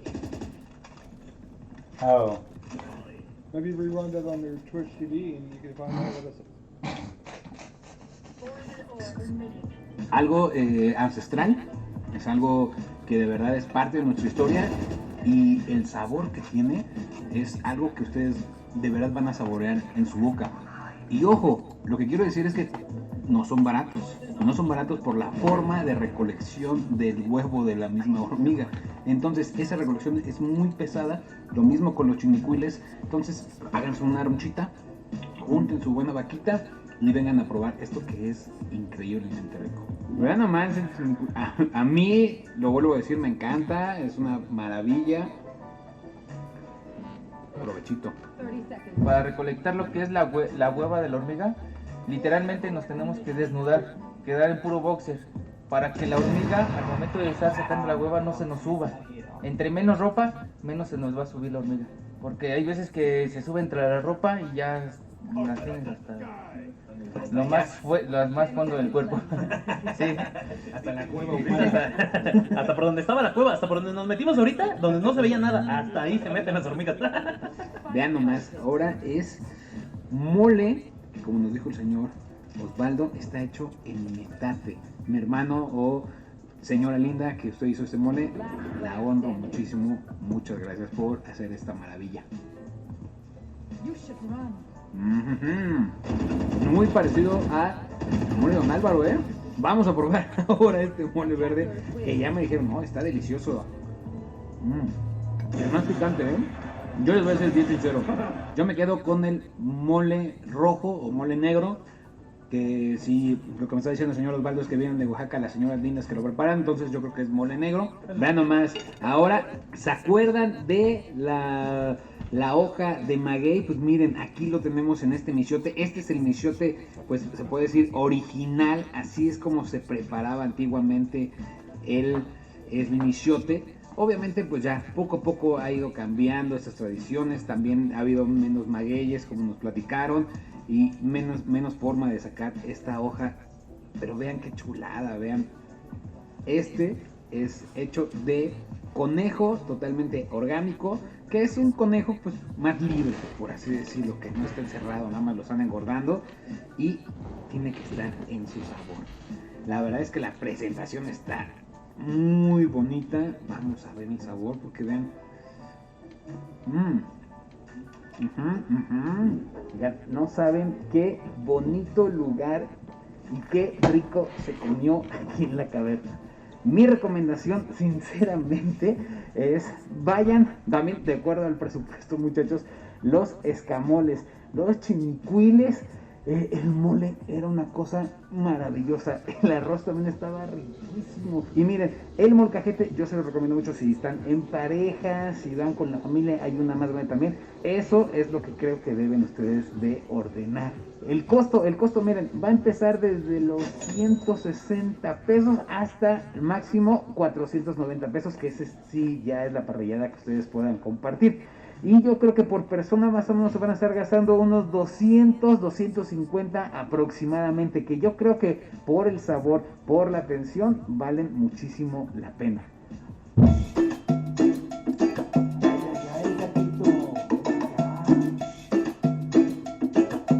Andamos buscando a Don Toño, que el mejor pulque. Pues no es por no por dármelas, pero pues todo el mundo aquí me alaba por eso, porque ¿sí? Es el mejor pulque y es un pulque que se hace como lo hacían nuestros ancestros, un pulque ancestral.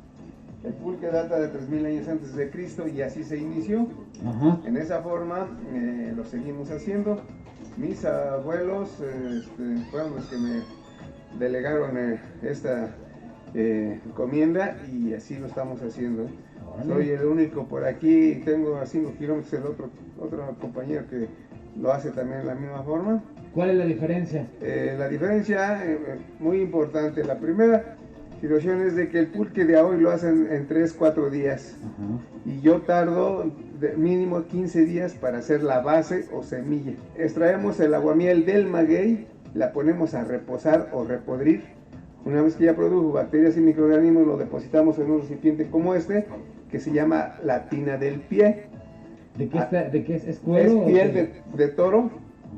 Ese es el segundo recipiente en que se elaboró el pulque y está hecho en la época de los náhuatl, este recipiente. Cuando ya tiene 2-3 grados de alcohol, lo pasamos a otro recipiente de esos que le denominamos la tina de la punta. Ahí se está otros 15 días, donde agarra otros 2-3 grados de alcohol. Cuando ya tiene 7 grados de alcohol, lo traemos a esta tina, que es la tina de antedespacho. Entremos a temas escabrosos, don Toño. A ver, dime. ¿Qué tan cierta es la muñeca? Bueno, te voy a decir, fue cierto que la anduvieron promoviendo, pero esto se debe a que el pulque llegó a ser el sostén del país. Con pulque sostenía el país. Entonces, en la época del Porfiriato, introducen a la cerveza a México y como el pulque era el rey para descreditarlo, le metieron muchos mitos. Sí, entonces le pusieron que el pulque estaba fermentado con excremento de vaca, excremento de burro, incluso hasta de persona. ¿Sí? Cuando que no puede ser cierto, porque el pulque es de las bebidas más delicadas de todas las bebidas. Aquí yo cada vez que lo vengo a manipular tengo que lavarme las manos porque si no el pulque se apesta o se corta. Inclusive hay un viejo dicho que dice, nada más le falta 1 grado al pulque para hacer carne. Y la verdad sí, porque este pulque contiene 57 grados de proteínas y la carne contiene 58 grados. Le falta 1 grado. ¿Qué hubo? Ese grado que le falta se compensa con cualquier cereal.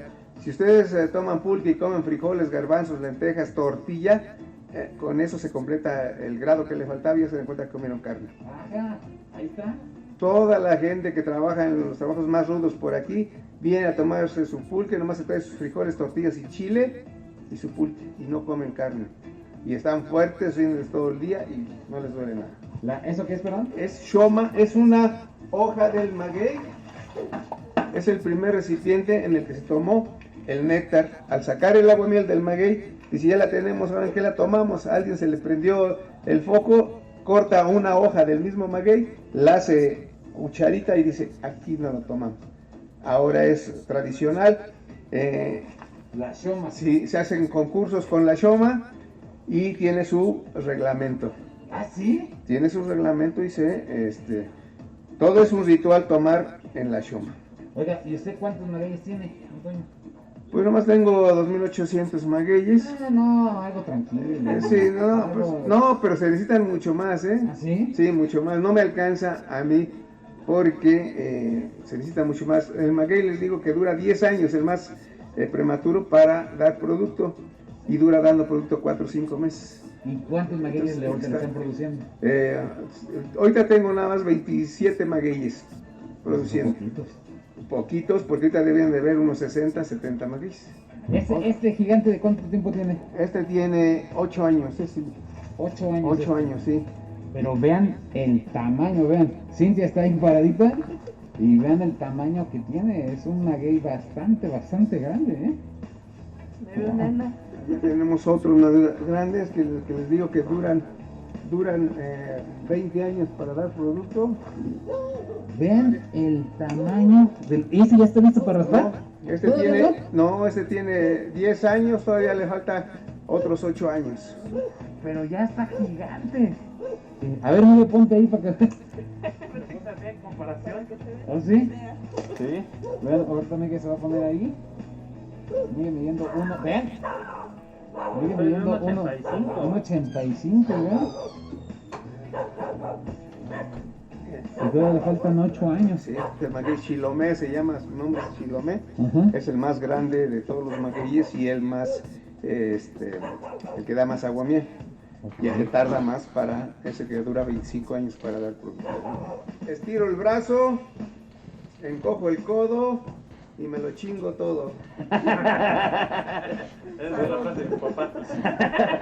Salucita, salucita. También hay gente que le da poderes afrodisíacos al pulque, don Toño. ¿Cuántos hijos tiene usted? Yo tuve 11. Ah, ¿ya ven? Ahí está, se corrobora este mito que... Tengo uno de 5, de 8 y de 11 años. ¿De 5 años tiene usted? De 5 años. ¿De cuántos años tiene usted? 75. Ajá, la baraja, los 70 años tuvo don Toño, un hijo, así que, sí, pues ya saben, no, pues ¿no? Eso se pone como brazo del santo. Claro.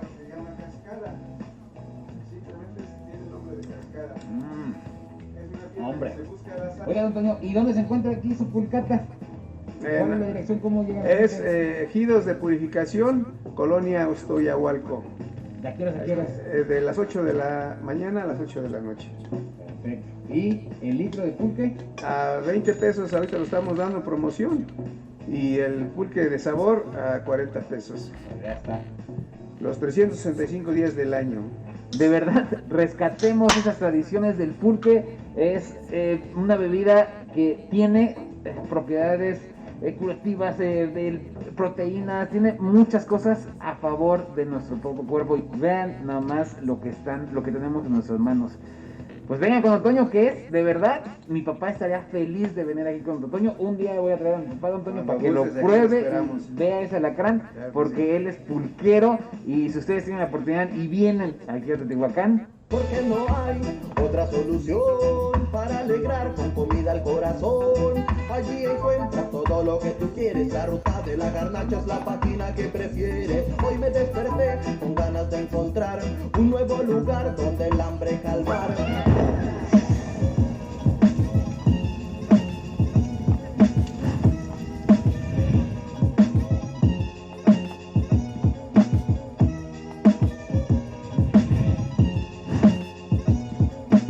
Garnacheros, ¿cómo están? Bienvenidos a la Ruta de la Garnacha. Yo soy Lalo Villar y el día de hoy me encuentro en la alcaldía de Iztapalapa para el mundo. Miren, el día de hoy venimos saliendo de misa porque también viene Migue. ¿Qué es lo que nos ha enseñado nuestra mami? Saliendo de misa hay que ir a tragar como se debe. Efectivamente, así que miren, estamos exactamente justo, no estamos en el centro de la alcaldía de Iztapalapa, sino se llama Macroplaza Cuitláhuac. Esto es, pues, Iztapalapa es gigante, muchachos, así tan grande como el amor de Los Ángeles Azules, exactamente igual de buena que su música. Y el día de hoy venimos a la feria de la Enchilada 2019. ¿Estás listo para comer mucha varia enchilada, Miguel? Mucha enchilada, sí. Oye, ¿por qué casi ya no has estado? La gente dice, ¿por qué ya no sale Miguel? Ah, miren, discúlpenme que ya no he salido, pero es que estoy echándole muchas ganas para el otro canal que se llama Yo Soy Migue, que si no saben, estoy grabando videos. Yo ya tengo mi propio canal que se llama Yo Soy Migue, pues porque yo soy Migue. Y ahí van a poder encontrar muchos lugares, bueno, todavía no lugares, van a encontrar mucha engordadera para que ustedes traguen sabrosamente y se les antoje todo. La mía traía 59 papas y las mías son las medianas. Trae más papas la mediana que la grande. Miren, empezó a llover bastante, este es el último día, o sea, lamentablemente ya no van a poder venir, pero espérense el próximo año. Nada más quiero que vean cómo está todo organizado y qué tal se come, para que el próximo año digan, ahora sí, vámonos a echarnos unas enchiladas.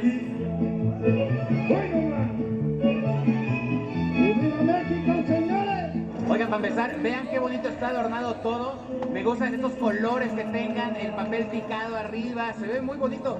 Lejos a otras ferias de que hemos ido nosotros, donde pues ya nomás es así, sino que aquí todos le pusieron como un color, algo bonito, algo muy mexicano, ¿no? Inclusive, Miguel, lo primero que me dijo fue esto.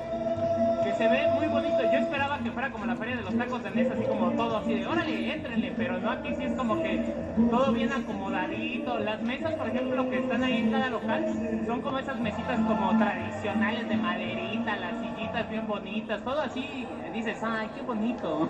Y vean allá, de Leti, o sea, qué gran lugar, qué hermoso nombre, al igual que mi madre, muy bien. A ver, pruébalo, Miguel. ¿Ves? Esa es la de chile morrón. Con esa ganamos el primer lugar. En segundo lugar, y con la de cacahuate ganamos el primer lugar. A ver, en segundo lugar. Esa fue en primera categoría, la de chile morrona que te dio a probar, fue primera categoría. Y en esta fue en talento.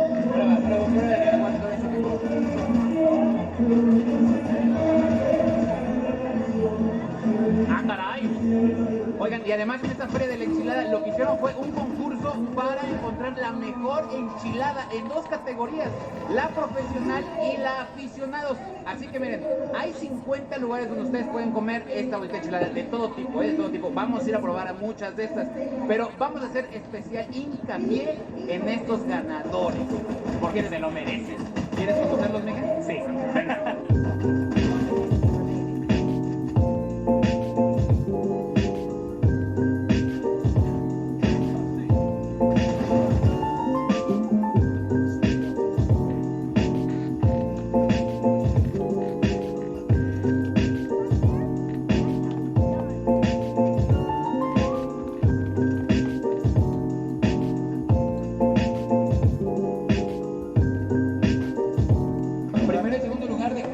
¿Qué categoría? El profesional. Ah, ¿tú fuiste el mero bueno? Sí. ¿Y qué ganaste? ¿En qué categoría, mi hermano? En la de profesionales. Miren, aquí tenemos el platillo ganador, la enchilada, esta... ¿Este cuál fue? ¿El primero o el segundo? Chile morrón. Chile morrón. Poblano. Esta es la de chile poblano. Vean, viene con un pedacito de pechuga, arroz y 3 enchiladitas. Vienen rellenas estas de pollo y de trocitos de elote. Y esta es también ganadora. Y esta es de cacahuate. Oigan, y tenemos la fortuna de compartir la mesa con la señora Irene y con la señora Gloria. Y también acá y ellas, qué mejor que unas madres hermosas nos digan qué les parecen estas enchiladas, muchachos, porque ya saben, siempre las jefas son las que tienen, miren, así, pum, la mera ley. Iztapalapa. Estamos disfrutando unas ricas enchiladas aquí en Iztapalapa. Oiga, ¿y sí que sean merecedoras del premio? Ah, claro. Los apoyamos. Gracias.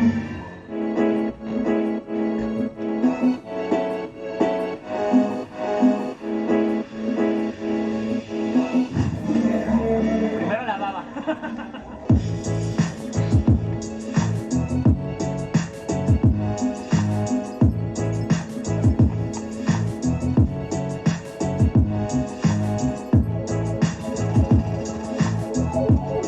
La salsita está de no manches.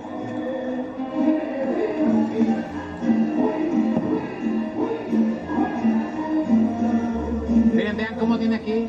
Ahí están los pedacitos de elote. Uy, uy, uy. Ay.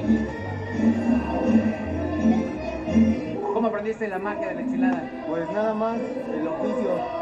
El oficio. Ajá. Me llevó eso. ¿Pero ya te gustaba cocinar desde antes o no? Sí, desde antes. ¿Sí?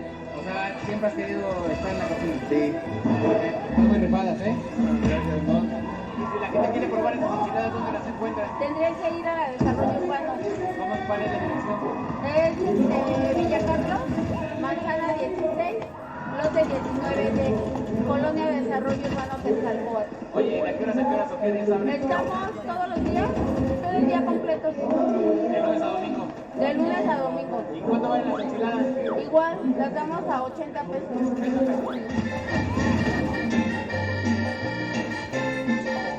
Como el bailongo, a todo. Vamos.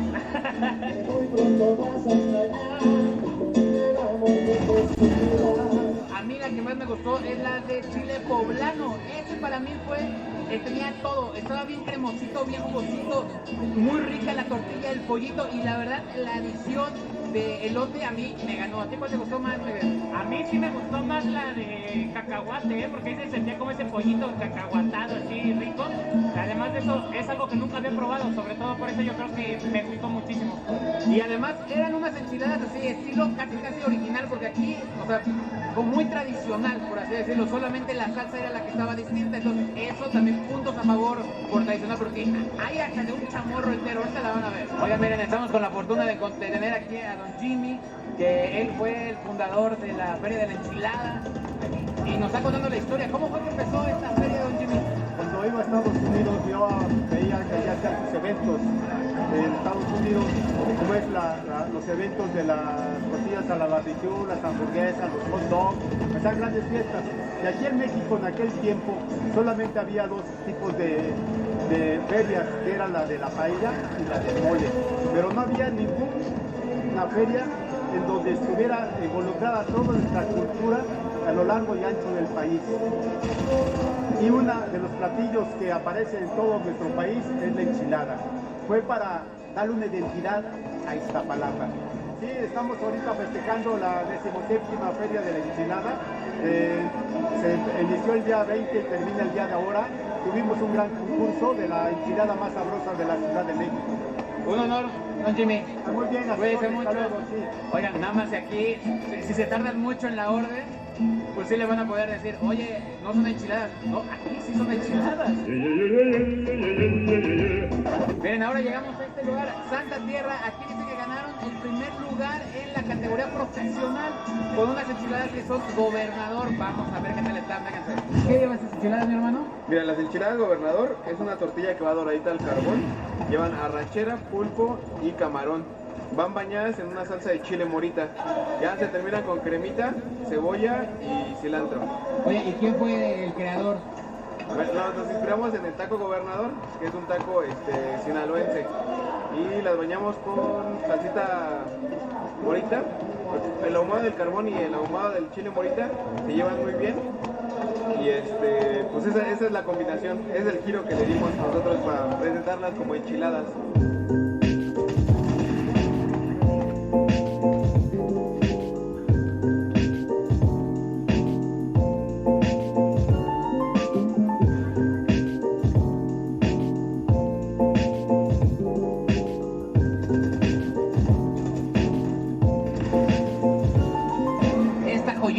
Enchiladas gobernador, muchachos. Ya lo escucharon. Camarón, arrachera, pulpo, salsa de morita. Viene cebollita morada, cebollita normal y cilantro, quesito. Vean la cara de Miguel, no mames. Es que no me acuerdo del taco gobernador de Culiacán y es... ya lo quiero probar. ¿Pero qué es eso? Son habaneros tatemado. ¿Pero son mermeladas? No es salsa como tal. No, son dulces, vean. Ok, vean. Esto también es algo que nunca había visto. Mermelada, vas a echar mermelada. De hecho, cuando exactamente, es fue así como de... Y ven la consistencia, sí es de mermelada, Miguel, por el estoy acomodando, lo estoy acomodando. Jamaica con morita. Yo. Jamaica con morita. Piña con jalapeño. ¿Qué? Habaneros tatemado. Mango habanero. Mango con habanero.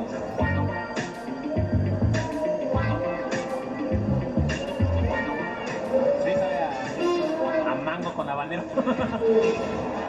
Vean la consistencia, o sea, literal.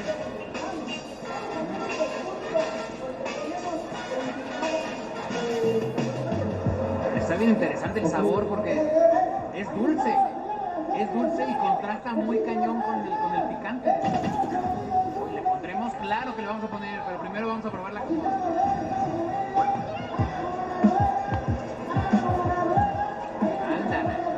Ándale. Que tenga un poquito de todo. Además está padrísimo esto que esté como en la parrilla. Tampoco nunca había estado con unas enchiladas así a la parrilla. Ay. No deja. Ahí está.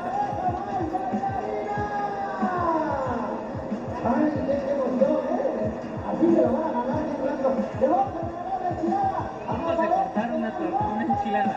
Así no.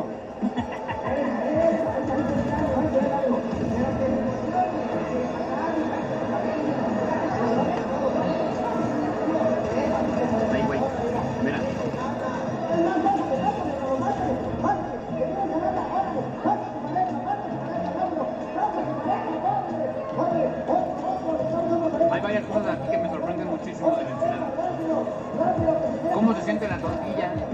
saborcito del carbón, la rachera. Es que neta la salsa está bien rica, ¿eh? Está muy tremendamente rica porque pareciera salsa como de guisado. O sea, de ese morita así de salsa, no sé, carne de puerco en salsa morita, así sabe.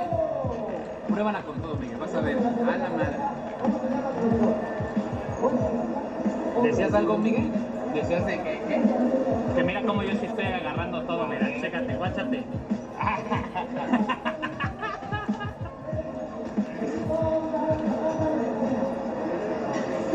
Ay, cabrón. Es difícil, ¿eh? Es difícil realmente poder cortarlas porque como están doraditas las tortillas, entonces no se corta tan bien como se debe. Vean, Miguel ya dijo. Ya, Dios. Pásame el camarón.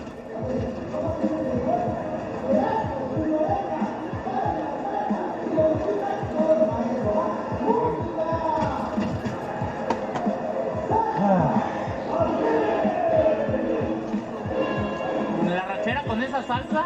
Exacto, la carne con la salsita está así impresionante. Este platillo está bastante bueno, ¿eh? Luego te da el toque del quesito derretido. ¿Derretido qué? Derretido, lo de mi papá. Y te da ya esas joder. No sé qué estoy comiendo, pero qué bueno que estoy comiendo esto. Ya nomás. Un camaroncito y aquí adentro quesito bien redetido y arracherita. A ver, échale, Miguel.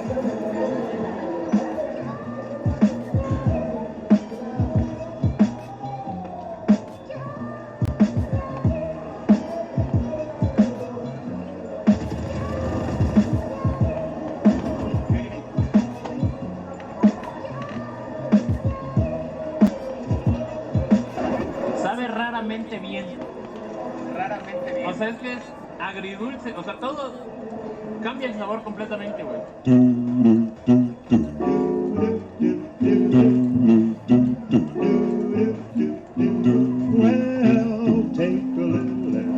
Está bien rara la combinación. ¿Pero qué tal sabe? Es que es muy dulce. Y mire, yo en lo personal, es chistosa, pero sí creo que yo me empalagaría. Es que cabe aclarar que la chava dijo, échale unas gotitas, me dijo, échale paz. Pero de esto sí no, ¿eh? Esto sí no me empalago nunca. Estamos en todas las ferias como Santa Tierra. Okay. Y tenemos, Solamente en las ferias. Solo en las ferias y tenemos un proyecto alterno que se llama Pinches Ceviches en el mercado de San Juan, en el de las carnes exóticas y los insectos. Pero ahí no pueden comprar ese No podemos usar carbón allá en el mercado. Entonces son solo aguachiles y ceviches. En todas las ferias que nos encuentran como Santa Tierra, llevamos toda la parrilla. Oye, ¿y cuánto valen las enchiladas? Valen 130 pesos. También damos el servicio de parrilladas a domicilio para eventos y fiestas y toda esa onda. Oigan y vean, llueve, truene o relampaguee aquí en Iztapalapa, sigue el bailongo. Como debe de ser. Vean nomás qué porte. La gente, no hombre. Vean nomás el señor. Vean nomás. Qué elegancia para bailar, Dios mío.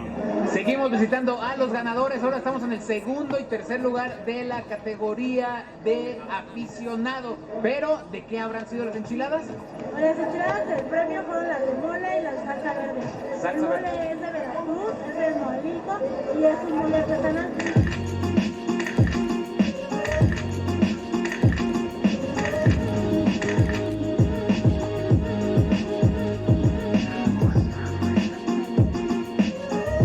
Oigan, aquí la verdad es que el mole es una cosa maravillosa. A mí lo personal fue la que más me gustó porque tiene un toque así dulcecito, bien rico, como bien tradicional, y ese mole se agradece en todos los niveles. Y créannos, porque somos moleros desde niños, o sea, yo he comido mole yo creo que desde los 2, 3 años porque mi papá pues, producía mucho mole ahí en el molino de chiles y harinas. Entonces el mole lo traigo en mis venas, casi. En lo personal, la de verde a mí no me fue como sorprendente. Lo que pasa es que miren, venimos desde las primeras, después las enchiladas gobernador, este mole está bastante bueno. El verde me quedó ahí, pero pues muy tradicionales, muy buenas, ustedes pueden probar. Oiga, señora Juanita, ¿hace cuántos años empezó a hacer enchiladas? Pues ya tenemos bastantes años. ¿Cómo aprendió? Por medio de mi mamá. Mi mamá nos enseñó a hacerlas. ¿Tu mamá originaria de dónde es? De aquí del Distrito Federal. ¿De Iztapalapa? De Iztapalapa, no, sí, de Iztapalapa. Y por la tía Alicia de Jalapa. Ok. Oiga, ¿y cuáles son sus enchiladas favoritas de usted? Las de mole. ¿Ah, sí? Sí. Mole. Mole. ¿De dónde es el mole? De Jalapa. De allá De Jalapa. Allá lo prepara la tía Alicia, ella lo prepara desde freír todo. Ah, su tía Alicia es que lo prepara todo. Allá, sí. Bien, entonces trae la receta original, hecha De mano allá, artesanalmente. sí, por ella misma, ella empieza a derrotar el chile, los condimentos, lo muele el metate, todo. Con razón está exquisito el mole, ¿eh? Ah, qué bueno que les gustó, qué Oiga, bueno. y si la gente quiere comer sus enchiladas, ¿dónde lo pueden comprar? En la colonial Iztapalapa, en Guillermo Ordorica número 98. Sí, ahí estamos para servirle. Oiga, ¿y a qué horas o qué onda? ¿Cómo pueden llegar? Pues a la tarde, después del mediodía. Ya, que lleguen, toquen y vámonos. Vámonos, luego atendernos. ¿Y cuánto valen las enchiladas? 50 pesos. Parejo. Bien servidas, para que sepan lo que se está comiendo. Eso. Oye, ¿esta qué trae? Todas las carnes, Vangelis se caracteriza por los cortes de carne. Lleva marinado de arrachera, chistorra, chorizo argentino, carne al pastor y pechuga brie. ¿Y este es un chamorrote? Así es, al estilo original, preparado al estilo original de Quiroga, Michoacán. Dale, Este es el chile nogada. Chile en nogada, todas las carnes y este chamorrote. No manches. Miren, tenemos acá camarones a la diabla, alambre de mariscos, pulpo, al chingadazo. ¿Qué es al chingadazo, negro? Pues así como viene, ya. Camarones con tocino, filete de pescado, mole verde. O sea, ¿de qué hace falta, Miguel? ¿Enchiladas de qué? Yo creo que, mira, no he visto unas enchiladas de mantarraya asada a las brasas. Literal, ya nomás falta enchilada de dorilocos o algo así, porque de todo, hay de todo. ¿Qué? Miren, mojarra con enchiladas, vámonos. Directo de Alvarado, Veracruz. Alvarado, Veracruz. Presente aquí la enchilada en Iztapalapa. Bien. Oye, ¿sí es cierto que en Alvarado son muy groseros o no? No, son mentiras. Esta es mojarra a la mayuste, chinga su madre que no le guste. Vean nomás eso también, mantarraya al pastor en salsa de sandía. Vean aquí también, chamorro.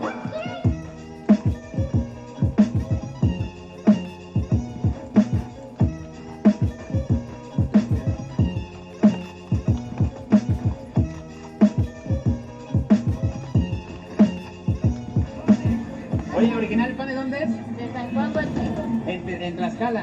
Muy bien, perfecto. Porque si no es de Tlaxcala, Miguel, no es un buen pan de feria. Eso yo no lo sabía, la verdad. Estos son algunos tipos de enchilada que van a encontrar aquí en esta Feria de la Enchilada 2019. Ya tienen que esperarse el próximo año, exactamente. Porque pues ya hoy es el último día. Miren, está lloviendo y la gente sigue en el cotorreo macizo. Hasta aquí vamos a dejar el video, muchachos. Cuídense mucho. Miren, ya le llevamos pan a mi papá y a mi mamá. 100% de Tlaxcala. El pan de feria es de Tlaxcala y papá lo va a amar porque siempre en las mañanas, ¿qué tiene, Miguel? Él se echa su cafecito por las mañanas con su panecito, miren así, uno y uno, vámonos. Y con eso ya tiene para todo el día. Cuídense mucho, yo soy Lalo Villar. Yo soy Miguel. Esto es la Ruta de la Garnacha. Nos vemos en el siguiente capítulo. Coman mucho, viajen mucho. Bye.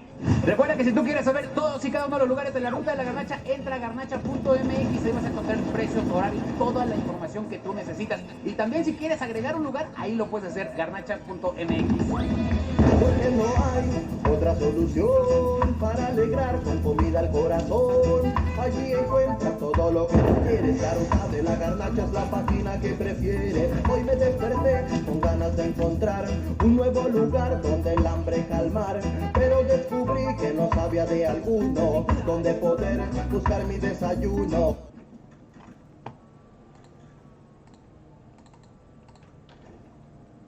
En 1998, un incendio destruyó 2/3 partes de la sala principal del mercado, junto con 572 puestos de venta de zapatos, chiles secos, frutas, verduras y piñatas, la madrugada del 4 de mayo. La visita a este mercado es casi una cita obligada para quien quiera vivir de primera mano el ambiente de un mercado tradicional en la Ciudad de México.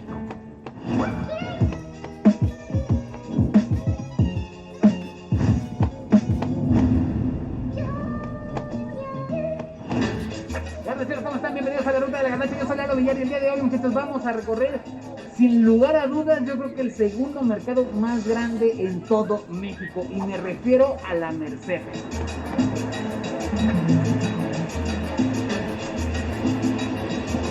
Para este recorrido no vengo solo, vengo con dos expertos comerciantes, que es don Álvaro y doña Leti, que ¿hace cuánto tiempo tú conocías la Merced, papá? La Merced yo la conocí desde el año del 70. Del 70, ¿tu mamá? A la fecha. Más ahorita. Es que mi papá tiene un molino, mi mamá tiene una dulcería, entonces aquí estaba el mercado de los dulces donde mi mamá empezó a surtir sus materias primas, y mi papá trabajaba aquí en Álvarez Automotriz, como ya vieron en el video pasado, y que pues le quedaba muy cerquita toda esta parte de la Merced, y además salían de aquí de hasta Mesa, ¿no? Hasta Mesa, sí. Allí en la calle de Rosario, ahí estaban los camiones, los famosos quinecos. ¿Y cuánto tiempo te hacías de aquí hasta Mesa? Una hora. ¿Una hora? Una hora de aquí hasta allá. Después que pusimos el molino, ahí de aquí se llevaba la hoja. La hoja, los chiles. Y aquí compraba todo lo que había para venderlos en el molino. Entonces, todos te venían a surtir aquí todos. Y vámonos. Que de hecho, la Merced sigue siendo, yo creo que después de la central de abastos, el punto número 2, donde la mayoría de comerciantes de toda la Ciudad de México se vienen a surtir. Y eso es lo que vamos a descubrir y vamos a comer bastante.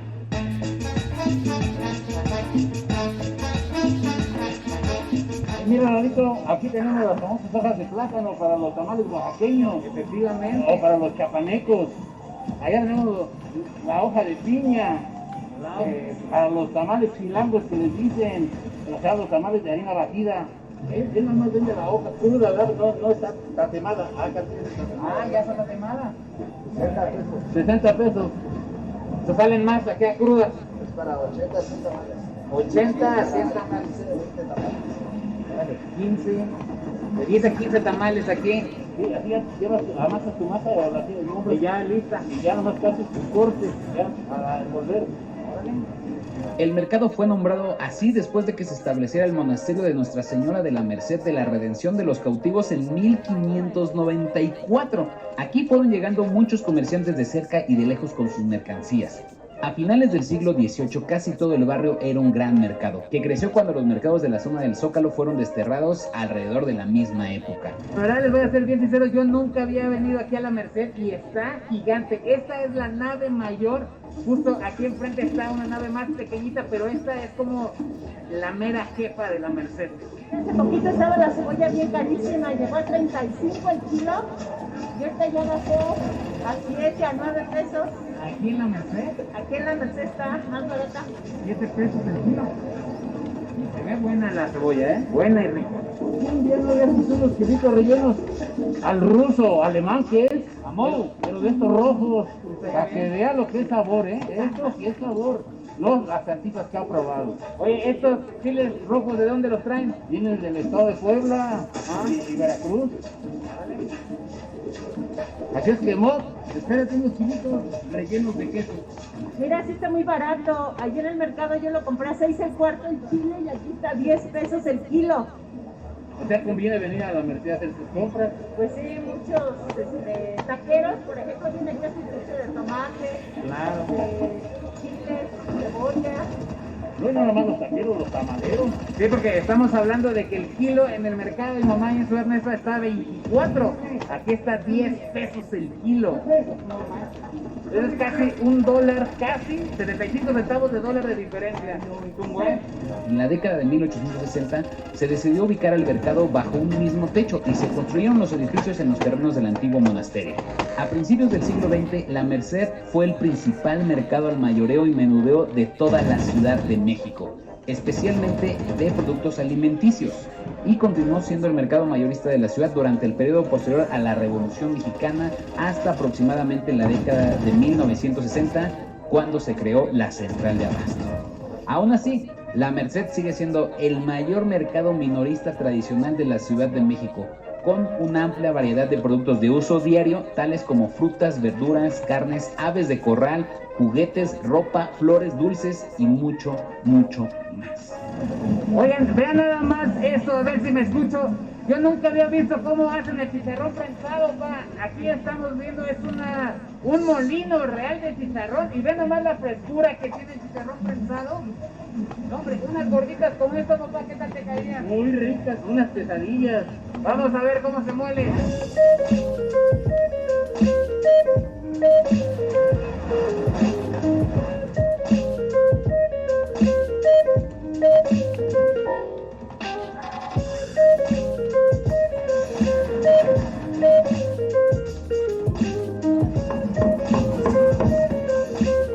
¿Qué parte del puerco es para hacer chicharrón prensado?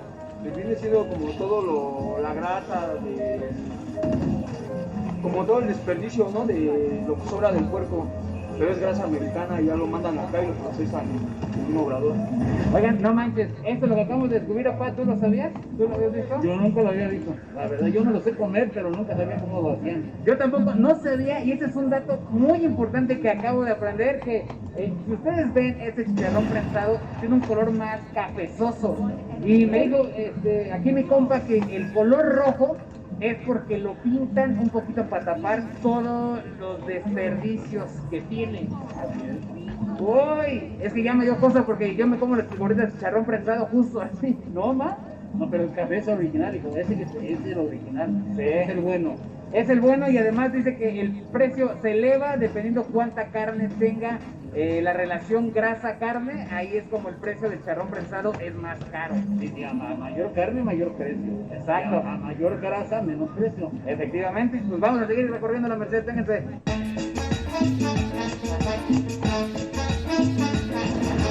El famoso soconoide para hacer una buena salsa. Acuérdense, que la tunita de adentro no se tira, se come también.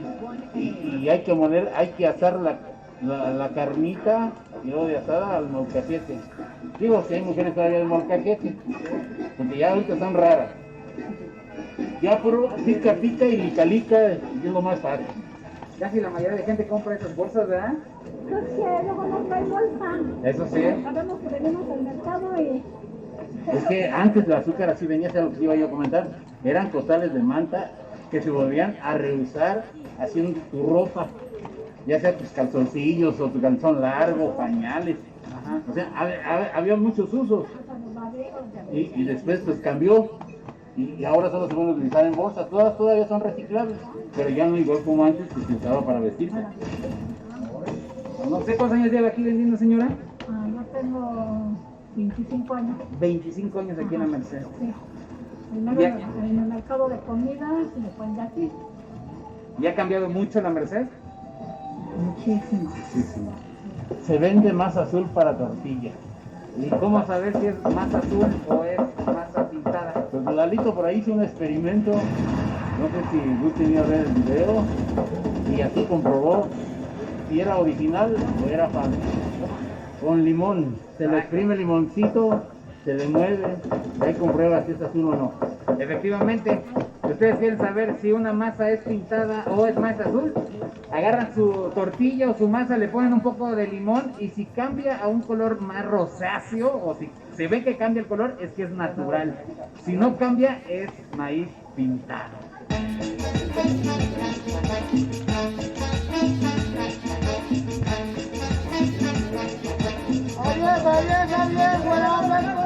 Oigan, sin lugar a dudas, en la Merced, neta que es, yo creo que el centro de distribución más importante dentro de la Ciudad de México, después de la central de abastos. ¿Pero dónde vamos a ir ahorita, pa? Ahorita vamos te voy a invitar a unos tacos que te vas a chupar los de dulce. ¿Ah, sí? A ver, vámonos.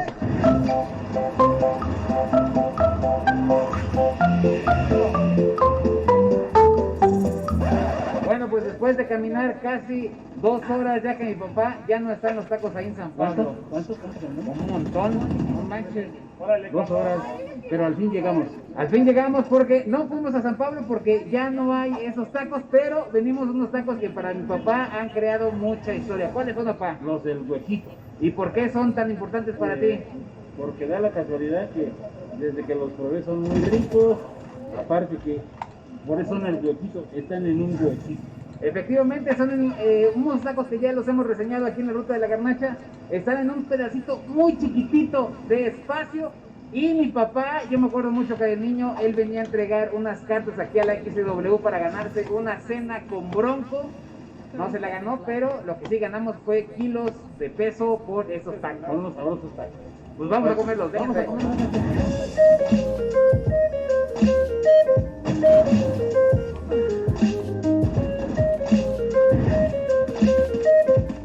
Aquí cuando los conocí, mijo, me acuerdo de que nos formamos y después pues, ya teníamos hambre y pasamos y olían bien sabrosos y compramos.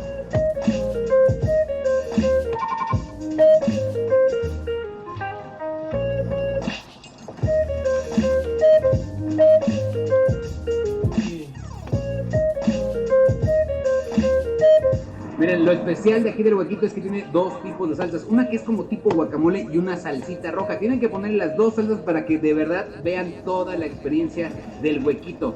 Que también, les voy a decir la verdad, sí están un poco caros, pero a veces la calidad y el sabor y el recuerdo hace que los consumas. Estos son los originales tacos del huequito.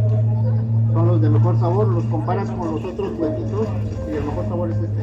¿Sí, verdad? Sí. ¿Ustedes hace cuánto tiempo los comen, mi jefe? No, yo hace 40 años. ¿Ah, sí? ¿Y verdad que a veces el sabor vale más que el precio? Sí, es mejor degustar un taco rico, pues que puedes ir a 2 cuadras y comes unos de igual de al pastor y no te sabe lo mismo. Este sabor está especial, es único. ¿Qué te recuerdan tus tacos, papá? Que perdí blanco. A que no cenó con Bronco, dice. A que no cené con Bronco. Pero ¿qué tal estos tacos ahorita?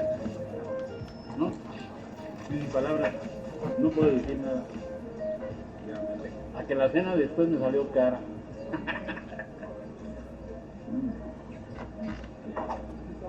Antes la vinatería se llamaba La Reforma, ahora se llama La Europea.